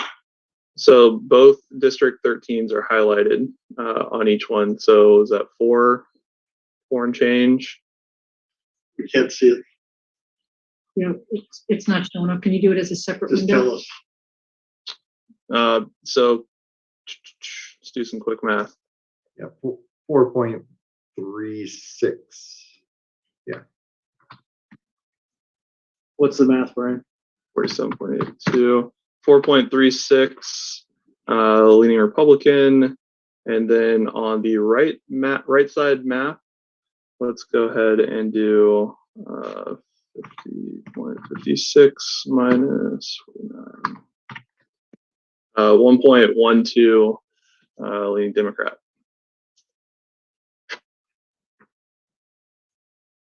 Okay, can we do the same thing on 14? Sure. So 14, 57.87, 42.13, 15.74 spread leaning Republican, and District 14 on the right map being displayed is 17.54 leaning Republican.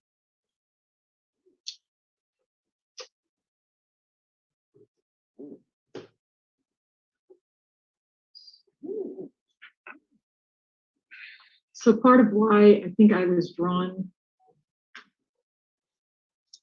to this, to the one on the right, is because and I understand what you're saying, but it does include Sun Lakes it does group them with Chandler. They are still with Chandler because Chandler is split still. So it's not that they're separate like they were in an earlier version of the map. But also there are populations in the north part of Chandler. We heard a lot about older populations, Latino populations, Asian American populations that are in those areas. And so it basically, I feel that this particular iteration would allow them to have a voice, kind of groups Chandler, I think, in a pretty good way, and either way, we still have a little bit of a panhandle, but not too much. I think this one gives Gilbert a panhandle. The one on the left still leaves a little bit of that panhandle, two sides, Ahwatukee and Gilbert. The one on the right is much more overall vertical, without as much of that. But it's really the populations. Gilbert Consolidated follows the town of Gilbert much better than our one on the right. Well, can you show us that again? I also think it's more compact and contiguous, but I'm happy to move further east and compare the boundaries and competitiveness levels of the surrounding districts. And I mean, because it's not just these districts, it's how it impacts the ones around them. Sure. I mean, map on the left to me looks much cleaner and still competitive. And yeah, and I feel like very cleanly. I think District 12 is cleaner on the right than on the left. It's a pretty good straight north-south line. That's the line down Price Road. District 12 on the right. On the left. On the left, no, because it has that piece that goes across. You jog past the 6, you jog past the 101 east. Yeah, the boundary for the one on the right is a nice clean. It just goes a little bit past the past Price Road, but the one on the. Oh, sorry. That's okay. We can go to the other districts, but that jog that happens in District 12 over there is part of what I'm loving about the one on the left. I know it's nice to have a square, but The jog follows your boundary. Follows the town. Right, it's a natural split. I think the communities on the left-hand map that you're talking about, Shereen, are included in that Phoenix Ahwatukee district more completely than they are on the right-hand map. right. So I think those communities are up in the top part of that. You mean the Little jog. Latino The Asian Latino communities communities. that you're watching out for? Right. I-60. Right. So they actually seem more split in the map on the right. That's how I agree. Uh-huh. Well, no, I mean, the part that's split on the right, they're all together on the right. Well, they're down That- rough and- It's the very northern part of Chandler. That's all together. And then it's that piece that goes across, and the piece over there. Right, the map on the left follows the Gilbert City Right. boundaries. This one doesn't. On the right. This is what we're seeing. That as little finger coming up in District 13, that's actually part of Gilbert. You go to the map on the left, the little community that's above Chandler on that perfect square of 13, it's in part of District 12, I think it is. That's where the different minority segments are. Yeah, but if you look right now at the difference, you're seeing that Gilbert is, the one on the right has a much nicer, cleaner line for Gilbert than on the left, which cuts into quite a bit of Chandler on the left. So Gilbert on the right is pretty cohesive, but on the left, you have a big chunk of East Chandler that's included in the Gilbert piece. That's all I'm saying. And then in the one on the right, you have just a small part of that. It's the lines seem to align much closer to Gilbert than they do to Chandler. That's Gilbert, that's blue, right? Yes. Yeah, so the one on the right actually aligns. I think the one on the left aligns better. It does include part of it. It splits Chandler into two, but it aligns with that Gilbert really consolidated. The mayor of Chandler is extremely happy with District 13 and Gilbert Consolidated. By the way, said he was happy to go on record with that if it meant anything to anybody. I'm always happy to hear from mayors. But I want to be consistent, right? Yeah. We We've want to been be, if we're going to listen listening to to that mayor, everyone. I want to listen to all mayors. No, That's I know. all. You can't listen to all mayors because they're going to disagree. Well, I know, but it's like, I want to be sure that we're being a little consistent on it. That's all. I'm always happy to listen to mayors because I feel they're more nonpartisan than anybody else. They want to hear everybody. There's So, a difference between listening and agreeing. yeah, I mean, absolutely. you know, we have the right to still not agree no matter how much we listen. I mean, but I deeply value the input of mayors as well. So, I mean, I agree with you to let's keep moving around and seeing, because I'm clearly seeing a different, I mean, the alignment I'm seeing on District 14 is almost a perfect alignment for Gilbert with the exception of that piece on the top part, whereas I've just got one piece, whereas I know you all were saying the other way. So All when right, we look at the so others, let's keep Yeah. moving and we'll That sounds see great. which map allows us the greatest ability to, you know, represent people.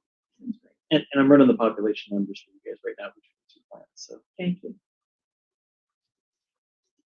So why don't we compare 15?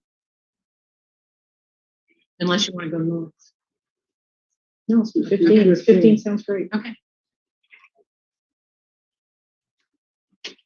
So I'm going to go ahead and do a save as on these just so we can keep color schemes and just the added attributes in case we want to come back and revisit. So this was LD0058 and this one was 61, LD0061.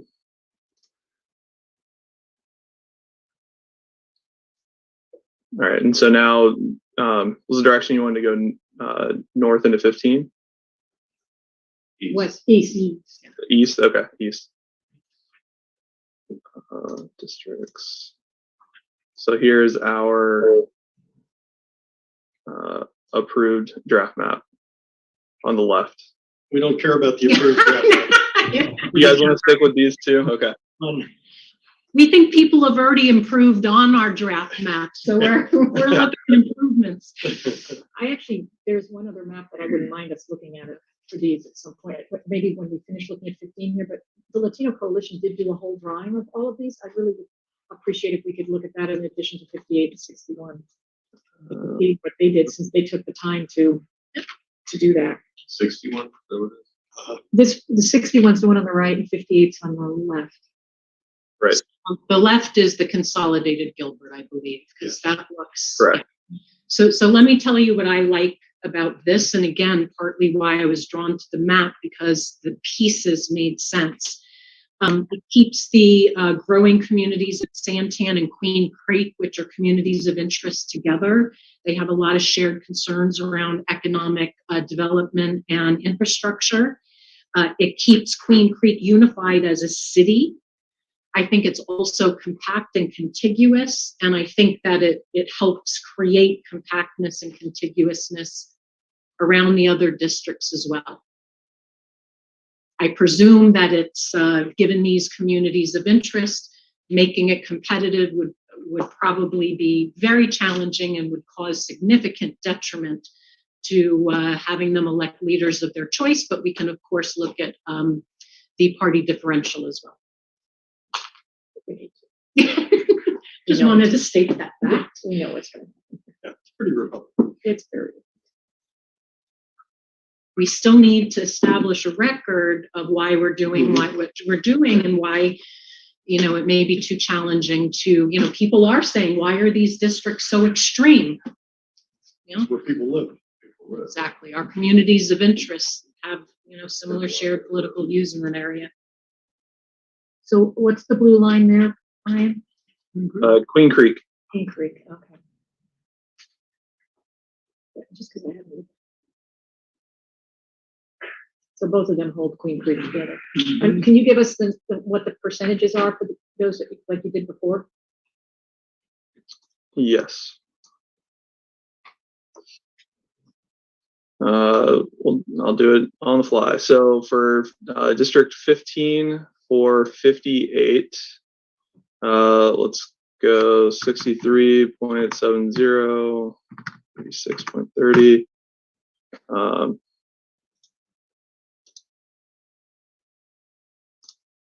27.4 spread leaning Republican. And then for the map on the right for LD 61, it is 64. 28.48 leaning Republican. I object to both these maps because they clearly pack Republicans.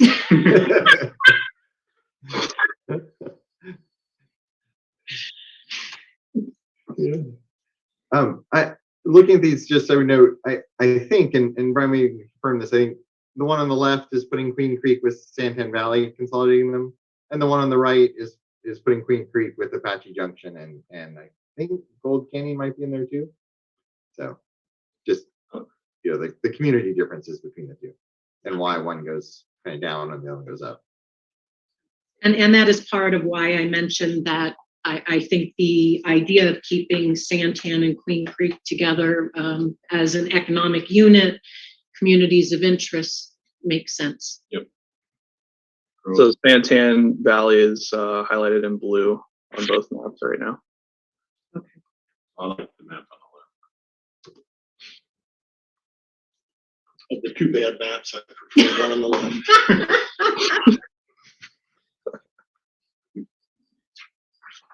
Actually, at the end, I think that's all of what we're going to say of the least worst maps. You know, this is what I vote for.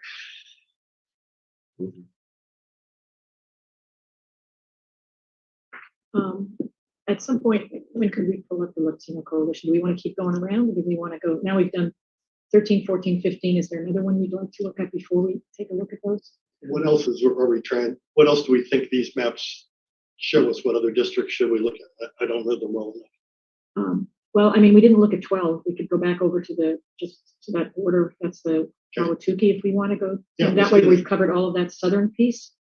And then I would appreciate Yeah, it. thinking holistically, I think it would be a good goal for us to have a general sense of where we want to go with this part of the map. And if we're going to have two versions, to take advantage of the mapping team's time. So let's think about the areas that we need to cover that will help take advantage of the mapping team. And I'd like to, I say lock in just conceptually, again, not a vote. I'd like us to really, you know, get a sense of what we want so we can build it out, you know, and make real progress. Well, I think Sunny Slope should be back in with LD one. Okay, well, let's. Oh, you're going all the way there He's going now. west. Oh, Let's my go goodness. Well, I'm just saying, you want holistic big changes. Oh. Yeah. That's 51,000 people. We already moved them out. I'd like to move them back in. And I'd like to push D4 over into McCormick Ranch against Pima Road. And those two themselves will move around 2, 26, 24, 27, 3. So that's the holistic thing. Well, before we do Yeah, that, let's then do maybe we 12 need to first. take a look at the VRA districts. And That would be fine. Yeah. And can we, I mean, I'm okay, can we finish like this one piece though, these Yeah. 4 or Right. 5 districts and then move? So what, you want to look Well- at 12 still? I'd Yes, still, can I'd we be get 12? interested because we've done 13, 14, 15, what if we, and 12, I mean, that seems to take that southern group right there, just so we can take a look at Yeah, and both of then that those, and then I ties us would back like to- to look at the coalition's version of 12, 13, 14, 15. Okay. If that's okay. Yeah, maybe we can That's make a fine. decision on which of these 2 East Valley versions we have a preference for, and then we can explore these other issues that may require more mapping time. Well, I'd like to compare a Latino coalition to these 4 as Okay. well, because we haven't looked at that, and mostly because since they did go to the trouble of creating them, I know we can't show 3 next to each other, but if we can at least, we can take a closer look at 12 here, just to get 12, 13, 14, 15, then pull up the Latino one for those same 4 districts. And I Would want to that be make, okay? yes, and I want to make clear, just because we may not have public deliberative time on the whole map that every community submits, doesn't mean that we as commissioners don't study them. So, you know, we're looking at all of it. We may not be bringing something up because it may not be something that's compelling us, but please don't presume that a lack of public discussion means a lack of consideration. In terms of District 12, I would note its shape is largely dictated by what you decide in terms of 13 and 14. So it's worth taking a look at it to see the impact of the different options for 13 and 14. But it's not one where you have to spend a lot of time deciding what you want to do differently. Just Drop keep it in around. Iron School District, please.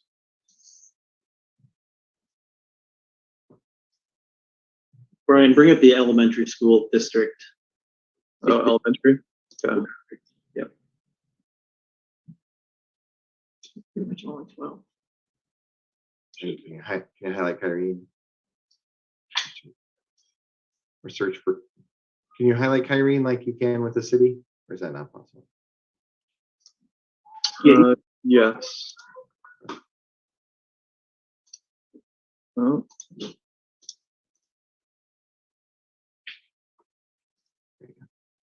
there it is. I go.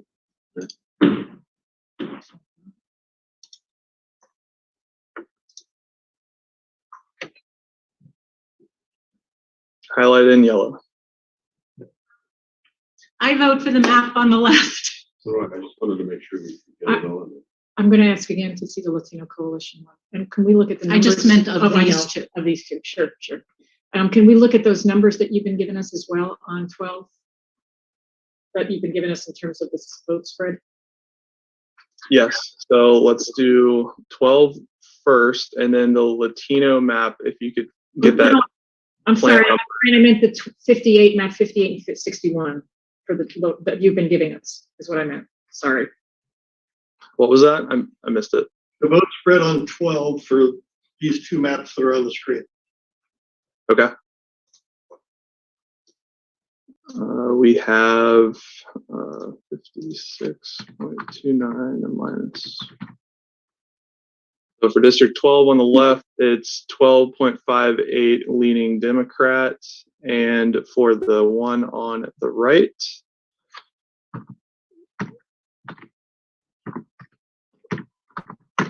uh, 10.42 leaning Democrat. So left 12.58, right side 10.42.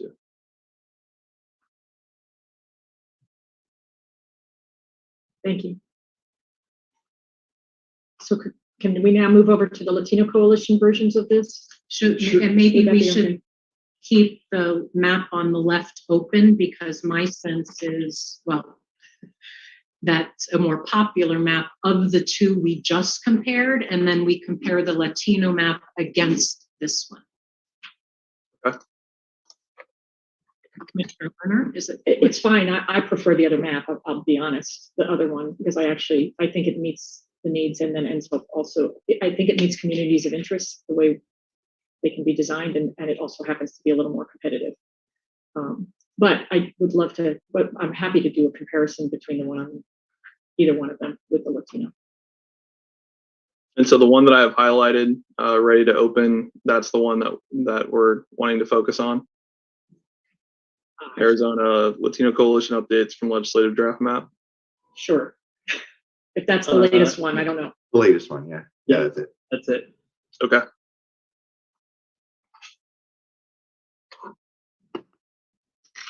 So their plan may or may not have different colors, but we'll go ahead and set up the same view as close as possible. So we want to go into Kyrene, or which area do you want me to go into? 12, 13, 14, Gilbert- 15, the Gilbert same area. area that we've been in Okay. at in Maricopa East.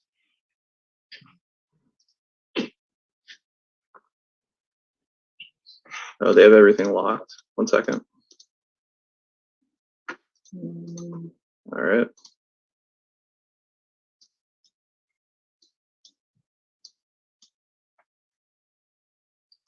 Got it.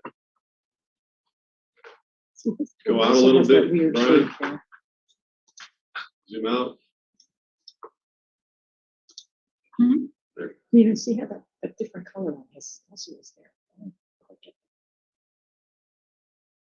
Maybe it's because of the boundaries of the school district. Yeah, maybe some other boundary. That's That's the same issue. I was.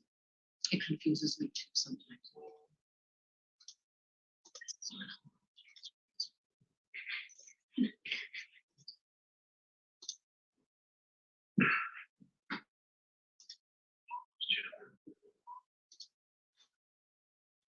Then Brian, they're gonna want to scroll down and see the numbers for 12, 13, 14.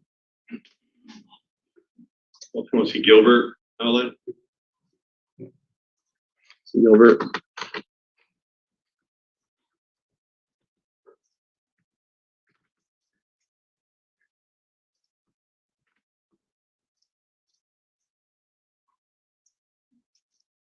All right, 1 second. Let's get all the maps synced up, and then the And scroll down so you can see the numbers for 12, 13, and 14, not just 12, please. It's okay for here. Well, all right, and then the map on the right is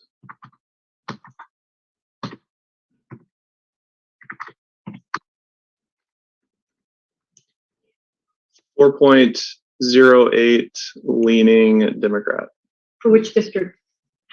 for District 12.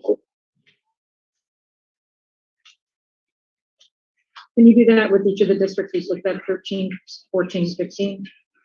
Just that way. Yes. So for District 13, it's 4.86 points leaning Democrat. For District 14,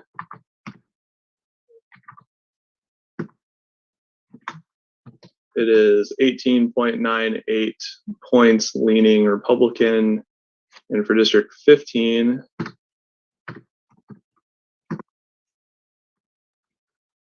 it's 28.7 points leaning Republican.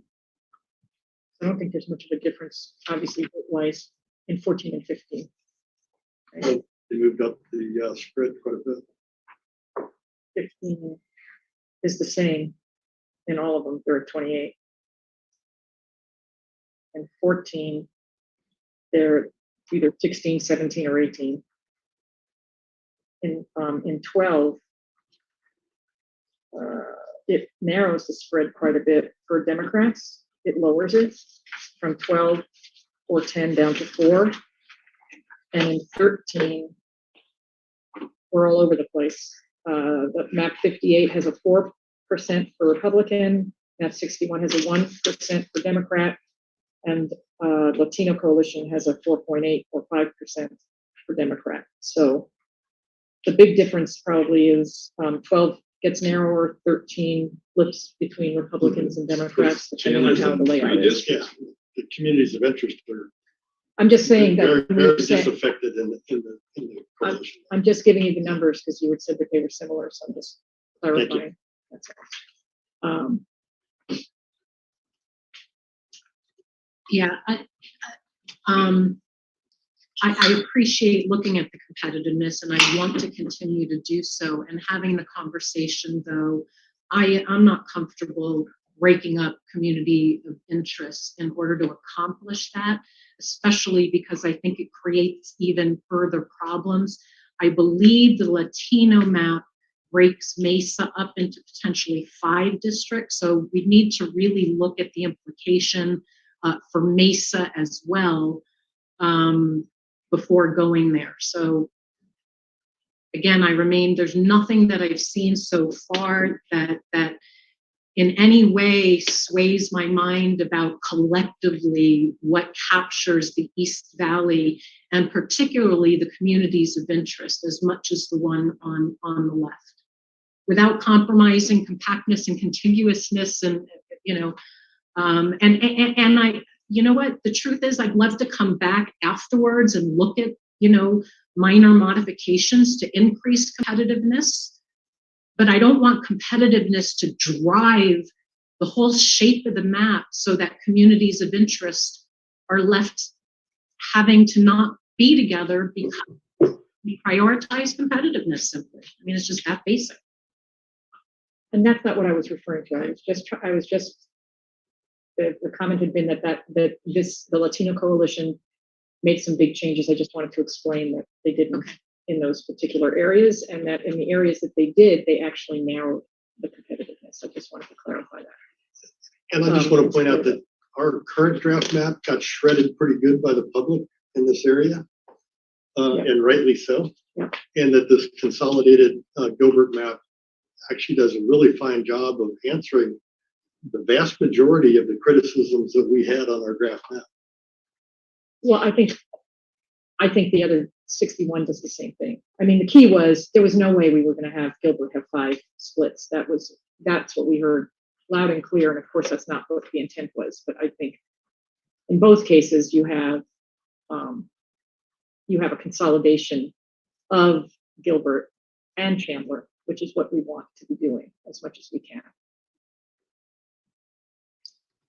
What I would suggest is that we, for now, go with the LDs that we discussed from the Gilbert Consolidated, not from a locked-in perspective, but rather as a starting point perspective for next time, so that when you go home and study what you liked most about the other parts of the map, you can come in and say, how can I improve this?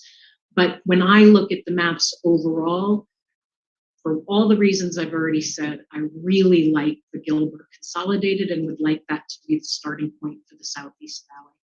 And so that's 12, 13, 14, 15. Correct.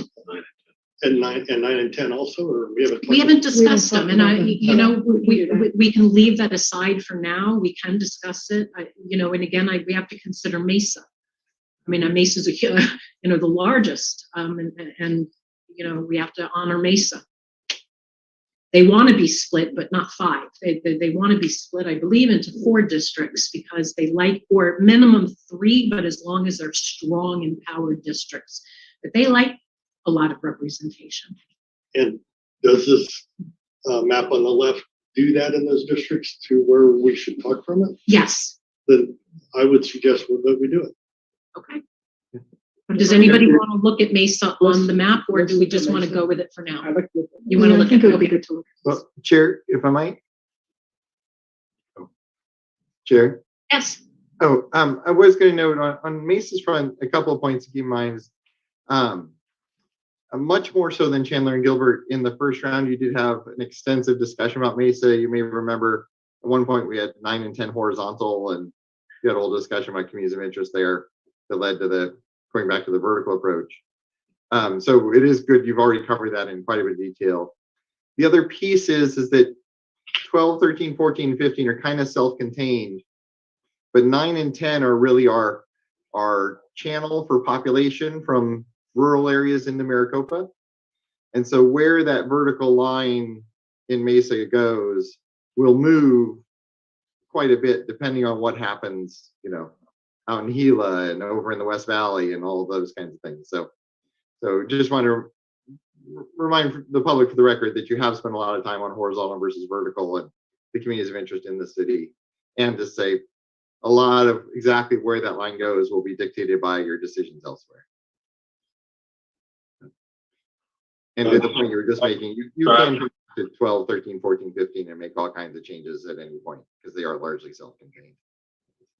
Doug, when you describe the vertical, you're talking about the southern boundary of 9 and 10? Oh, sorry. No, the boundary between 9 and 10 being vertical, as opposed to, there was a version that had 9 sitting on top of 10. Oh. Switched it to being vertical this way versus. That map sits the Gilbert Consolidated. Is that balanced?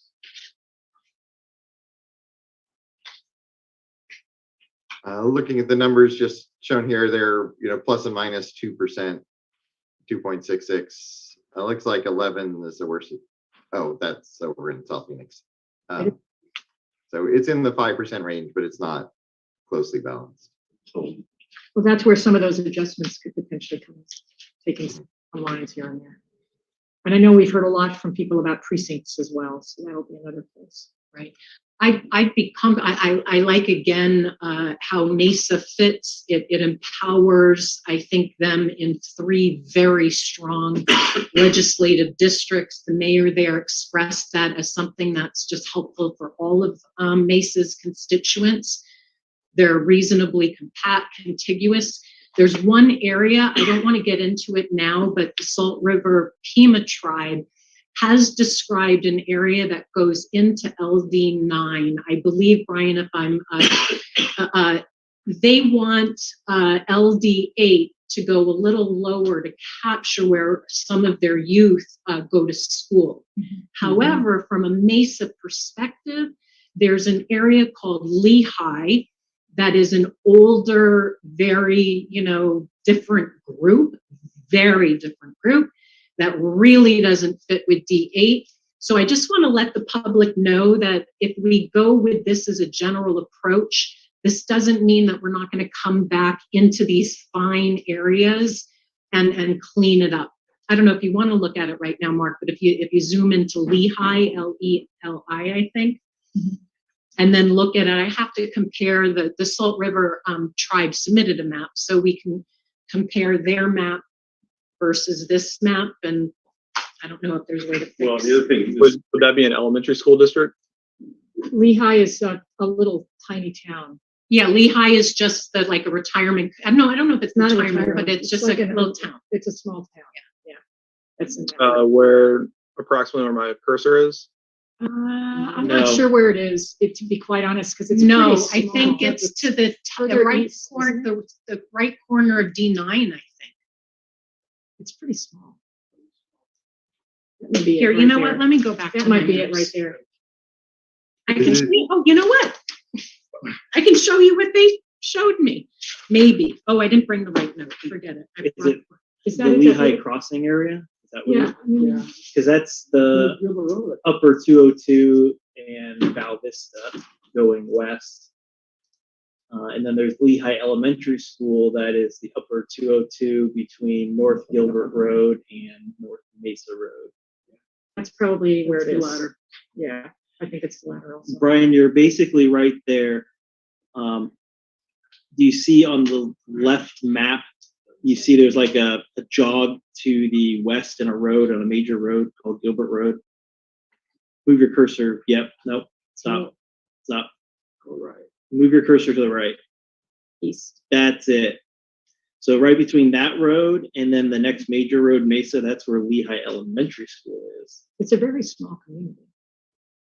Yeah. It's like an original community. A very passionate community. They were like an original settler. Move it to the west, Brian. Move that map to the west. Yeah, there you go. Yeah. That's the area where the elementary school is. That's called Lehigh. But The And it's in- tribe would like LD8 to move south to capture that elementary school area where their children go. Oh, yeah, Westwood, they want to get to. And Yeah. I'm open to looking at that as long as we can protect it to not affecting the Lehigh area. And we'll have to, I mean, I don't know, my real point is I'm not ready to make a decision on the specificity. If we go with this Gilbert consolidated map, I just wanted to make it clear for the public record, I'm not making a determination on these, explicit boundaries. I'm still open to trying to find ways that best serve the Salt River Pima community and the Mesa community. And an area where we ought to study and learn and receive feedback about, as we move forward. Can I ask for some direction on that? Yeah. There were different comments there and from different folks. I just want to clear. Lehigh is, I believe, currently in District 8. Do you want with Salt River? Do you want it to stay there or should it move into D9? I think they're going to need to go into D9. I didn't even know they were in D8. At least you're showing these maps it is. So okay, it's small enough. It's not going to be a big How impact on many anything. people is it?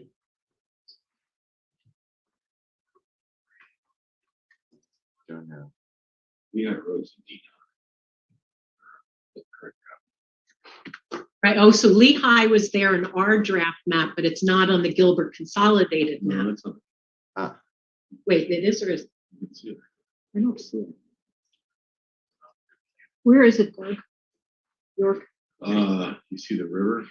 Yeah. Just, Lehigh Elementary is right here. that's right. Yeah, so that needs to go into DA. No, the D9. That's where they wanted. Oh, Lehigh. That's why I couldn't find it. Lehigh Yeah, Road. that They goes want to be in Mesa. D9 probably. No, They're in D9. right. They want to be with Mesa. Yeah, so they should be okay. What's up?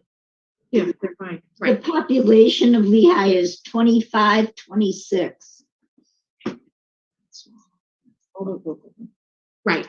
So my only point is I'm open to, what the Salt River Pima is asking for, as long as it doesn't affect, those communities. And in the conversation that I had with the president, he said that, I know they said, even in their letter, they said they would like to go into Mesa, but they don't need a particular location. They just want to be connected to Mesa, and they do have that here.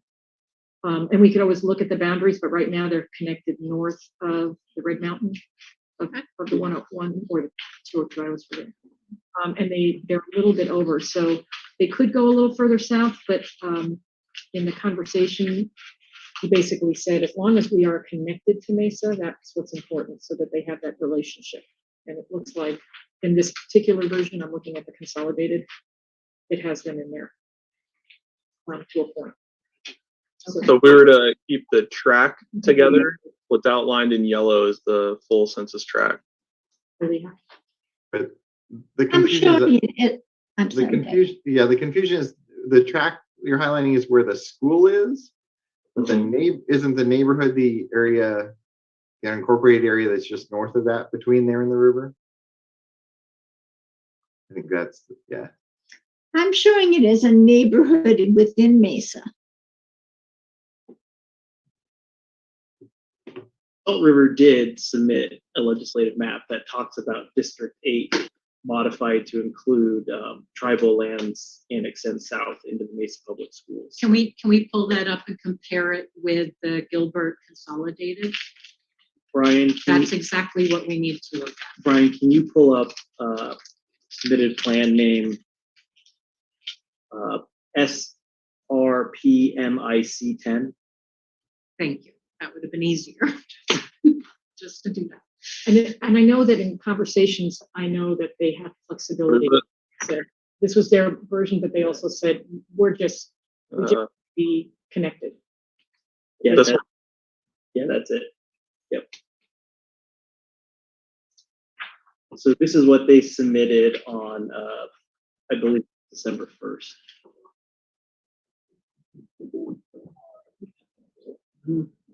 What IRC plan name is this? LP0067.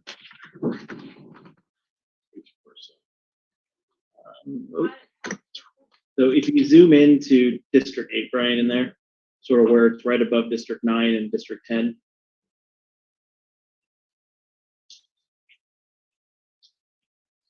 Yep, zoom out a little bit. So that's what they submitted into the system. It's very similar to what this. Oh, no, over there on the Yeah. right? That's more than 2,500. It comes in a lot more than you guys were talking about originally. And I know that they were not, I know that they basically, their main concern in discussing, is talking to them. Now we can go back and double check with them on maybe boundaries, which probably would be good, was as long as they're part of Mesa's LDs. They want relationships with Scottsdale, Tempe, and Mesa, all three. So they want to be a component of all three. And I think LD 8 in this, I'm looking at the consolidated one, which is still new to me. But in this consolidated one, the tribe is connected to all three cities, which is what they've been requesting, because they have relationships with each one. So we can take a closer look, but it looks like they drew the boundary at the freeway on this map, this particular group. The consolidated. Yeah. So Just the consolidated one, yeah, that's what they did. So I don't know that we have to make major changes in that. Okay, so for now, it sounds like we're pretty agreed upon as a starting point for ongoing deliberation, adopting Gilbert consolidated. Guys, help me with the numbers. Is it 9 through 15. 9 through 15? Wait, what do you mean? Oh, not, except 11. We really haven't taken a close Oh, look yeah, at no, those. you're right. What? 10, 9, 12, 13, 14. exactly. Wait, 9, 10, 12, 13, 14, but can we get a look at About the, 15. Too. and 15. I would, Just as a starting point, No, just. I know, Okay. I just want to know, we've been getting the points for it. I would like to get that Okay. to 9 and 10, that's all, for this map. Because we've been doing that with the others. On the left. Well, just the one on the left. All right, so for District 9, it's going to be pretty close. 51 minus 49. 1.02 leaning Republican for District 9. District 10 is 60 points. Nope. 60.78 minus 39.22. 21.56 leaning Republican for District 10.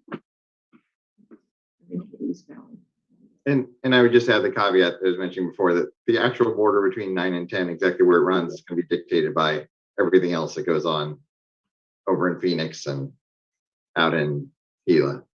So, but the general configuration, we can certainly follow this guidance. It sounds like we can mess with competitiveness and keep that a solidly competitive district. D9, D10 is going to have a big spread due to the communities of interest that happen to live there. And the other thing it does is it keeps Leisure World and all the retirement communities. Yes, that's D10. Yeah, D10, and we got a letter from Mark Arnett. So, but we are all in agreement that this is just a starting point, right? That we're going to be able to make adjustments. I'm not ready to lock anything in. I'm not asking anybody to lock in anything. I think we've made a ton of progress, and I think it's a great starting point. There's a lot that I like about it. So, but we'll all think about it. But I think it's a great starting point. Okay. I have concerns, but we'll come back to it. Yeah, no, it's fine.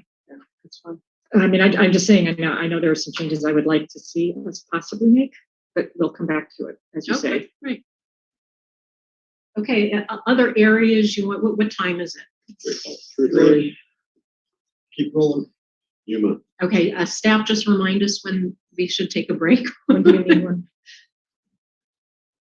Okay, where do you want to go? Well, I think we should map the LDs with the congressional split in Yuma that we're talking about. Wait, we're gonna jump out of Phoenix? Well, Yuma, it just seemed easy. Yuma seems easier. It just seemed like that was an obvious thing to tackle. You know, one serious study that's we need to do, so I think it would be productive without making decisions if we have the mental capacity, is I would like to look at the Latino Coalition's submission of their legislative districts, 7 legislative majority minority Latino districts, and compare that to the majority minority districts in our draft maps. Again, not to necessarily make decisions, but I want to understand, like, they understand their community better than anybody. And they have submitted, very helpful, feedback, both the map and the narrative. So I want to understand their districts and where they think we got things right and where they think we got things wrong. But that's just one idea. I'm happy to go to Yuma. No, that would be the most productive. Okay. Sounds good.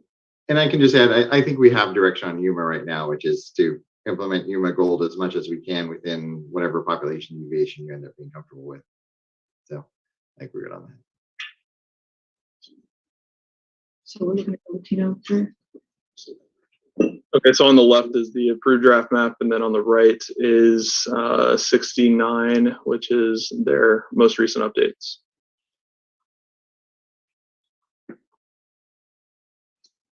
Did you want me to bring this back into one viewer and do the plan compare?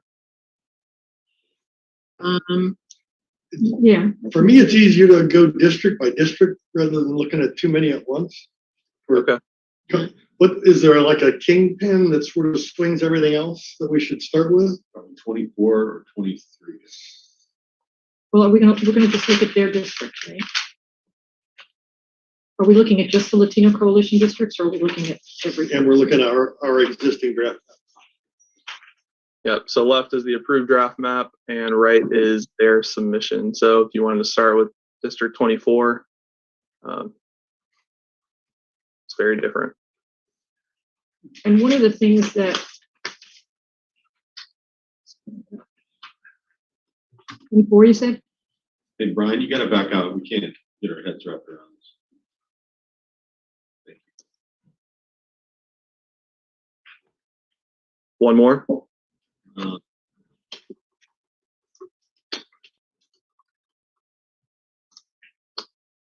Yeah, I remember that LD 24 was one of our draft map districts that the Latino community had a lot of problems with. It's overpopulated. The citizen, the CVAP is very high. It's 63%. And they felt that that was not empowering them in any way. Yep, 63.05, and there for District 24 is 52.26.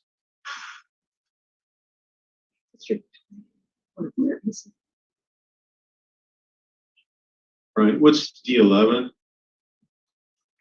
Both? Let me zoom to District 11.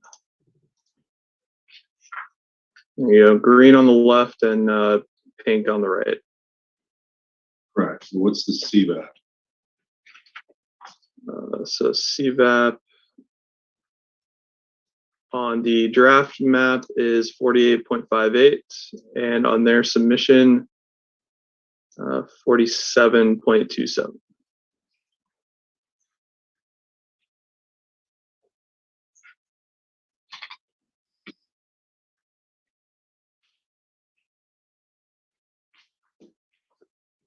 And I'm looking at 21, so which is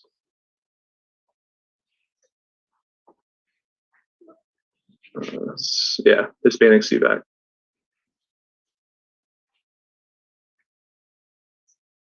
So one of the things I think they did, are we looking at anyone in particular? Can we maybe go one by one? That might be helpful. Should we start at 11 just because they're more similar? If we decide what we like there, and then maybe spend it from that.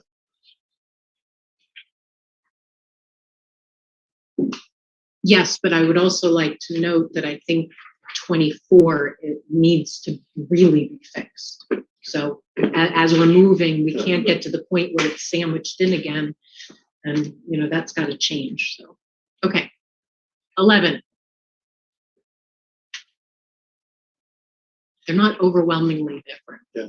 Well, 11 is, it's 24 is so overwhelmingly different. It's got us messed up.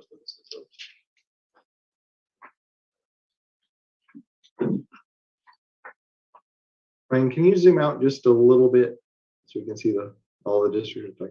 Yeah, there we go. Thank you. Yeah, District 11, the spread is 50 points, give or take, for both plans. And which one? I think you said that the draft map had a higher Latino CVAP. Yeah, 48.58 in the draft map and 47.27 in their submission.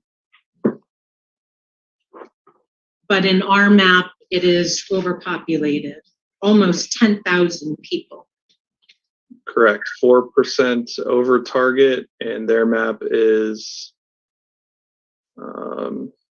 it's really close. Let me turn on the percentage. For District 11, yeah, it's 0.23% under 500 people, 539 under target. It's almost perfectly balanced.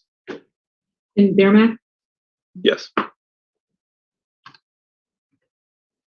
Yeah, so in my opinion, if we were to go with the draft map, I would like to see it change so that it's not overpopulated.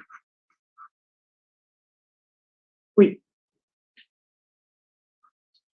So the draft map is 9,700 people over, and their District 11 is 500 people under.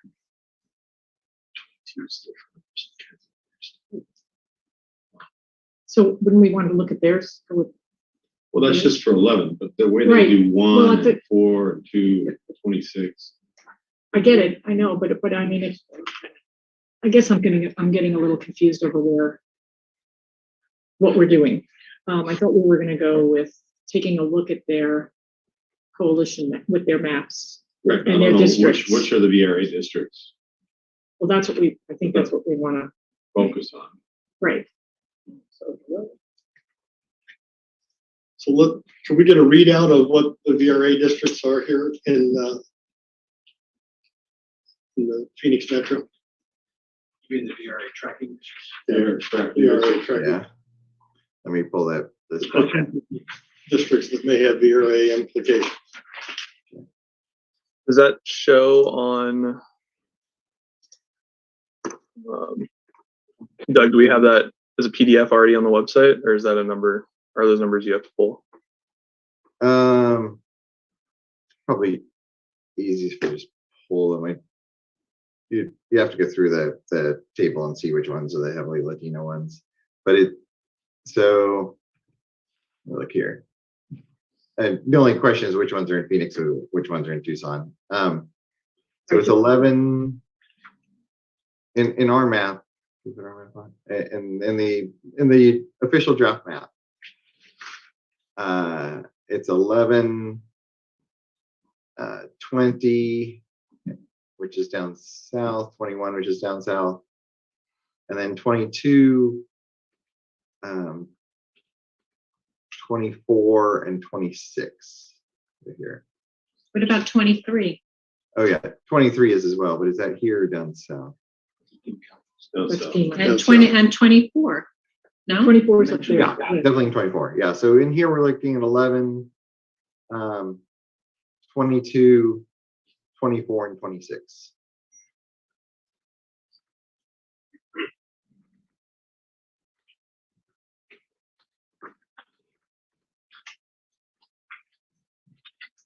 And I don't know about in the coalition map, which ones, we have to look and see which ones of theirs are majority.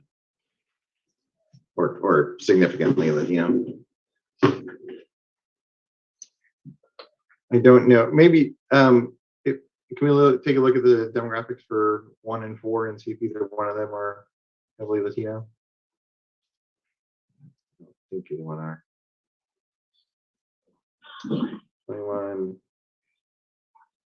Yeah, so 1 is definitely not, and the 4 is unlikely. So 4, yeah. 18. Okay. Yeah, so in the coalition map, it's going to be 11, 22, 24, and 26. So.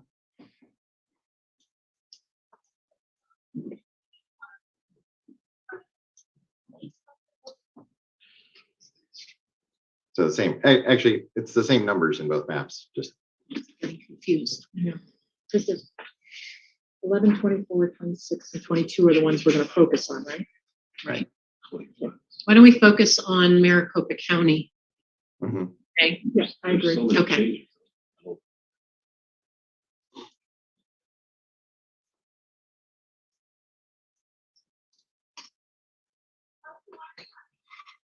Yeah, so it would be This one's on fairly 20. straightforward. Oh, I was just saying, it would be fairly straightforward to incorporate their changes to 11, 22, 24, and 26 with just changes around the edges to the other districts. Right. Well, but there's some things in the other districts I'm not happy with, but can I see what their 22 looks like, Brian? Can you back out a little bit more?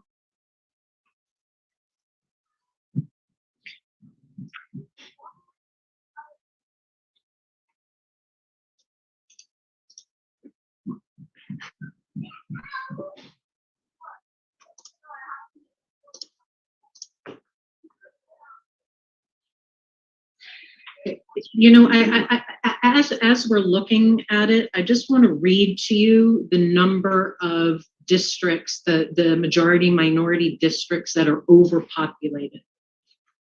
In LD11, it's overpopulated by over 9,700 people. In LD 20, it's overpopulated 46, more than 4,600 people. LD 21, overpopulated by almost 10,000 people. LD 26, overpopulated over 2,200. It's just simply our minority community, the community that typically the courts allow greater population deviance, is overpopulated. And so I'm not saying I want to blow up our draft map, but what I am saying is that it needs to improve to meet the minimum standards of you know, they deserve some population deviance, not in the overpopulated range. I agree. And I'm not sure what it's going to look like right now, because I know it's a lot of change and we've got to dive into it. We don't have to dive into it today. And my vision, or I imagine that what's going to happen is that we're going to compromise between the Latino Coalition's vision of it and our draft map vision and our progressive, new vision of it, and we'll come up with a solution that will meet all of our needs. And I also anticipate an ongoing dialogue with the Latino Coalition, so that if we start fixing from our draft maps to accommodate their feedback, I'm sure we'll get additional feedback, to do a better job.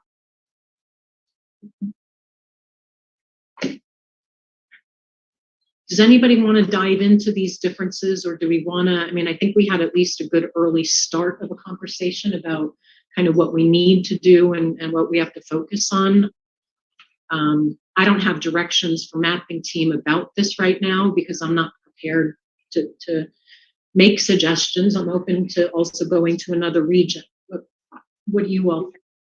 I'd like to dive into it a little bit more. I mean, knowing that this is just going to be our first look, but since we're in Maricopa County and we've done the East Valley, I mean, I think we started with the VRA districts with the congressional. I think it would be worthwhile if we maybe look at the 4 that are here, not looking at anything other than that. And even if there are other changes here later on, everything that we have is going to have other changes as we move forward. And so it might be a good starting point. Sorry. No, you're fine. Sorry, Commissioner. The issue I have with the coalition map is it splits Phoenix, downtown Phoenix. Oh, yeah, let's put that, like, can we overlay Phoenix on these maps? That's an excellent point, Commissioner York. Whereas on the draft map, we were sort of stair-stepping the different communities. Well, the thing that we can certainly look at Phoenix. Phoenix is going to be split anyway because it's so big. No doubt. But we also could look at, one of the things I'd like to look at, as we've been doing in the East Valley, is look at school districts, because I think these might, and when we're looking at it district by district level, the school districts may have some real significance as we get into the inner city area. But if you look at it, actually, it does split Phoenix, but it's also got some good boundaries in there. There's some good downtown areas.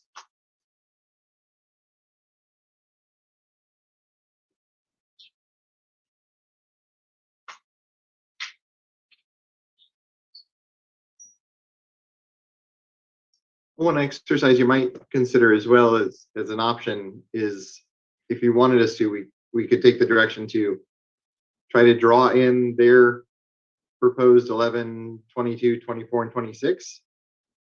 And within the rest of the context of your current legislative draft map.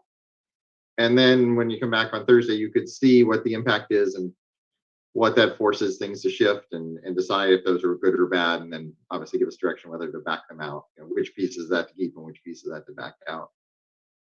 Because I think, as you mentioned, there's going to be lots of small changes around the edges if we try to do that, and you've got the issues you might have within the 4 that you could then address. I'm very comfortable with that. Well, there's a few suggestions I'd like to make, Doug. Sure. District 4 needs to move up to encompass Paradise Valley north of Camelback Mountain and over into McCormick Ranch along the 101 there. So that squeezes down D8. Wait, are you saying Paradise Valley is divided currently? Or it just doesn't have part of Scottsdale. I think needs to be part of it. So I guess I'm not sure I'm following the request. I guess I was comfortable with Doug's suggestion of fitting these in and then Well, no, seeing, that's what because we it did might. last time. We fit in the Sunny Slope change, and we changed the whole map, and then we approved it, and we had no time to make any other comments. So I'm fearful that if we get started down a path of let's see, we don't have a chance to go back to work on what we feel is important. But that's how I feel about the East Valley right now. So I totally get what you're saying, but I know the chairwoman has said everything is still open, because I feel the same way about the East Valley. I feel like we just said okay to that, but I'm not comfortable with it. So yeah, I'm in no way. Let me be clear. I'm comfortable with the East Valley map being our starting point. I'm not comfortable just having the Latino map be the starting point because I haven't studied it yet. I mean, I need time to study it and figure out its implications for Phoenix. So I'm just open to taking a look at how it impacts our map. But I want to be clear that I'm not equating the two. I really looked at the East Valley Consolidated Gilbert map, and I studied and was convinced on many levels. I need more time to understand, and the Latino Coalition has a narrative. I just need more, time to digest what they're asking for and compare it to what we have. And I wanted to give my colleagues advance notice that when I come back on Thursday to be thinking about what I like, if we're gonna, negotiate from our draft map, there are certain things that to me are not acceptable in our draft map that would need to be changed.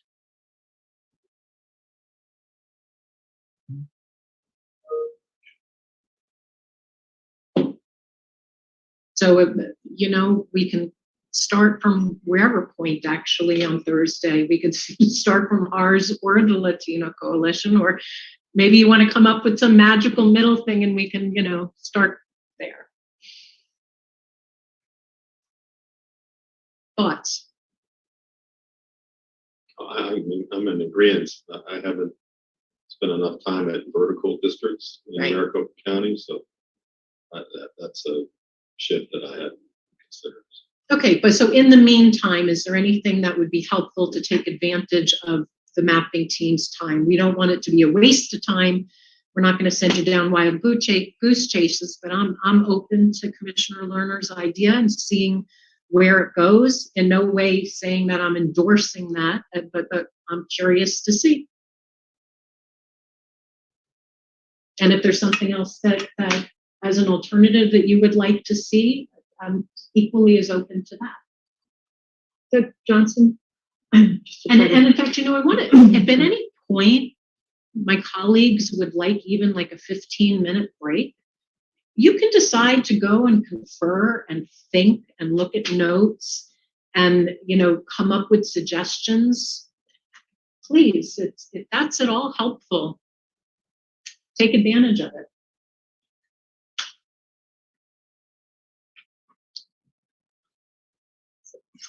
Can I just ask a quick question for Doug Johnson, and then maybe a break would be bad anyway. It might be that time. Were you mentioning something about 24 and 26 having some CVAP problems? Or was that in my brain? 20 and 24. Which one was it? 20 and 24? That was an executive session. Yeah, no, I think the CVAP numbers are not giving me heartache. Those 24 and 26 are the two they are polarized in just one of the elections we looked at. But I don't think there was a CVAP problem. Okay, thank you. It was I think I'm tired. I think that's why I need a break. Well, I should say I didn't bring up a CVAP problem. It's very likely you heard comments about CVAP problems from public comments, because what didn't you hear from public? Probably very much the case. I know I had a note on it, so I probably heard it from somebody. I do have a note. Break, Madam Chair. Okay, so should we take a pause at this moment and maybe 15 minutes? And we'll reconvene. 15-minute recess. Thank you.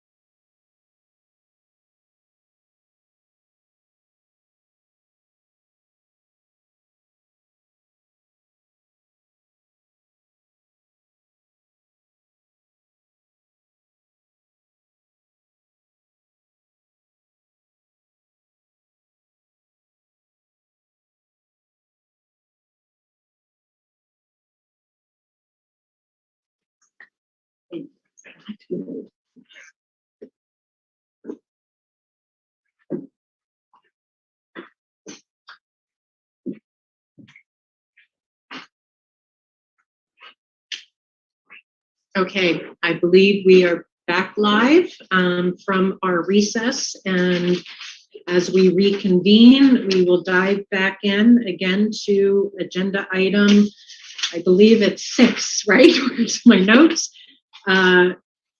Map review, and we're on the legislative map. And is there a different area? I believe Commissioner York had the interest maybe of diving into the Yuma legislative section.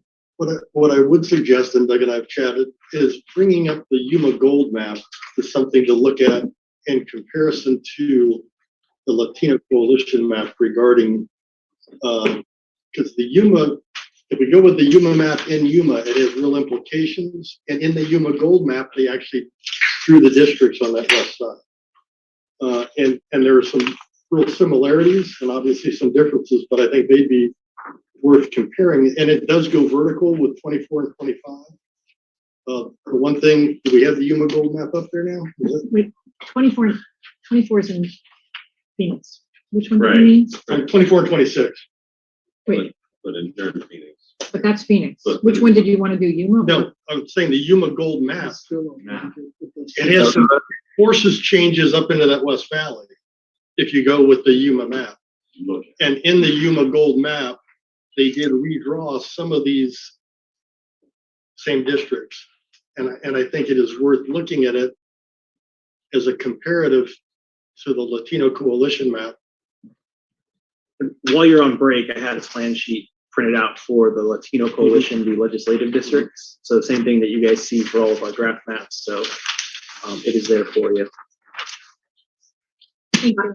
And I will just say, I had not looked at the Yuma Gold map until today, so this would all be new to me. And I'm not trying to force anything, decisions on it today, but I thought it was This worth would looking be at brand new. and something that we could all look at potentially between now and Thursday. Given that I really liked the mayor's solution in Yuma Gold, and I really like the compatibility with the VRA districts, I would like to see the implication of this, because I would hate to lose some of what we accomplished there, or what I think we can accomplish there. And I did not realize that the Yuma Gold did anything other than deal with Yuma. So who submitted this? the mayor.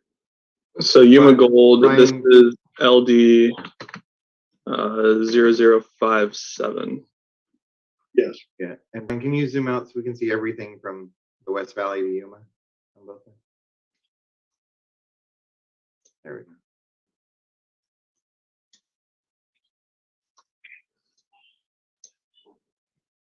Let me turn some of this off.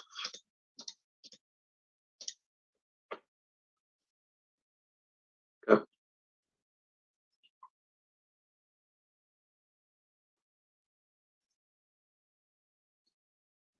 Interesting.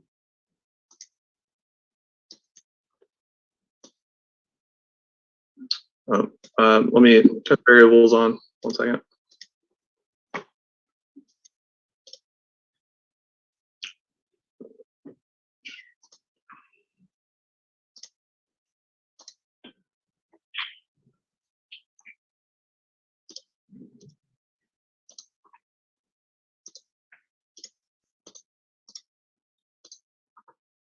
All right.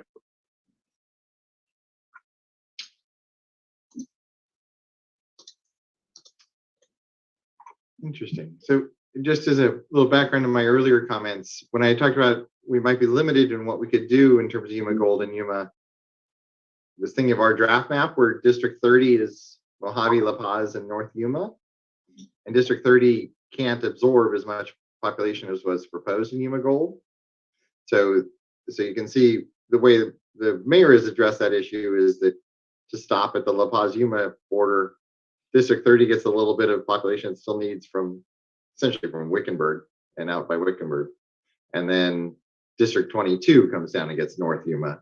And then you can do much more in Yuma. You have much more flexibility in Yuma. And that's why I wanted to point out this map, because it does ripple through as you keep telling us. Can you just reiterate your point, Commissioner Meal? I'm not. Well, that if you accept the Yuma split in Yuma, it has implications all the way into the Western Maricopa. And Doug pointed out one of the big ones, which is you can't, District 29 and 22 need to get reconfigured in order to make the Yuma split work, or District 30 and 22 need to get reconfigured to make the split work.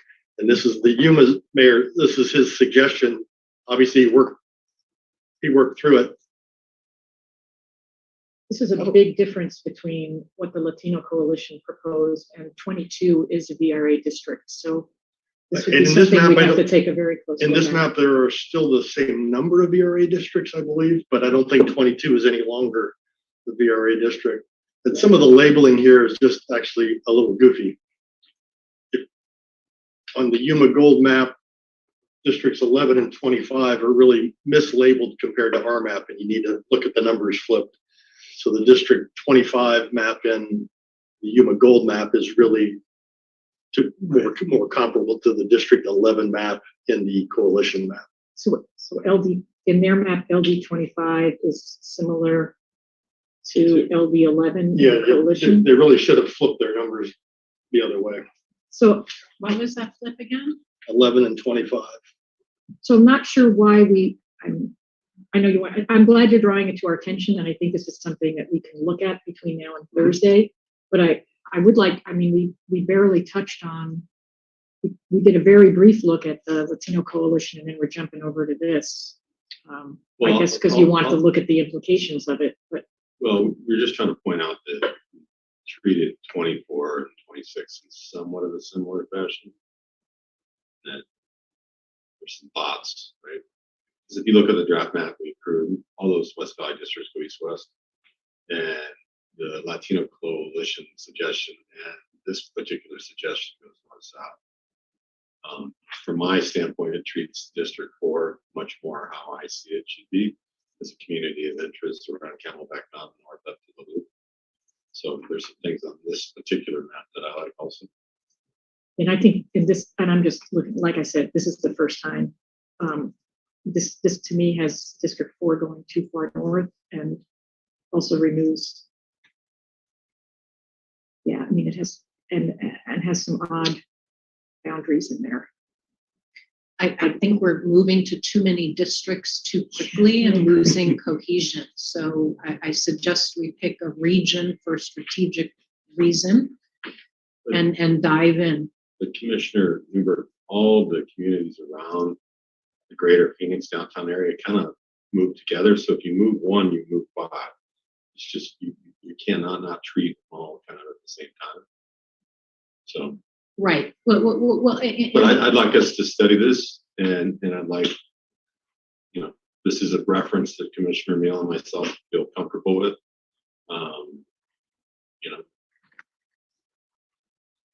And I have real concerns about what it does to some of the VRA districts in South Phoenix and all of that. So I think that, taking a look at studying. They're misnumbered.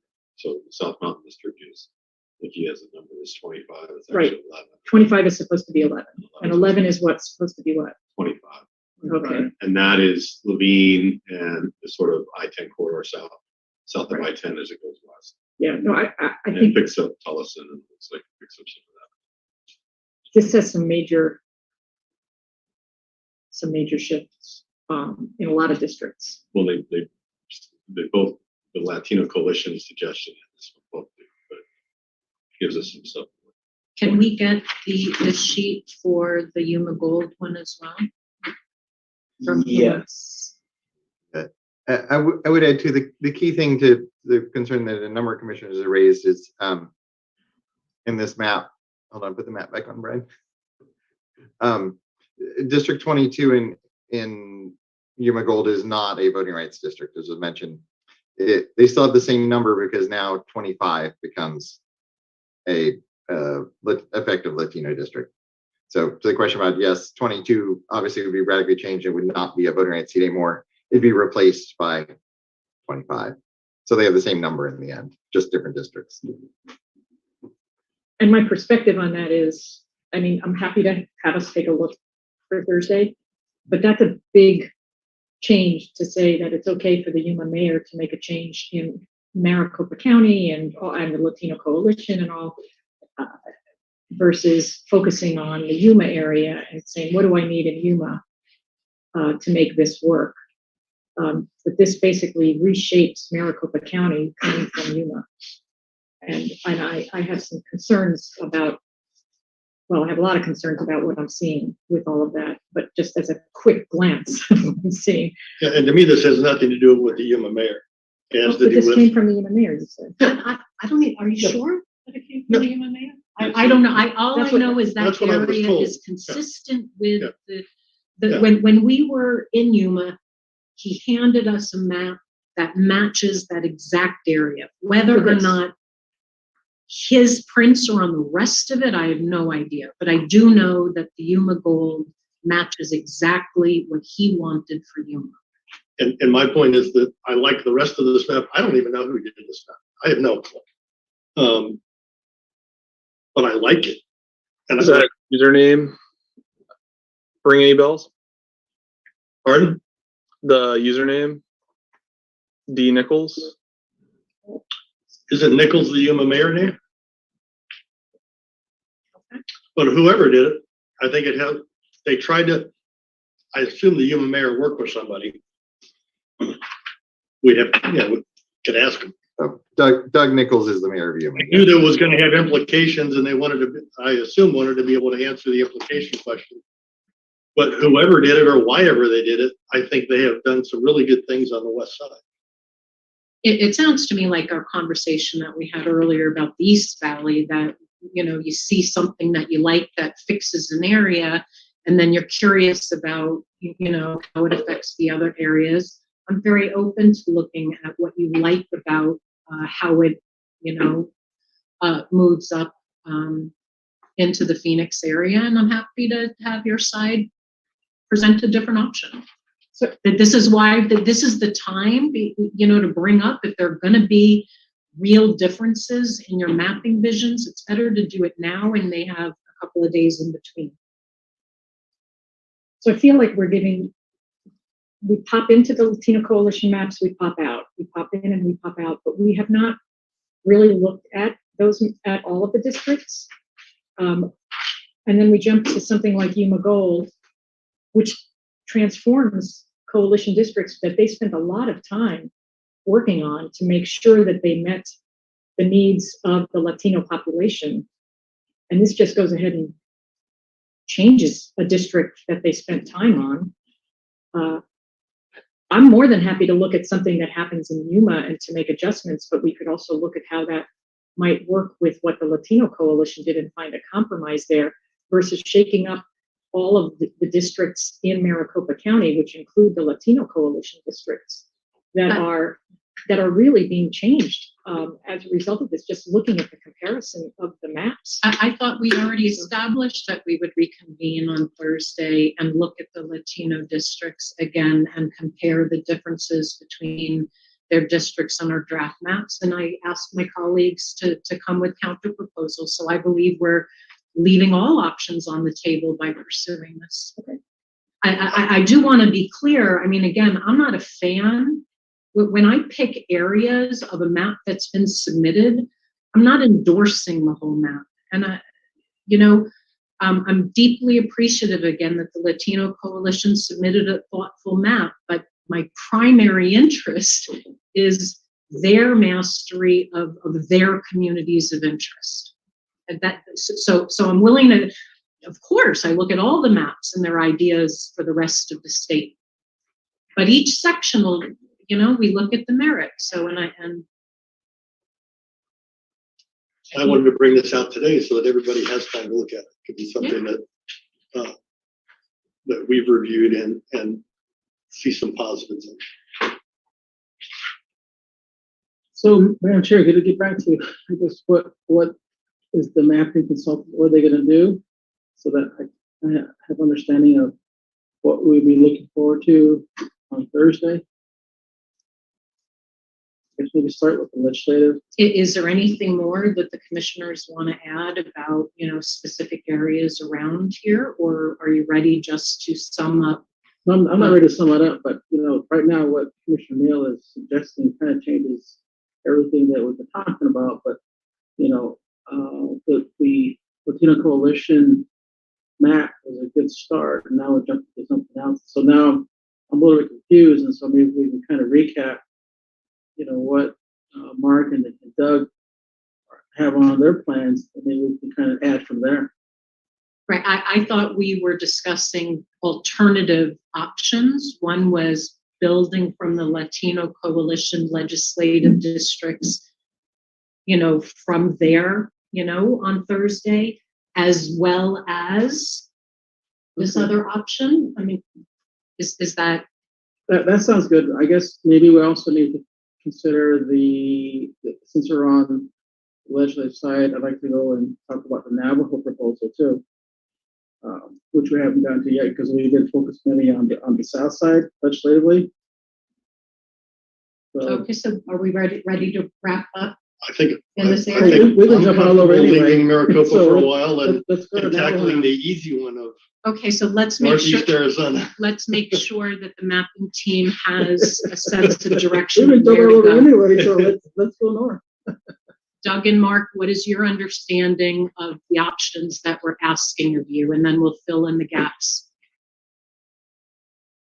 Doug, you want to go or you want me to go? Well, I just have one question to pose, which is I'm not clear on whether we have the direction to try to put in the 4 Latino Coalition districts into the context of the commission's draft map, or whether we should hold off on that and leave that for further discussion Thursday. No, I would like to see that. If it's not, I want to be respectful of how much work it takes. I'd be curious to look at it and look at the ramifications of the Latino districts from the Latino Coalition's submission. Yes, so 11, 22, 24, and 26. Yes. Correct. That's one option that I think the commission, I would like to see. Against our draft maps, can we see the Yuma Gold map against the Latino Coalition map on Yeah. the 4 VRAs?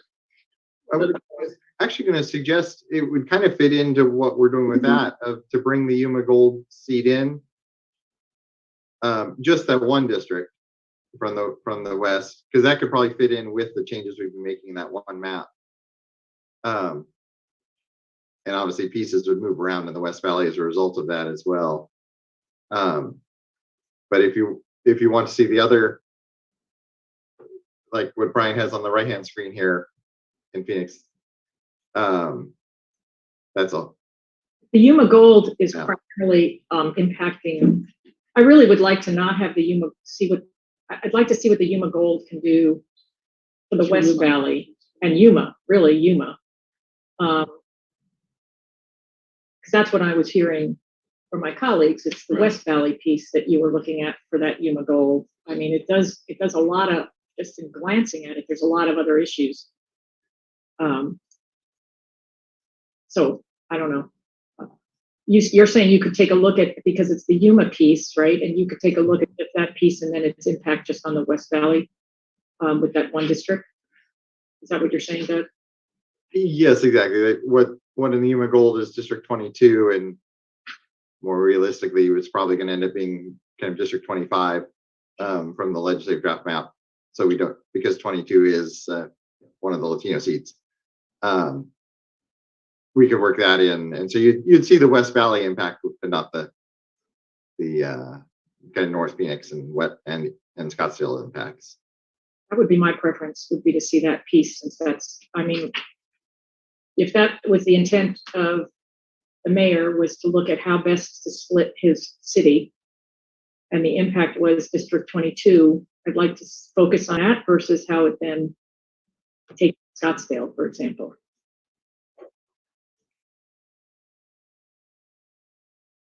At least I would suggest that at least as a first step, and obviously we'd come back to the rest of the Yuma Gold map on Thursday. Right, absolutely. The Yuma Gold map is still an option. It's accessible. So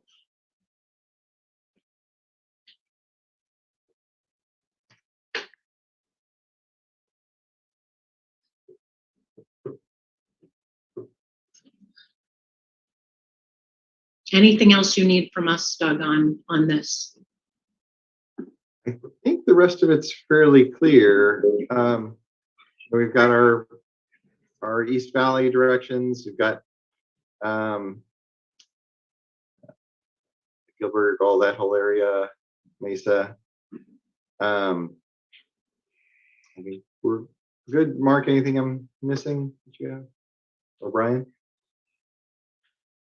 Can you repeat would you mind going over the different directions that you've got for the East Valley? If that's okay, I know we were talking about preparing some maps and stuff, but I unfortunately did not take notes.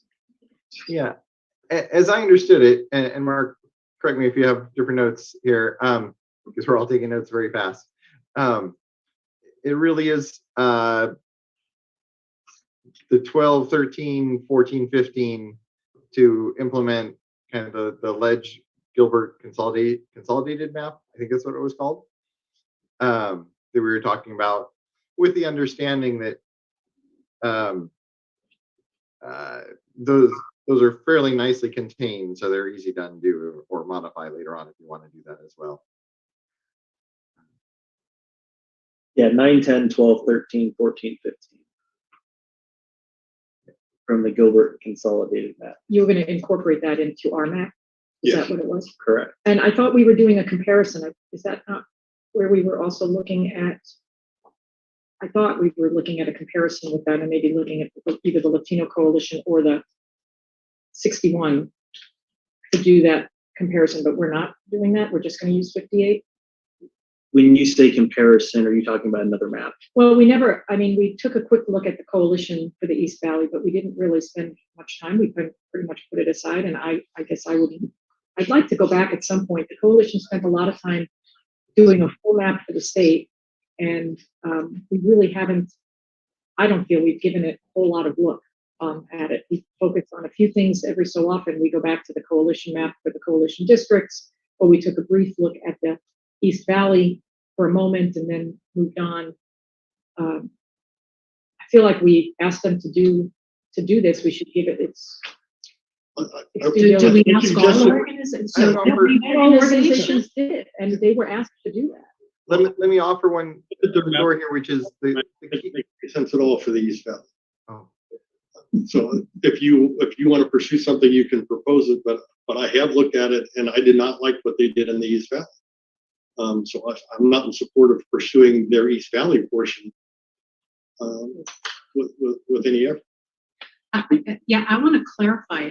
I was appreciative of them fleshing out the map for the main reason that for me, it gave us the quality information about their districts and their people that were most thoughtful given the realities of the state. I thought that information was going to be super helpful.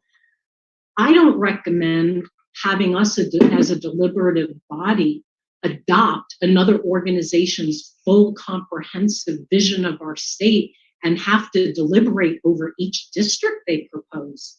I mean, we'd be here for weeks. I'm not asking to do that. My sense is that we glance at it and move on. We spent a lot of time on the Gilbert Consolidated.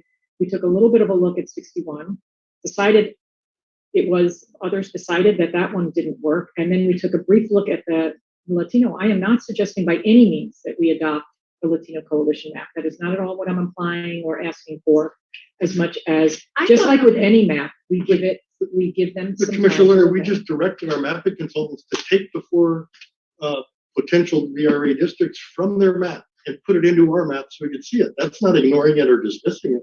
That's saying incorporate it so that we can take a hard look at it. Those 4 districts that I was asking about. I may be able to help here too, if I might. Am I misremembering? I thought we were looking at the Latino district in the East Valley. I thought we took a look at it and compared the maps. That was what I was going to offer, is that I think the key takeaway, at least that I had from your discussion of those districts and our looking at them, is that what we concluded is that if you go with the what was it, Chandler consolidated map, it's not ruling out the Latino coalition districts. that set of 12, 13, 14, 15, you can flip back and forth. You can come back to that question later on. It's not going to drive what you decide in Gila or in the West Valley or anything like that, like some decisions will. So by implementing the Chandler consolidated map, The Gilbert. or Gilbert consolidated map, you're not ruling out the coalition's map down there. You could then come back to it, debate it again, and what we realize in that analysis is the two can be switched internally without rippling out to the outer districts. Maybe just. And no decisions have been made. All options are on the table.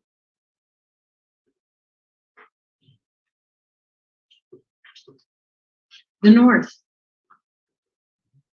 I think we should look at an elimination suggestion as an option, just like we're doing with the NAB or the Yuma goal. So I think that's very important.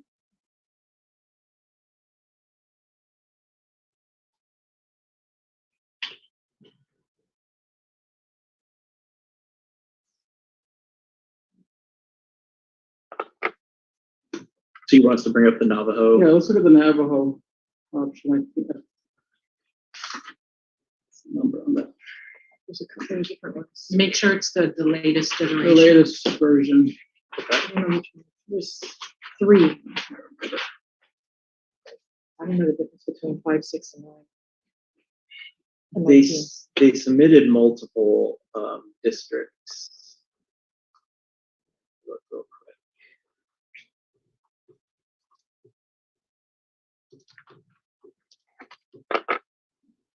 So they submitted.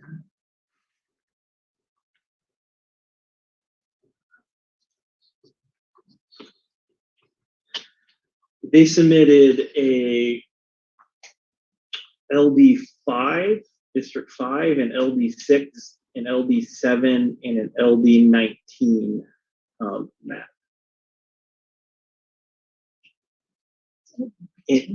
And they're all single districts. So, Right. Brian, you might have to grab the rest service to show them all on a map. Yeah. Or if you can show them there.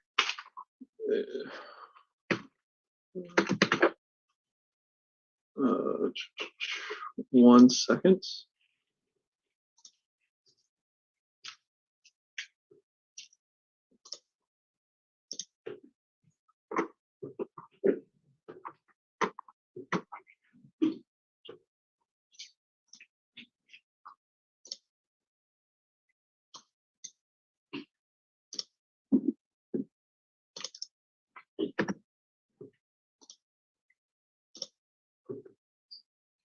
They're LDF 55, 56, 57, and 58.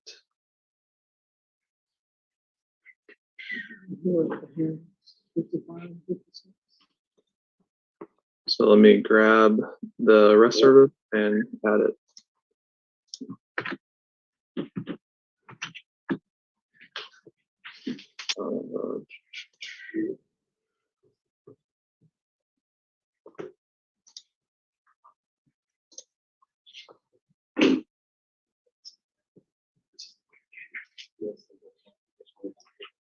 Submit it on Friday.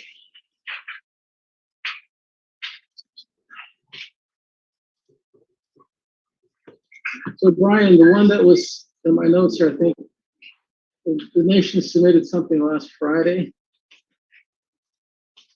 Is that what it shows? Should we do this over using the approved map as the base? The draft map. I would suggest that. Yes. Okay, let's do that. Map as the base, yeah.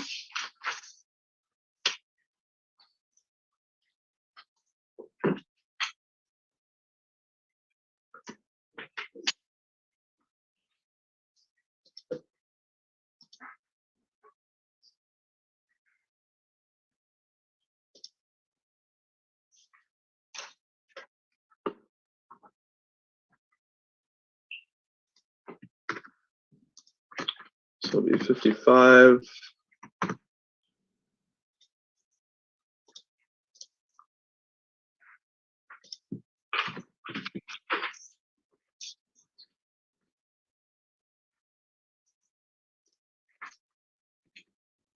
6.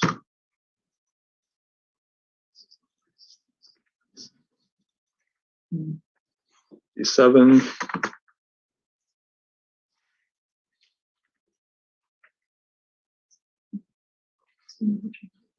58.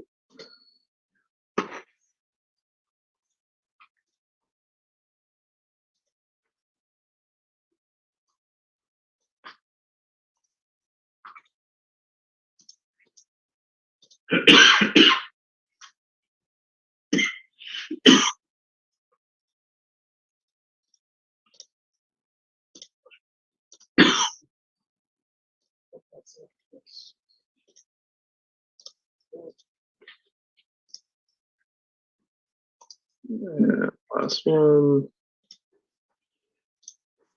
All right. So those are the 4 legislative districts that were received last Friday.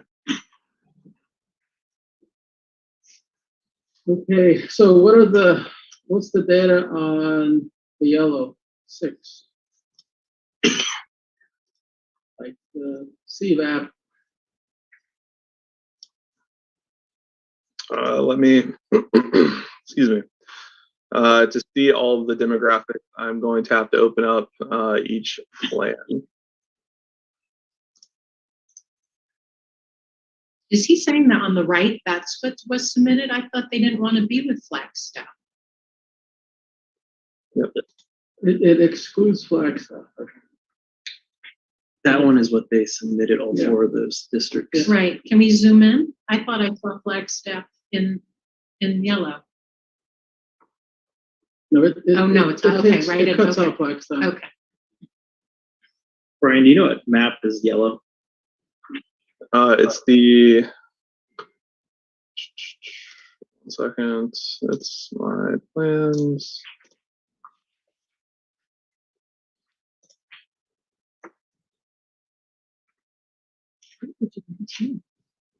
Uh, 7, I believe.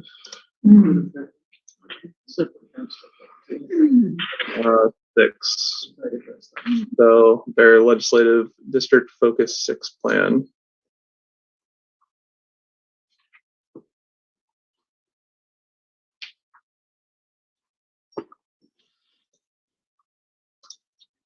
So CVAP, the CVAP metric that we're interested in is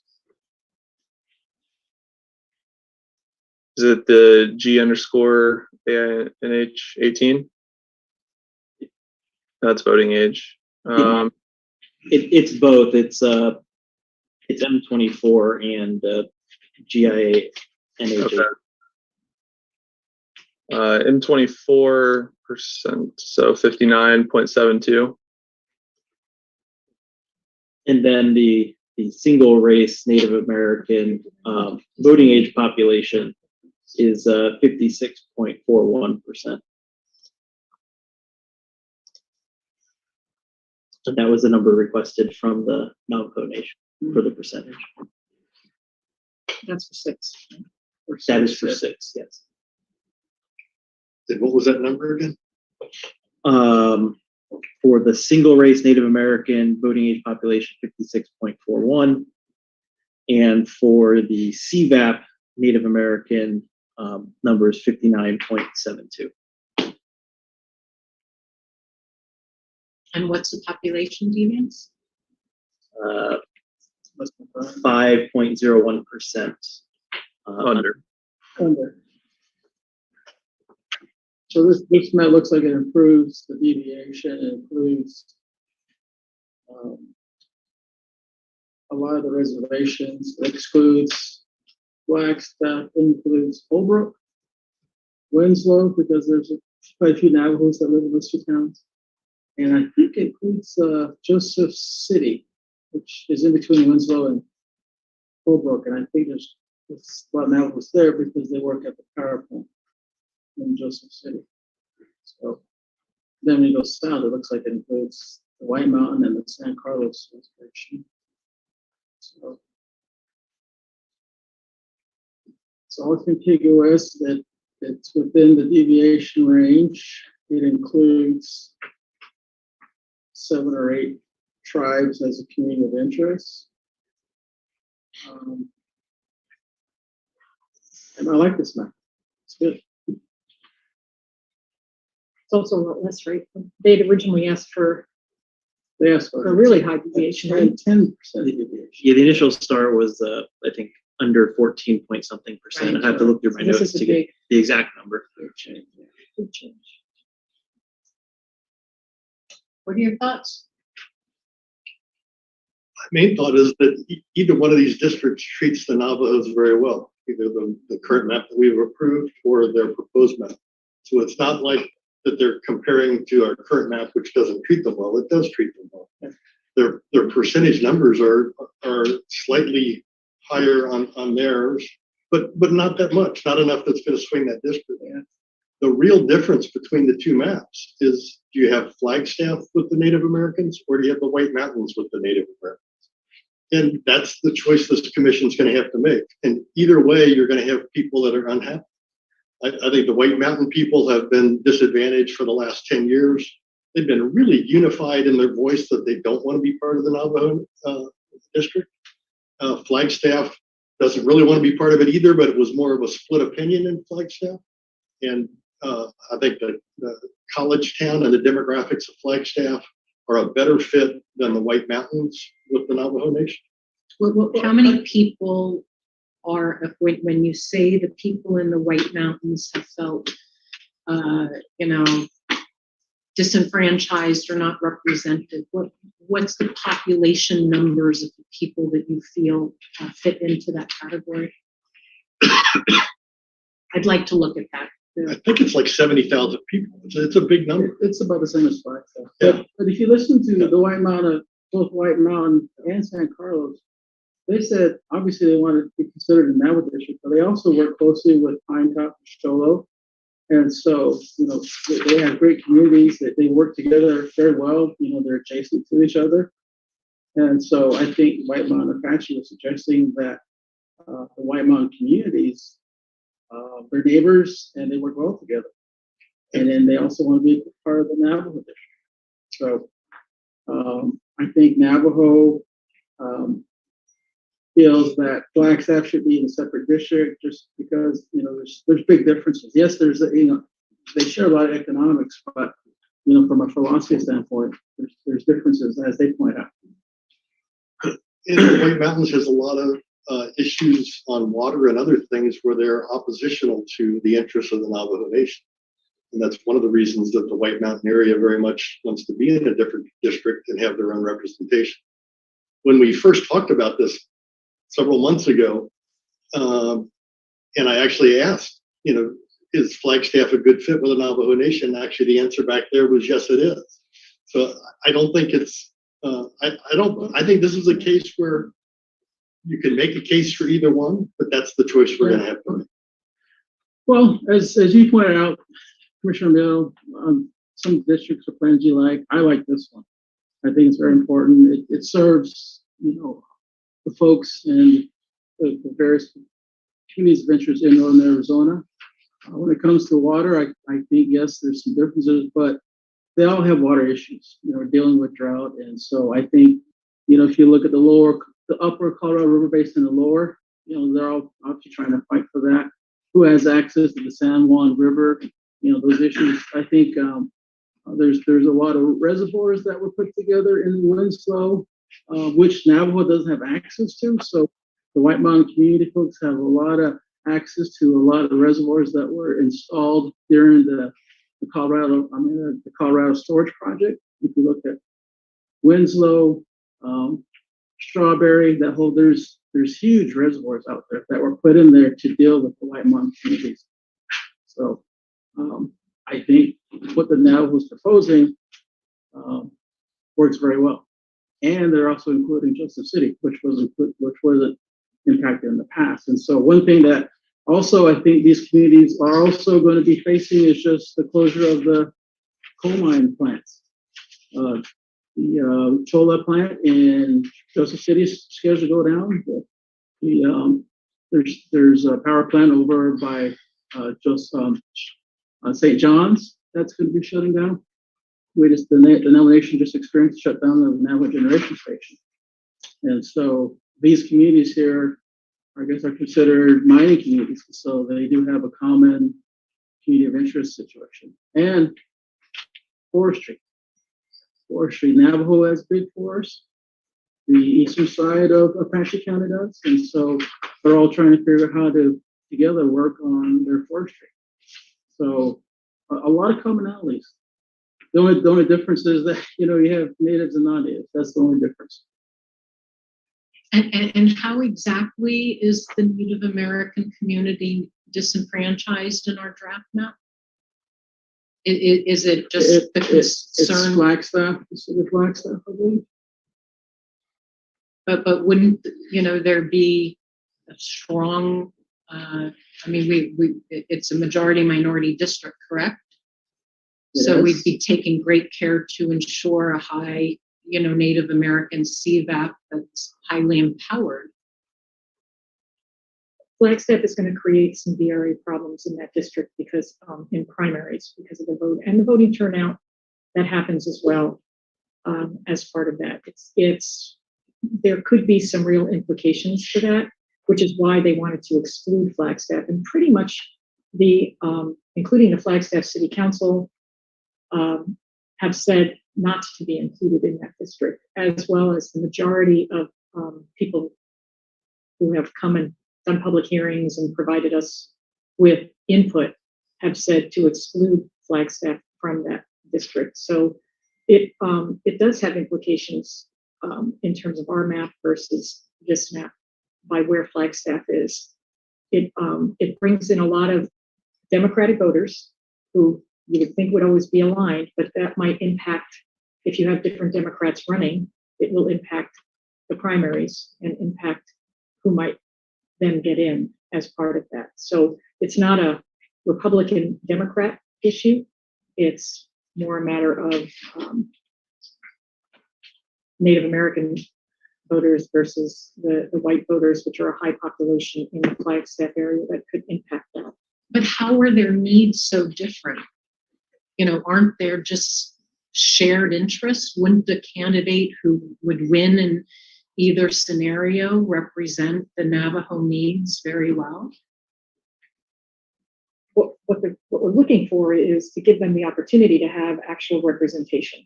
And if we include Flagstaff into this district, there's a good chance that they would not have representation. And that's really what this is all about. It's about the opportunity to elect a person of their preference. And the chances of having that opportunity with Flagstaff in there is much smaller. Flagstaff has more of a urban college town. Navajo's is more farming, livestock, and tourism for the most part, but farming and livestock are a big industry on Navajo, which is very similar to what you see in the eastern part or the southern part of Navajo County and Apache County. And so, yes, share party affiliations, but when it comes down to the economy, very different. Flagstaff is tourism and college, Navajo, and we heard from White Mountain Apache, livestock, and agriculture. So, and I see that in Snowflake and Taylor, and Joseph City. Those are huge farming and agriculture locations. So they share, and they have a different focus than Flagstaff. I also heard a lot of common enmeshment with social and cultural interchanges between the Native American communities and Flagstaff. Tourism, that's highly in common. I'm not ready to make a decision on this. Is there a reason why their map didn't include that eastern boundary of East Flagstaff as a community out there? Quite a few bodies. So it breaks up communities around Flagstaff, is what you're saying. Are you talking about 89 going out of Flagstaff? Yeah. Yeah. That community was actually created as a Navajo town. A little bit of history with the Navajo Hopi relocation program. they basically relocated about 100,000 Navajos from the Tuba City area down to North Flagstaff, in the part they were talking about. And so that program didn't work out, but you still see some Navajos there. But there's still an affiliation and affinity toward the north part of Flagstaff, because many of those homes are actually Navajo homes. And because our people weren't taught about taxes and all these other things, basically a lot of our Navajos had to move, and they moved back to the city and left the community intact. So now you have a nice community which one non-Navajos reside in. So I think that's why in the Navajo map, that's why you see it included.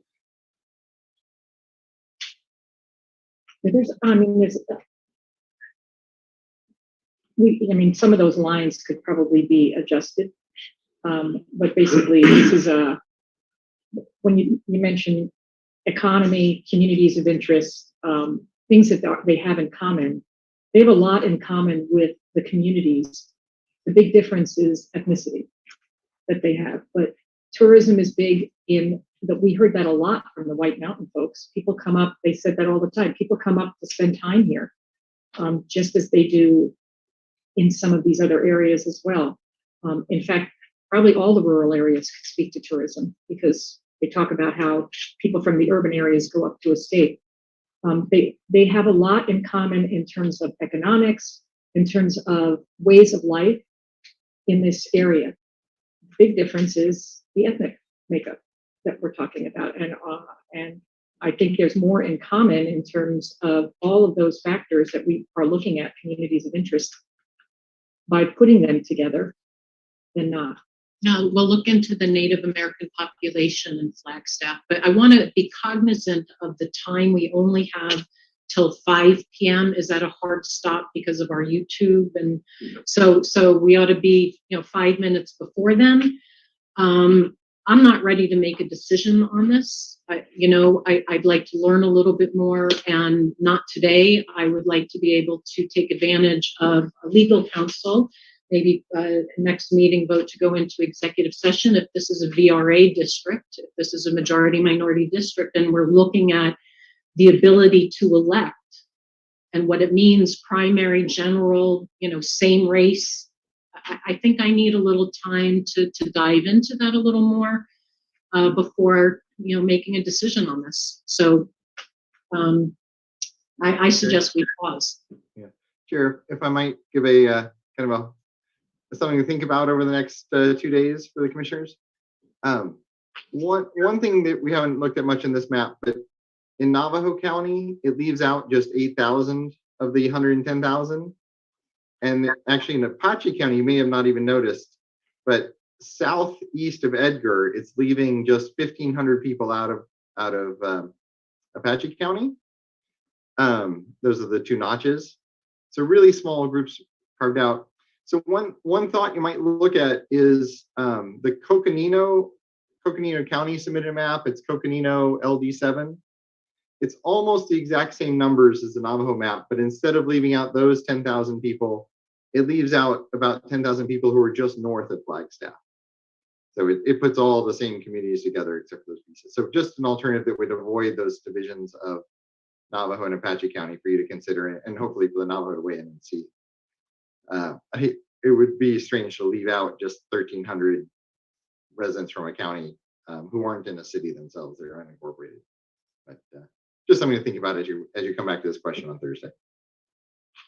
Thank you. And my final comment would be the communities of interest between Flagstaff and the Navajo Nation, I think simply are much closer than that to the White Mountains.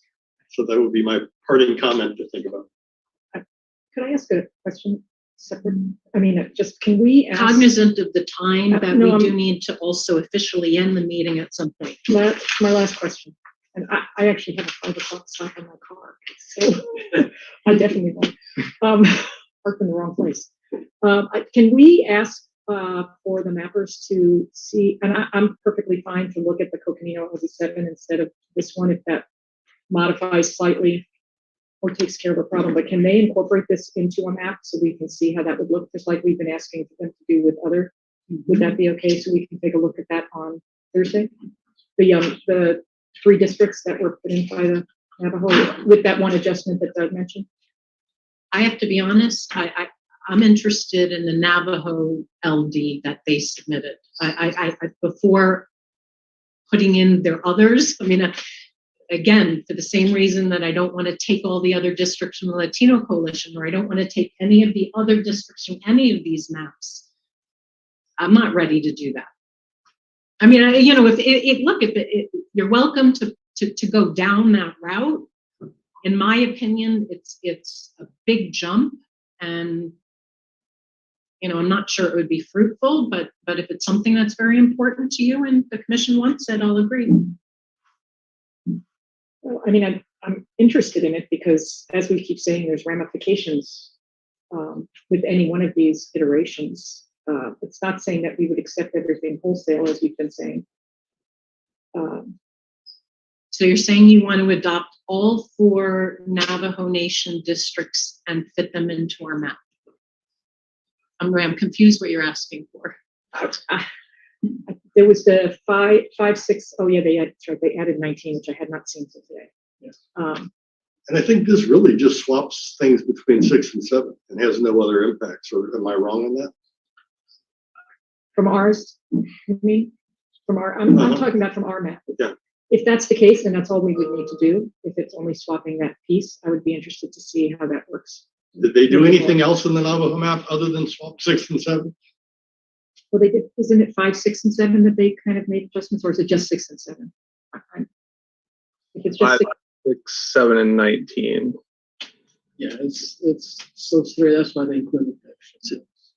So I know for 19, which is the Southern District, that was what Doug was talking about, where they left out a part. Was it Apache County or Navajo County, Doug? It's the part right below Edgar there. So Yes. let's see. Wait, go. Okay. Go Sorry. back to the map. Yeah. So you can see on the right-hand map, you can see the county line. The purple LD does not go all the way down to the county line there, and on the north edge of Greenlee, it stops before the Greenlee County line. So that's the change in 19, and they're bringing 19 up to pick up those 1,300 people. And I'm not too worried about that, right? To be honest, because I figure we'll adjust anything, right, with that as part of it. But I am curious over how that would ultimately look, and as part of BRA kind of issues. So if that would be okay, I'd appreciate it. That would be great to do. Okay, that's my list. So 5, 6, and 7 incorporating? Is that what we heard? But yeah, 5, What do 6. they do to 5? 5, Just 6 and 7. 1 second, I'll pull it up. We haven't had any discussion around 5. It's not. No, I don't want to have a discussion anymore at all. Wait. So you're wanting, yeah, but did 5. you have to incorporate all districts that we didn't discuss? I just want to be consistent in what we're doing. You had other things you liked in these other maps. Did we allow you to incorporate other things that we didn't discuss in the map or not? Or did it just limit with what we were able to deliberate on? So we can do 6 and 7. Yeah. I just want to be balanced in what I'm allowing for all sides. Yeah. 5 looked the same. They submitted 5, but they didn't change it. So it would just be 6, 7, and those 1,300 people to 19. We can worry about the 1,300 later. So we'll Just see the 6 and difference 7. between 6 and 7. 6, 7. Well, they'll end up unassigned if we do that. So if you don't mind, we'll just move them so we don't end up with a hole. Okay. But like I said, they can flip back and forth in a second.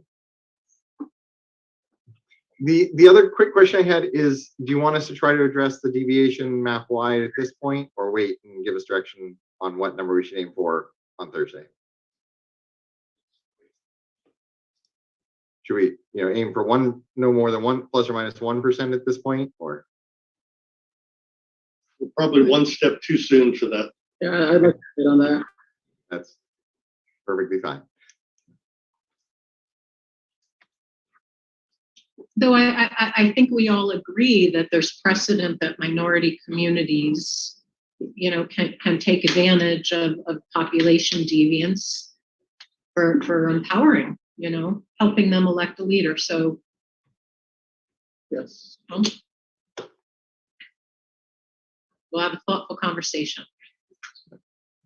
So we only have one map for legislative to make incorporating all the changes. Is that correct? Right. No, you got No. East Valley maps. I'd like to see all the East Valley changes with our existing map, separate from this change. Right. Yeah. Those are separate. Yeah. Okay. And then you also have the LD, the VRA districts are the Latino coalition Which would be separate. against the Against ours. Yuma Gold. Okay, so East Valley is one, the consolidated. Yuma. I didn't think we were looking at all of them, were we? No, just the LD district. The Just that one VRA area. districts against. Just to see what it looks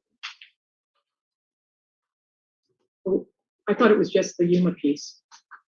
For Yuma Gold. But we didn't look at anything else in the Yuma Gold, other than that one area in Yuma, and that we knew that one district was getting changed. I didn't think we were seeing all of the rest of it, because we had not looked at any of that. When we change 23, it'll cause a change in 30 and 22. Well, it was just, I think he was just gonna look at the West Valley piece. Right. Okay, Yeah. yeah.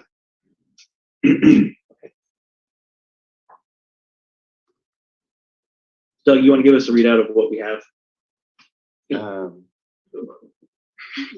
I think on the ledge side, we've got, it sounds like one map that's the existing draft map with just the East Valley Ledge Gilbert consolidated changes. And then a second ledge map that has those East Valley changes, incorporates the Yuma Gold connection between Yuma and the West Valley, works in the 4 Phoenix districts from the Latino coalition and balances those out, and then the 6 and 7 changes from the Navajo.